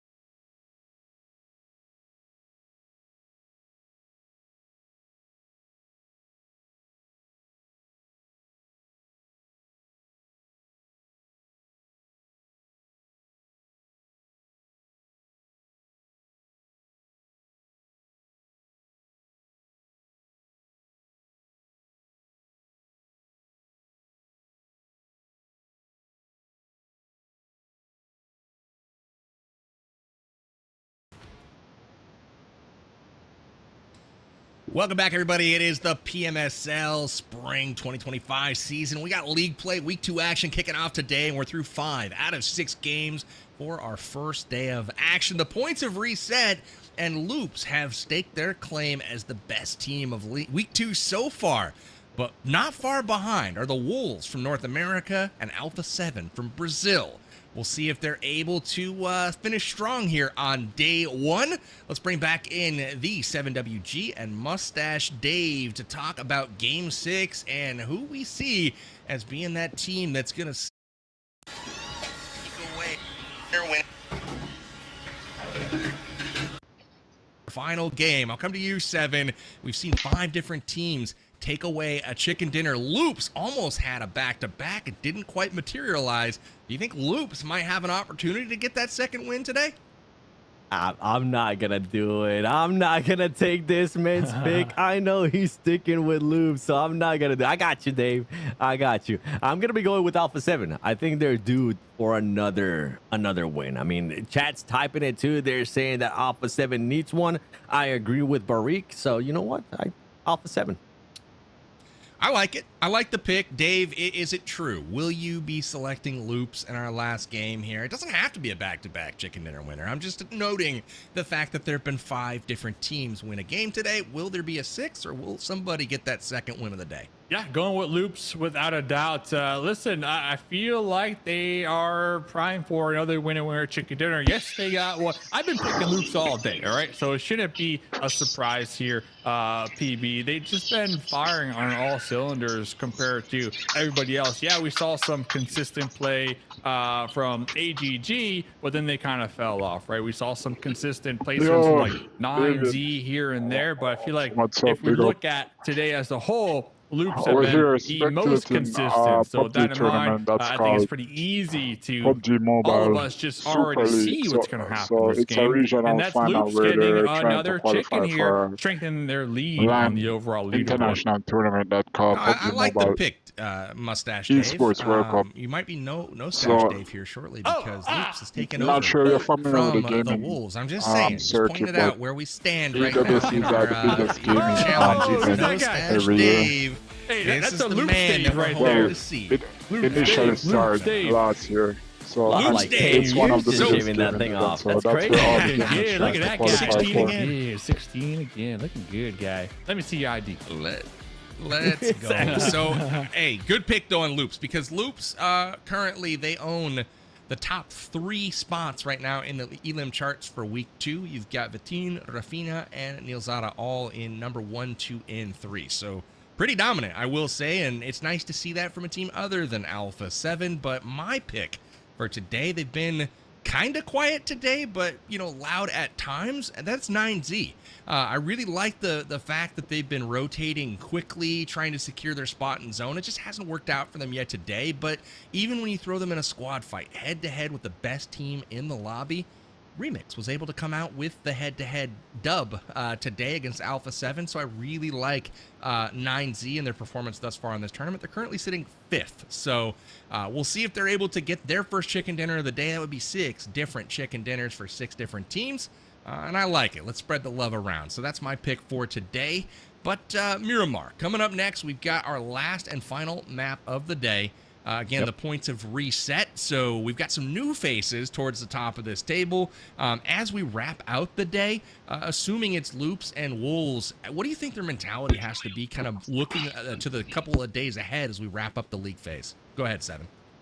For Wolves, don't change what you have done today, all right? I mean, if you're going to be changing, just change like little macro things. And at this point, I can't even think of one to go ahead and nitpick, because this team has been playing lights out like PB, like the old clan used to be. But this team has been great. Like a step up. Everybody else now starting to frag out, not just only dependent on Coops. That was always the big question mark for that team. Can Coops perform? Can you keep Coops alive? Now, another player that's been able to put up numbers has been Doran. He has been popping off today.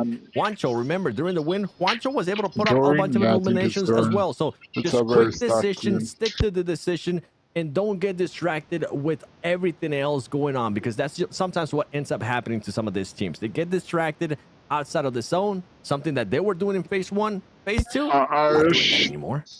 I love it. Yeah, So good call out on Doran as well. It's a different squad. You know, a team like Alpha 7, we see them punish teams all the time for getting out of position. In that last game, when we saw Octi kind of trying to hold off Vias Gaming on their push, I thought, oh, maybe he's going to be able to do the thing. Doran sneaking some shots from across the way, getting the third party through the window. I was like, dang, Wolves are really on one right now. They're paying attention. Heads are on a swivel. And right now, the team from North America sitting in second place, moving into the final game of day 1. We'll see if they can get it done here, but Miramar, our final map, is queued up. The lobby is loaded. The plane has taken off.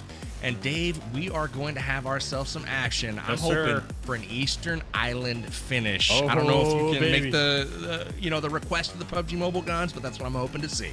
Set the circle 7. I heard you got the settings, man. Let's make it happen. My only critique for the Wolves esports, though, honestly, I think the whole squad needs to have mustaches like Coops. You know what I'm saying? Like we gotta bring out the mustaches. All right, let's go, Wolves. The final game of the evening.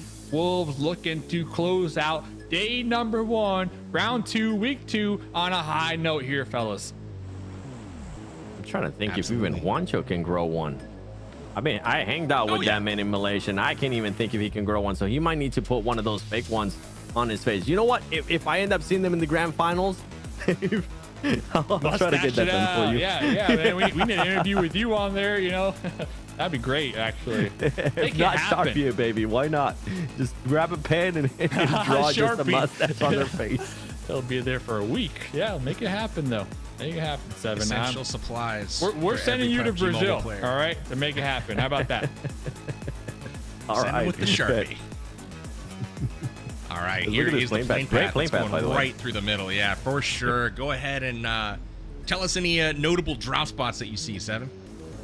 I'm gonna be looking at VIP, Minas del Valle. I mean, I'm on that VIP train. I'm enjoying, like, even on the interview that we got out of them with Papi Sour, they were confident. They're just being more proactive. They're willing to take fights. They're not really scared of anything.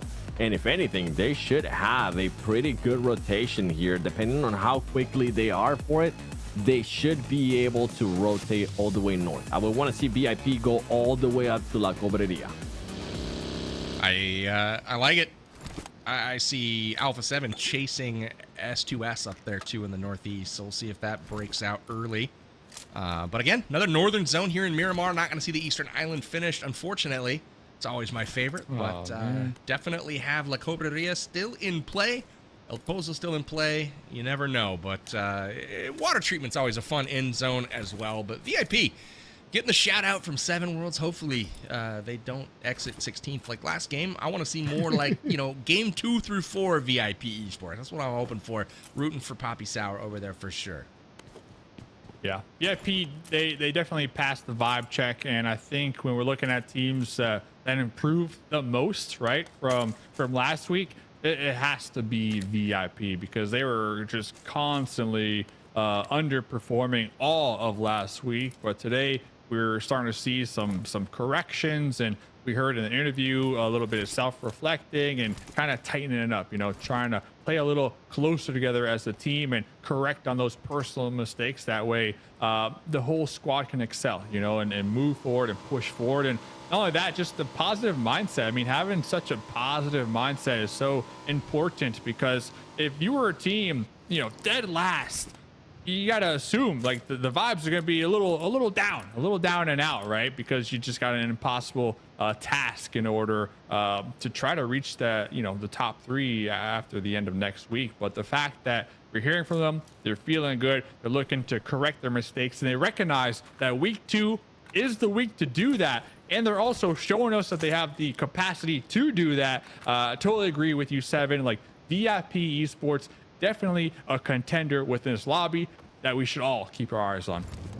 That's right, and the next couple of days, just keeping an eye on if they do make those quick rotations, if they fix that. Because if they fix that, I mean, with the confidence Papi Sour showed on that interview, with the confidence that they've been willing to showcase just throughout all the matches, even whenever things don't end up going their way, just don't end up losing that confidence, PB. That's my main thing for VIP. Interestingly enough, gentlemen, we look at the overall table of teams on the right. We haven't really pointed this out just yet, but after 5 games of play, things are really, really close. I mean, the difference between 16th and 6th is 7 points. That is nothing. That can happen in the blink of an eye in this game.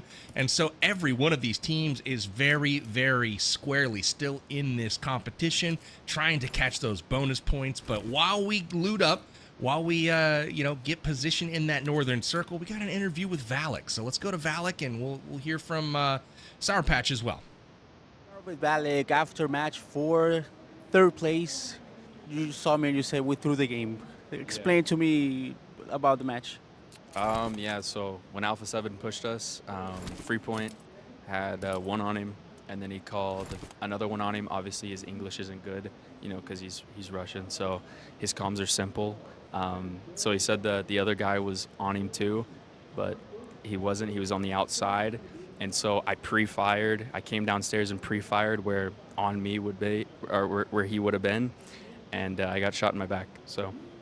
Yeah, he came from your right, from the outside of the building. You were looking inside of the building. I mean, on stream, you could see that I ran down the staircase and was pre-firing because, Freepoint said that, the other guy was right on him. So, I mean, you got to trust your teammates. Obviously, sometimes comms just are miscommunicated, but, I mean, it is what it is. I mean, I'm just glad we're having a good game at least. So we didn't start well. We were on the bottom of the table.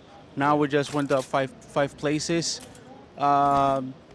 Forget the past matches and just reset the mindset? Of course. I mean, we knew that, like, the previous 4 matches, the Sanhok and the 3 Erangels, we had very good positions, just one little mistake that costed us big. So it's what I mean, that's the game. You mess up you have a small mistake in a lobby like this with all the Brazilians, they're going to punish you. So.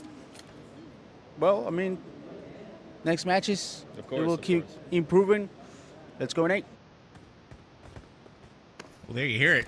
Valak waiting for the bus and throwing Freepoint squarely underneath it. Not only once, but twice. Man, what a difference between the interview with VIP and Poppy Sour and, like, the overall confidence in what you hear versus what we just heard from X-Force.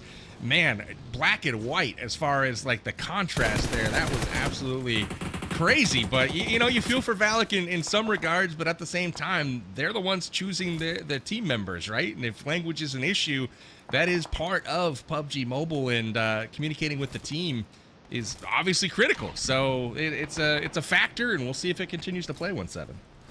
Yeah, I mean, I actually don't mind him throwing a Freepoint under the bus and saying, okay, this was the mistake. I enjoy when teams and players hold each other accountable if somebody does make a mistake, because then they'll actually end up learning from it. And now for Freepoint, it's something for him to keep in mind for the future as well, right? And talking about in regards to teams being able to communicate there's a barrier language. I mean, we had a team that performed really well in PMGC 2024, and they had a player from Japan, and the rest of the team was from Turkey, and they ended up in 2nd place. So it is possible. They just need to narrow down the communication, even if it's a little bit more simple within the game, whatever the case might be. Yeah, I don't think it's more of a blame game. I think it's just maybe holding each other accountable to when they do make mistakes. I certainly hope so. You're absolutely right. The Japanese player from last year was crushing. So there's definitely a world where that can happen. And Dave, I hope it does for X-Force. I hope they can pull it off. Let's go. X-Force subbing in Freepoint here tonight, giving it a go, and some miscommunication, but it's not over yet. They still got this Miramar, and I'm curious to see if they'll continue to implement him moving forward. And talking about X-Force, it does look like they are going to be in a skirmish, or at least Fate was spotted by one of the Wolf members and knocked out. Not confirmed yet, but Wancho, you already know, pulling up, trying to get this point over here, as it does look like unfortunate for Fate, kind of by themselves, possibly doing some scouting here as the next circle does pop. So shots are going to be received, but I think the damage is already done here, 7, as X-Force is going to be losing a squad mate very early on. Yeah, not what you want to see, right? Hopefully it's not Valak. Hopefully it's not Freepoint. Hopefully it's not. We'll see what happens. AGG, though, I want to see how AGG is going to be taking this fight. The execution sometimes is not there. They have the right thing, the right idea. You can see little boy just continuing to hold that angle. He's going to be able to knock one. On top of that, Influence Rage has a player just going all the way around, trying to find different angles. Can AGG find an opening here against Influence Rage as they're now trying to make that push? They're going to be going towards the top. And on top of that, we have another team close by. Shoot to Survive wanting to third party this fight, PB. I'm liking it. Shoot to Survive rolls up strong. The nades are about to come flying. Influence Rage finishes off AGG. They'll take command of this position. I was going to mention AGG a moment ago when you said one of the most improved teams this week has been VIP Esports. AGG putting their name on it as well as they move into 9th place in the lobby. Definitely a huge improvement, but not able to get the better of Influence Rage in this fight. And now Shoot to Survive trying to put their name in that column as one of the most improved teams of the week. Didn't go their way early on, but they've had a strong couple of last game and a half or so, and now they're losing a player. It looks like Bob, once again, mistakes were made. Oh no, that vehicle just flipped on its side here. Bob, I don't think Bob's going to be able to cross this dangerous terrain here. Going to be tossing 2 smokes, no more smokes, going for that last minute heal. Let's see the wiggle. Yeah, going for that last minute heal and then possibly the deadly crossover here as both Casper and Darklight looking to provide the cover support, but the Wolves, they got this one just on lockdown right now. Ooh, Darklight though, beautiful trade. Here comes Wancho pulling up to the compound with that free fire UMP going back and forth. Darklight has the DBS lock and loaded to go for that jump shot. Oh, but catching a couple UMP bullets to the dome, leaving Casper back against the wall with the grenade. It's no match for the Wolves on their crash here. Meanwhile, 7, Bob, big chillin' out here. Got stuck on the rotate. Bob saying, I'm sorry, boys. I'm not going to be able to be there. Okay, I'm just going to hold back and see if maybe I can end up securing some placement points. Wancho clutching up for the squad there, even though Dorian was close by, being able to win that fight. That's what I want to see more out of Wancho. They're trying to see if they could end up picking up Coops, because I believe there you go. Coops ends up getting eliminated, so they're not going to be able to get a full reset there. They need to be careful. Rebel, oh my goodness. Give me the glasses that you have on. Give me those eyes, because I can tell you, I would have seen that play. I would have just scouted that area 100 times, and it would have taken me 1 time to actually find it. So the chances of me being able to spot that player like Rebel just did, PB, slim to none. He's got those eagle eyes. You need him on Miramar sometimes, but the things are starting to get hot here. The desert pushes him all the way over the mountain and not able to capitalize his X-Force. Rebel's back was completely exposed as United 4 Gaming rolls on by. This is a nice little pass by them to ignore the action, get to the circle, because every second counts right now as the northern hills are wide open, but VIP has established position up there in the hills, and now United 4 Gaming is going up to join them. Wolves has got their spot locked in, and X-Force has gotten separated, unfortunately. Freepoint stuck out in the desert, and Valak just left him behind. So communication issues still seem to be an issue for X-Force. Yeah, and VIP legit rotated north of Oasis to find themselves that safe hold that they're currently holding down right now. So VIP's rotations need to be studied when it comes to competitive PUBG Mobile. My goodness, but we'll see if these circles continue to favor their newfound home. But going back to Alpha 7, we're zooming on in. We got the 4x M4. We're prone right now, and we're taking shots down range here, 7, but we'll get back to that because Tonka pulling up for Royals of War. Team Liquid, they are just stacked up, backs against the wall, trying to put a stop to the Royals of War push. A nice Molotov will be blocking their doorway. That smoke will be concealing it, and I believe David catching getting caught off guard essentially right there, allowing Team Liquid the much needed time to get the heals off right now, 7. And allowing other teams like Savage Esports to just pull up and start third party in this fight. Team Liquid getting extremely lucky in a way that now Savage Esports is getting involved in this fight from far away. And you mentioned it perfectly. I mean, Royals of War allowed Team Liquid just enough time for that reset, just enough time to stop any type of push, and great awareness too from Team Liquid, not only with the Molotovs, not only with the grenades, stopping whatever push they were trying to do here. Cardozo being able to spot a player there from Ro. Eric God's gonna be eliminated, and now Team Liquid, they still think that push is happening. They still think that they have to be on the defense, but I think it's going to be turning around here shortly as they're going to realize that Royal War is pretty much stuck below them, and they might go on the offense, whether it's with nades, whether it's with Molotovs, if they still have it left. Team Liquid looking to see if they can maybe end up clutching up some more points via eliminations or just waiting. They might end up coexisting here, Dave. I'm not sure which one they're going to go with because these two teams are just wanting to fight. Yeah, VicTech's trying to get those shots through the window with the DBS. Does have just a couple smokes to work with, but Rosa War, listen, we could call a truce. We could call a truce for the time being, but Rosa War, they want that smoke right now. Now, y'all are going to be peeking his head out the window. We'll finally catch VicTech, and here comes Ayala from above with the shotguns, leaving just David to take the last slug, and there goes Team Liquid. Flushing them out here, PB. 1, 2, 3, jump. That was the command that Team Liquid gave. They jump down, take down Royals of War, and they will secure one of the more important strategic locations in this circle. Another team I'm looking at right now, we haven't seen them much, but it's 9Z. They rotated all the way to the north and secured the compound just north of VIP. So I want to keep an eye on them. I did pick them to win after all this game, so I'm a little biased there. But at the end of the day, this circle is going to be out in the wide open, and teams will have to take advantage of the hills of Miramar. They're trying to conceal them as Snacks gets gunned down. I thought he was going to be able to get to safety there, but a little confused as to where the shots were coming from as Inko lobs some in, and so does Loops. And they're able to pick one off here from Savage Esports 7. That's right. Savage Esports still having Aki alive. Such a dangerous player, honestly, after the 1v3 that he was able to clutch up earlier against Team Liquid. I'm just looking at that player from that squad. I'm looking to see how he's going to be performing. And for Savage Esports, I hope you guys end up doing something to make sure that you secure that player. I hope he has a very tight contract because a lot of people are going to be looking to make sure that he ends up in their team, especially with the performances that he's been putting out. Vitin now spotting Inco Gaming, taking on some shots there. Vitali just barely being able to get away with it.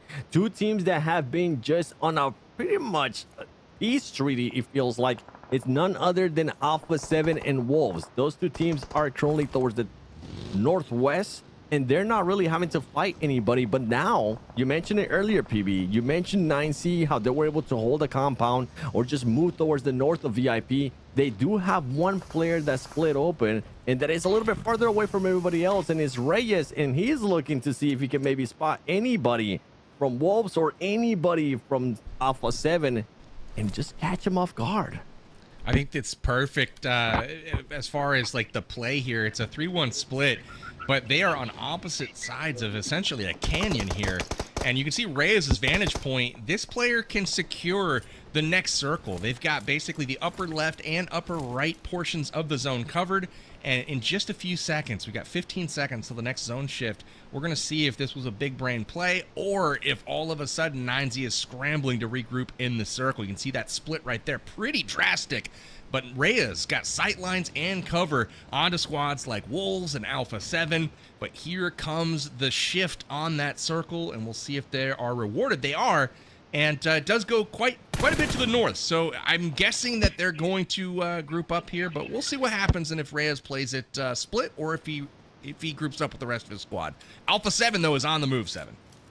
That's right. They're looking to see which way they're going to be going. You can see them getting ready, kind of the likes of what we saw in the last match, Dave. They were getting in the vehicles, waiting for the right moment. They were able to do a play that I was not expecting them, and they ended up working out.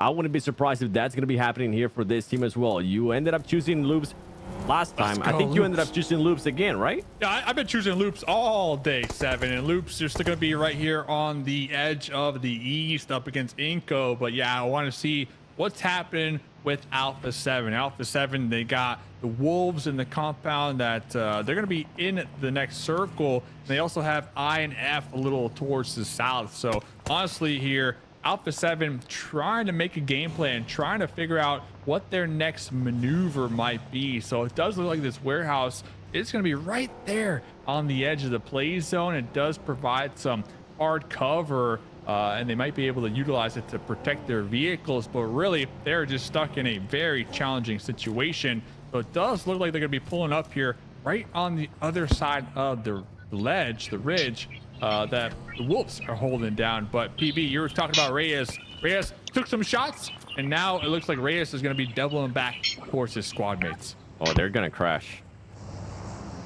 Kind of thought that might be the case with Reyes. I mean, it's an interesting play to be split out wide, but there's no real opportunity here. One of the things, though, I really like about Alpha 7 is their speed. How quickly they choose to make a decision here. They're not waiting for the next circle. They're trying to figure out where can they go to capitalize.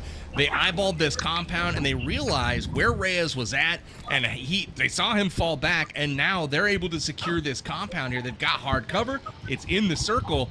And now they've got a little bit of a beachhead that they can use to fight up against the Wolves, fight against 9Z, and we'll see if they're going to be able to get blessed by this circle. We've got another minute or so before it collapses, but they're not waiting around for that circle to shift where everybody knows where it's going. They're making their plays now ahead of time, and I really, really respect that, Dave. Let's see what they can accomplish. The timing right there, 7, was just impeccable from Alpha 7, and well, looks like now 9Z going to be trying to group up, but Alpha 7 taking advantage of the retreat right now here, 7. That's right. I mean, Alpha 7, that was just a nasty rotation and nasty setup as well. They threw the smokes close to the building, making Wolves think that they were going to go for the full crash. Wolves proactively got their grenades out, and then Alpha 7 said, psych, we're just gonna go around. We're gonna go to the other building on the other side of the road. I don't think they even got shot at once, boys, at least from what I was able to see. That was just a great heads-up play there by Alpha 7 and showing why they were just the first place team by an insane amount of points in the first phase. So far today, though, they're now in 4th place, 42 points, even after they had some horrible first 2 matches. The new circle is going to be popping up. 9C, PB, I'm enjoying right now how much terrain they have to work with there towards the top, towards the northeast. I'm hoping that they start closing in, because Alpha 7, more than likely, they're going to end up making a decision, and they'll make it quickly. I think you're right. And VIP Esports, they got a chance to earn it right now. So they're going to be on the defensive here real shortly. Things are going to shake out between Loops and Inko. It's a 2-2 split for Loops right now. It looks like Nilzada is going to be grouping up along with his teammate with the rest of the squad to go 4v4 versus Inko. Here comes the crash, and now Inko is split 2v2. We'll see if they're able to take advantage of the numbers right now. Brunosen still looking north. This is trouble right now for Inko. It looks like Loops is going to have the upper hand in this fight. And McGrillen sends it out the window. Love that, Dave. Sends it out the window and back to the lobby here. So Loops really trying to close out this fight as quickly as possible, because right before that 2-2 split, they're also holding out the duo from Team Liquid, and I believe we saw Cardozen back down below trying to close the gap and possibly backstab Loops. But Loops coming in, getting the job done. Yes, sure, Inko, they still got one of their squad mates alive, but regardless, Loops really destroyed any potential for that team, catching them off guard from behind. So Loops going to be grouping up and going towards the play zone to gatekeep the solo from Inko. It's 9Z versus Alpha 7 right now. 9Z has just dropped off the mountain, crashed onto Alpha 7's position, and Wolves joining the fight as well from the south. This is getting dicey for sure. Mafioso down right now, traded with Colgoat and 9Z. Squashboo is down so far. 9Z has the upper hand. Both alive members of A7 are below 50% health. And Wolves crashes from the backside. This is looking dire right now for Alpha 7. Beautiful third party, though, from the Wolves. That's right. Wolves, great timing, as you mentioned, PB, making sure that they take care of Alpha 7. And for 9Z, now you're wanting to clear Wolves. If you're able to clear Wolves, you're just going to have so much room to work with towards the north. You just have to make sure you figure out the angles. Valek on the elimination feed for X-Force ends up getting eliminated. VIP as well, I gotta give them props. Right now, they don't really have to do much, but they're still keeping an eye on everything going on there towards the northwest of them. Keeping an eye on to see if they can maybe spot anybody overextending, to see if they can maybe spot anybody just... Oh, wow. 3 point. Okay, well. Bye. You were definitely not expecting that angle, that's for sure, because I wasn't even expecting it. But there you go. Milos, 9Z, focusing on none other than Wolves and being able to hit that grenade. Now Wolves having to work with just one player, Dave. Yeah, Milo is doing a great job with grenades to get these knocks. Baton is going to be the one over there trying to evacuate in the vehicle. Boreas spotting them out, tagging and bagging, and there goes the Wolves. 9Z will be the victors of the North right now, as now they look inwards, and they are going to have the high ground, so they are going to be rewarded after that engagement. Loops Esports, 12 eliminations. So we got 9Z in the North kind of sweeping up the edge, and then Loops down there in the South doing the same thing right now here at PB. It's getting crazy, guys. We are down to 6 teams. It's looking really strong for Loops, really strong for VIP, and 9Z is rolling with loads of momentum right now. 12 elims apiece, though, for Influence Rage and Loops. And Influence Rage is quietly really built a lot of momentum here. They're coming off a win last game, and now they're on the outside of the circle looking in, but everyone that gets into their crosshairs is dropping right now. Neilzada about to find out how that's going, but really impressive games, 2 in a row now for Influence Rage. They've gotten themselves up to 3rd in the standings. They've got their eyes on the Wolves right now. The Wolves only have a 10-point gap, and with this momentum and this many players left alive, there's 20 up in the lobby right now. Influence Rage could close the rest of this gap to close out day 1, 7. And talk about a top-heavy match here, as we have 2 teams now with 12 eliminations apiece. And 9C looking to get a little bit closer up there in regards to eliminations, looking to continue to clear the path. And now they're going to be finding United for Gaming. Can they actually confirm on this elimination? Milos is going to be jumping off. He's going to be able to connect there with the shotgun, making sure he secures the elimination. Going to be switching over to the other 2 players from United for Gaming. The Molotov is going to be coming in, forcing that player to come out. And Milos, 9C, the squad now up to 9 eliminations, PB. Crazy game so far. 3 teams really kind of setting the tone in the lobby right now. Everyone falling victim to either 9Z, Influence Rage, or Loops Esports. Crazy performance between them, and 9Z is not done. Pressing the action right now onto Influence Rage, trying to secure their double-digit elims right now, but the zone is going to force them to move before they can do so. Still, 4 players up right now for Loops, 3 for each Influence Rage and 9Z, and 4 for VIP Esports. So this is going to be a heavyweight matchup here as we head into stage 8. Yeah, look at this. Loops going to be pulling up with a duo right now, trying to take advantage of that last skirmish. Law did get that heal. Only 20 bullets left, and, well, going out with a bang right there. There they go. We got 4 more teams to go. 9Z going up against the duo of Loops, because Loops got a 2-2 split going on right now. So Rias in the front line, tossing a grenade. Colgo with the support. There goes the Molotov into the smokes here, and, well, Loops just preparing for the battle, which is ahead here, 7. That's right, being patient. I mean, they got 13 eliminations. Even if for some reason they don't end up getting the win, they're getting the win in my book, Dave, because right now this team is just popping off. Another team that's popping off too is 9C, and another team that has been quiet. We really haven't seen much of, but they still have all their 4 players alive. It's going to be none other than VIP. VIP, if there was ever a time for you guys to just start getting more terrain, to start forcing yourself out of that comfort zone, it would be now. It would be to start getting angles on this fight happening between 9C and Loops Esports. Loops Esports just trying to stay alive, but so many grenades are going to be coming in from Colgo, from the rest of the squad of 9C. Vitin pushing up. Vitin right now with 6 eliminations, trying to see if he can make it 7, trying to see if he can maybe end up spotting Colgo. Colgo just going back and forth here, and he's going to be connecting with Gustasi. Great push there so far, but 9C making sure that they don't overextend, as other players are starting to look at them, and it's going to be none other than VIP wanting to get into the action, even if it's from far away, PB.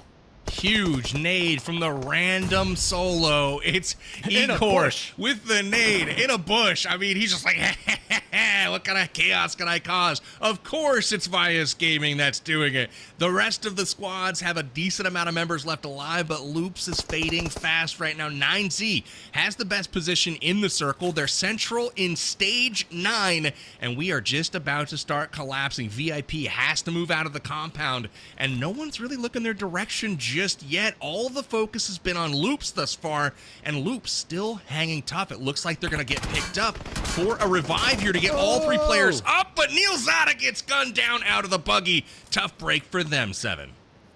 That's right. I mean, Loops Esports, I feel bad for them because of just how aggressive they have been, how many eliminations they've been able to pick up. But now you're being met with also another team that's aggressive, also another team that's being able to put up eliminations. VIP, I think you might have waited a little bit too long to be able to exit all of these buildings. You're going to be putting yourself in a situation that you did not want to be part of. Luckily for them, there you go. Oh no, VIP did wait too long, Dave. Yeah, they waited a long time right there, but here's the big battle. You still got the Bush guy from Vios Gaming chilling right there. I don't believe Loops are aware. Here comes Kogo, DBS, jump shot. See ya later, Kogo just said right there. Here comes the Bush Wookie popping out, trying to take some shots, but 9.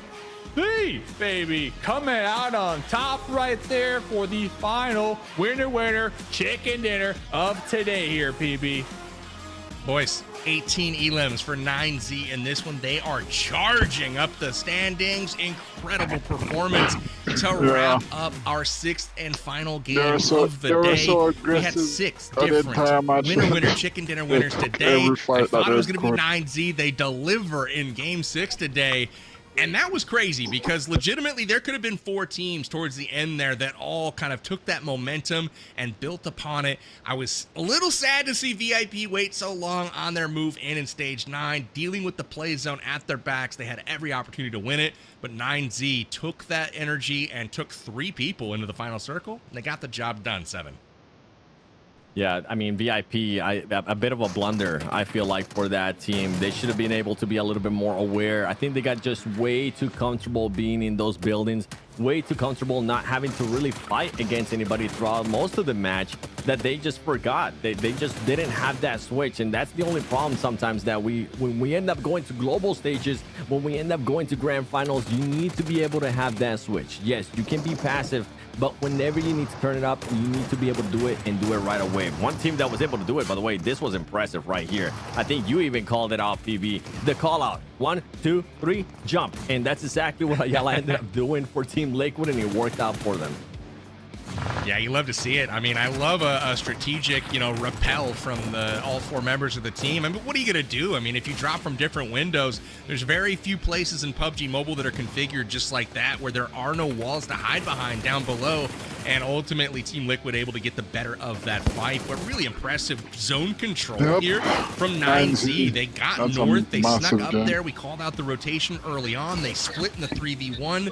And, Remix was really impressive this game once again. So overall, just a really solid performance here from 9Z today. And no doubt, this is going to rocket them up the standings. But look at the damage. Look at the eliminations of this game. Absolutely incredible stuff.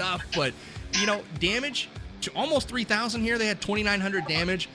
Loops had 3,300 damage that game. So these guys weren't even in first place from a damage perspective. Just a really impressive showing from the top squads in this lobby, Dave. Yeah, Kolgo's tracking right there. I love that we get to see the replays after the fact. I mean, his tracking on the opponent from Loops in the buggy was just on point right there. And I think 9Z definitely going to be walking away at the end of the day, feeling really good after that. Is that a record, by the way? 18 eliminations. Is that a record? Oh, it's tied. I think it's tied. Yeah. Tied. Okay. Yep. Wow. 18 eliminations, though, in its own right is just so crazy to think about in a lobby with the caliber of talent, right, that is competing here. So and kind of going back to one of the storylines that we've been talking about is like how Remix gels, the new member showing up here, playing for like a month together, how that synergy really works here at a lobby at this caliber. And guys, I mean, it's phenomenal right now for the squad 9Z. Yep. I agree with you, but Milos picked up 7. Sorry, I was going to say, PB, it got tied. And also, last time we ended up getting 18 eliminations was day 1 of phase 1 on the last match, on that 6th match of Miramar. So, and it was not 9Z. It was actually Intense Game that was able to pull up those 18 elims. It's a good omen, this 6th match of Miramar of the day. So we'll take a peek at the overall rankings. Loops continues to dominate. Again, so many eliminations coming that game for them. They pick up 13, but 84 total points right now, leads all teams. And as we can see, 9Z has once again reclaimed 2nd place in the lobby. They jump over several teams in this final match of the day, including Wolves, including Alpha 7, including Influence Rage. Our top 3, though, at the end of day 1 of week 2 is Loops, 9Z, and Wolves. Was this what you expected, Seb? It was definitely not what I expected, but I am happy to see the consistency now that we're seeing from phase 1 move over to phase 2, especially for 9C. The little changes, the VOD review, the little worked and macro changes that Wolves have been able to do. It showcased perfectly today. Not only that, they were holding themselves accountable. You kind of heard in an interview earlier on in the day, they were saying, okay, yeah, some players just weren't able to perform. Today, that's not the case. Today, I felt like a lot of the players were able to clutch up in moments that the team needed to clutch up. And shout out to Wancha, because he was able to put up good performance and a good bounce back here from a bad phase 1 week. Absolutely. And the top 4 to 5 teams finally starting to put a gap between them and everyone else. Obviously, Loops far out ahead at the moment, but Dave, I'm looking at Wolves and VIP in the left column there from the North American region. Definitely improvement for NA, because all of the teams pretty much were on the right column the most majority of last week. But now we've got some teams. Wolves is my NA team that I'm supporting. Yeah, you love to see it in week 2, one of the day best 1. players This in is North exactly America. what If not, us as player, commentators and viewers want to see, that's right? Just Oops. improvements from a And then, lot yeah, of the Wancho. teams, Wancho is learning really from good. those Good player. mistakes. And you could tell a lot of these teams, they are coming to game here this week. They're tightening it up, and they're showing up and just having better finishes towards the end. There's still some little things here and there, but regardless, as long as you improve every single day, honestly, that's all you can ask for a team in its longevity. So it was one heck of a day, fellas. Absolutely, it really was. Exciting games all the way through, and my personal favorite of the day was the last Erangel game. Incredible stuff. I mean, bananas all the way through, but I got to get your final take of the day. 7 Worlds, how do you feel it wrapped up? Was it, I mean, obviously not what you expected, but what are your thoughts as we move into the final couple of days of the league phase? I'm excited. I'm excited that it's not just Alpha 7 running away with it. Now we're starting to get some teams that are adjusting, and they are being able to just improve and take the fight to Alpha 7. And I'll leave that little note for the viewers too. If teams want to be able to stop Alpha 7, they need to make sure they don't give them the time. They need to make sure that they are actually aggressive. We saw it perfectly play out right there in that last match. And Alpha 7 doing little trick plays here and there with Wolves. Those little things you got to keep an eye on. And I'm excited to see what NA is going to be able to do, honestly. Wolves really impressed me today with the little changes that we're able to make. I do want to see a little bit more out of X4s. And with VIP, great changes so far. You just need to have that switch. You need to be able to be aggressive when you actually have to be aggressive. They're putting themselves in position for sure. Dave, an amazing day of PUBG Mobile today as we look forward to day 2 of week 2. What were your final thoughts today? Final thoughts, I'm putting the Wolves on notice. The whole team start growing out the stash. By the end of the season, I got to see all mustaches across the board. But shout out to everybody. Shout out to all the fathers out there. Happy Father's Day to all the homies. And I'm looking forward to tomorrow. Some more PUBG Mobile competitive action here, fellas.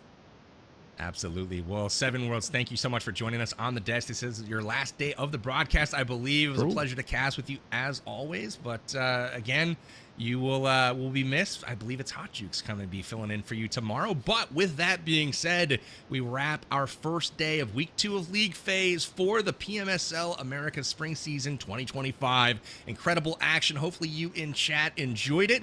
Thank you so much to the broadcast team, all of our observers, and of course you guys at home watching the broadcast, and of course PUBG Mobile. Happy Father's Day, as Dave mentioned, to everyone out there, and make sure you're back here tomorrow for Day 2, Week 2 of our league phase. We'll see you soon. This is Powerbank signing out. and export. I was talking about maybe they're not going to find themselves taking it to him. The interesting thing I was going to say is these guys got Wheels of War getting the upper hand. IG up the hill right now, getting down one. Vitali looking to make entry on the other side. Far in the zone to the weakest, thanks to those hard shifts. So they got absolutely murked, and it is Vios Gaming on the bridge, but Vios down a couple. Possible in the situation that they were truly in.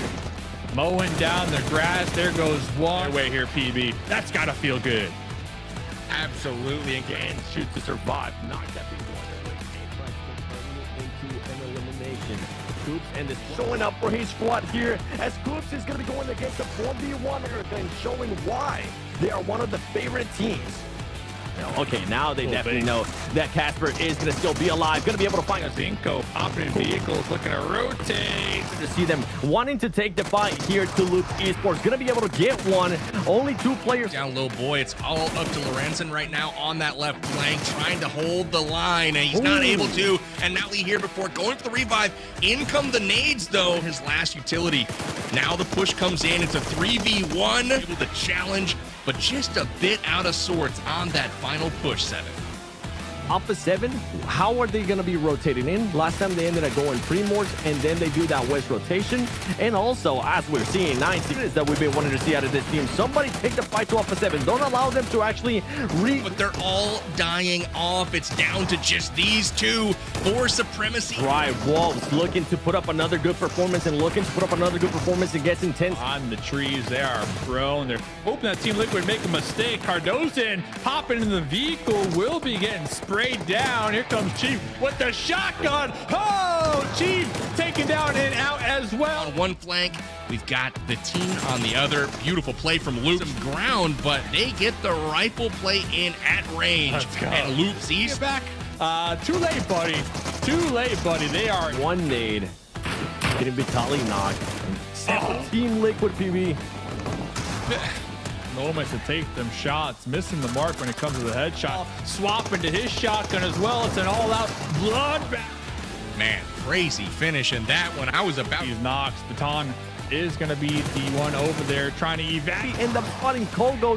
Kolgo just going back and forth. Hanging tough. It looks like they're going to get picked up for a revive here to get all 3 players up. Chilling right there. I don't believe Loops are aware. Here comes Kolgo. DBS jump shot. That right there. Here comes the Bushwookie popping out. Trying to take some shot for the final winner chicken dinner of today here, PB.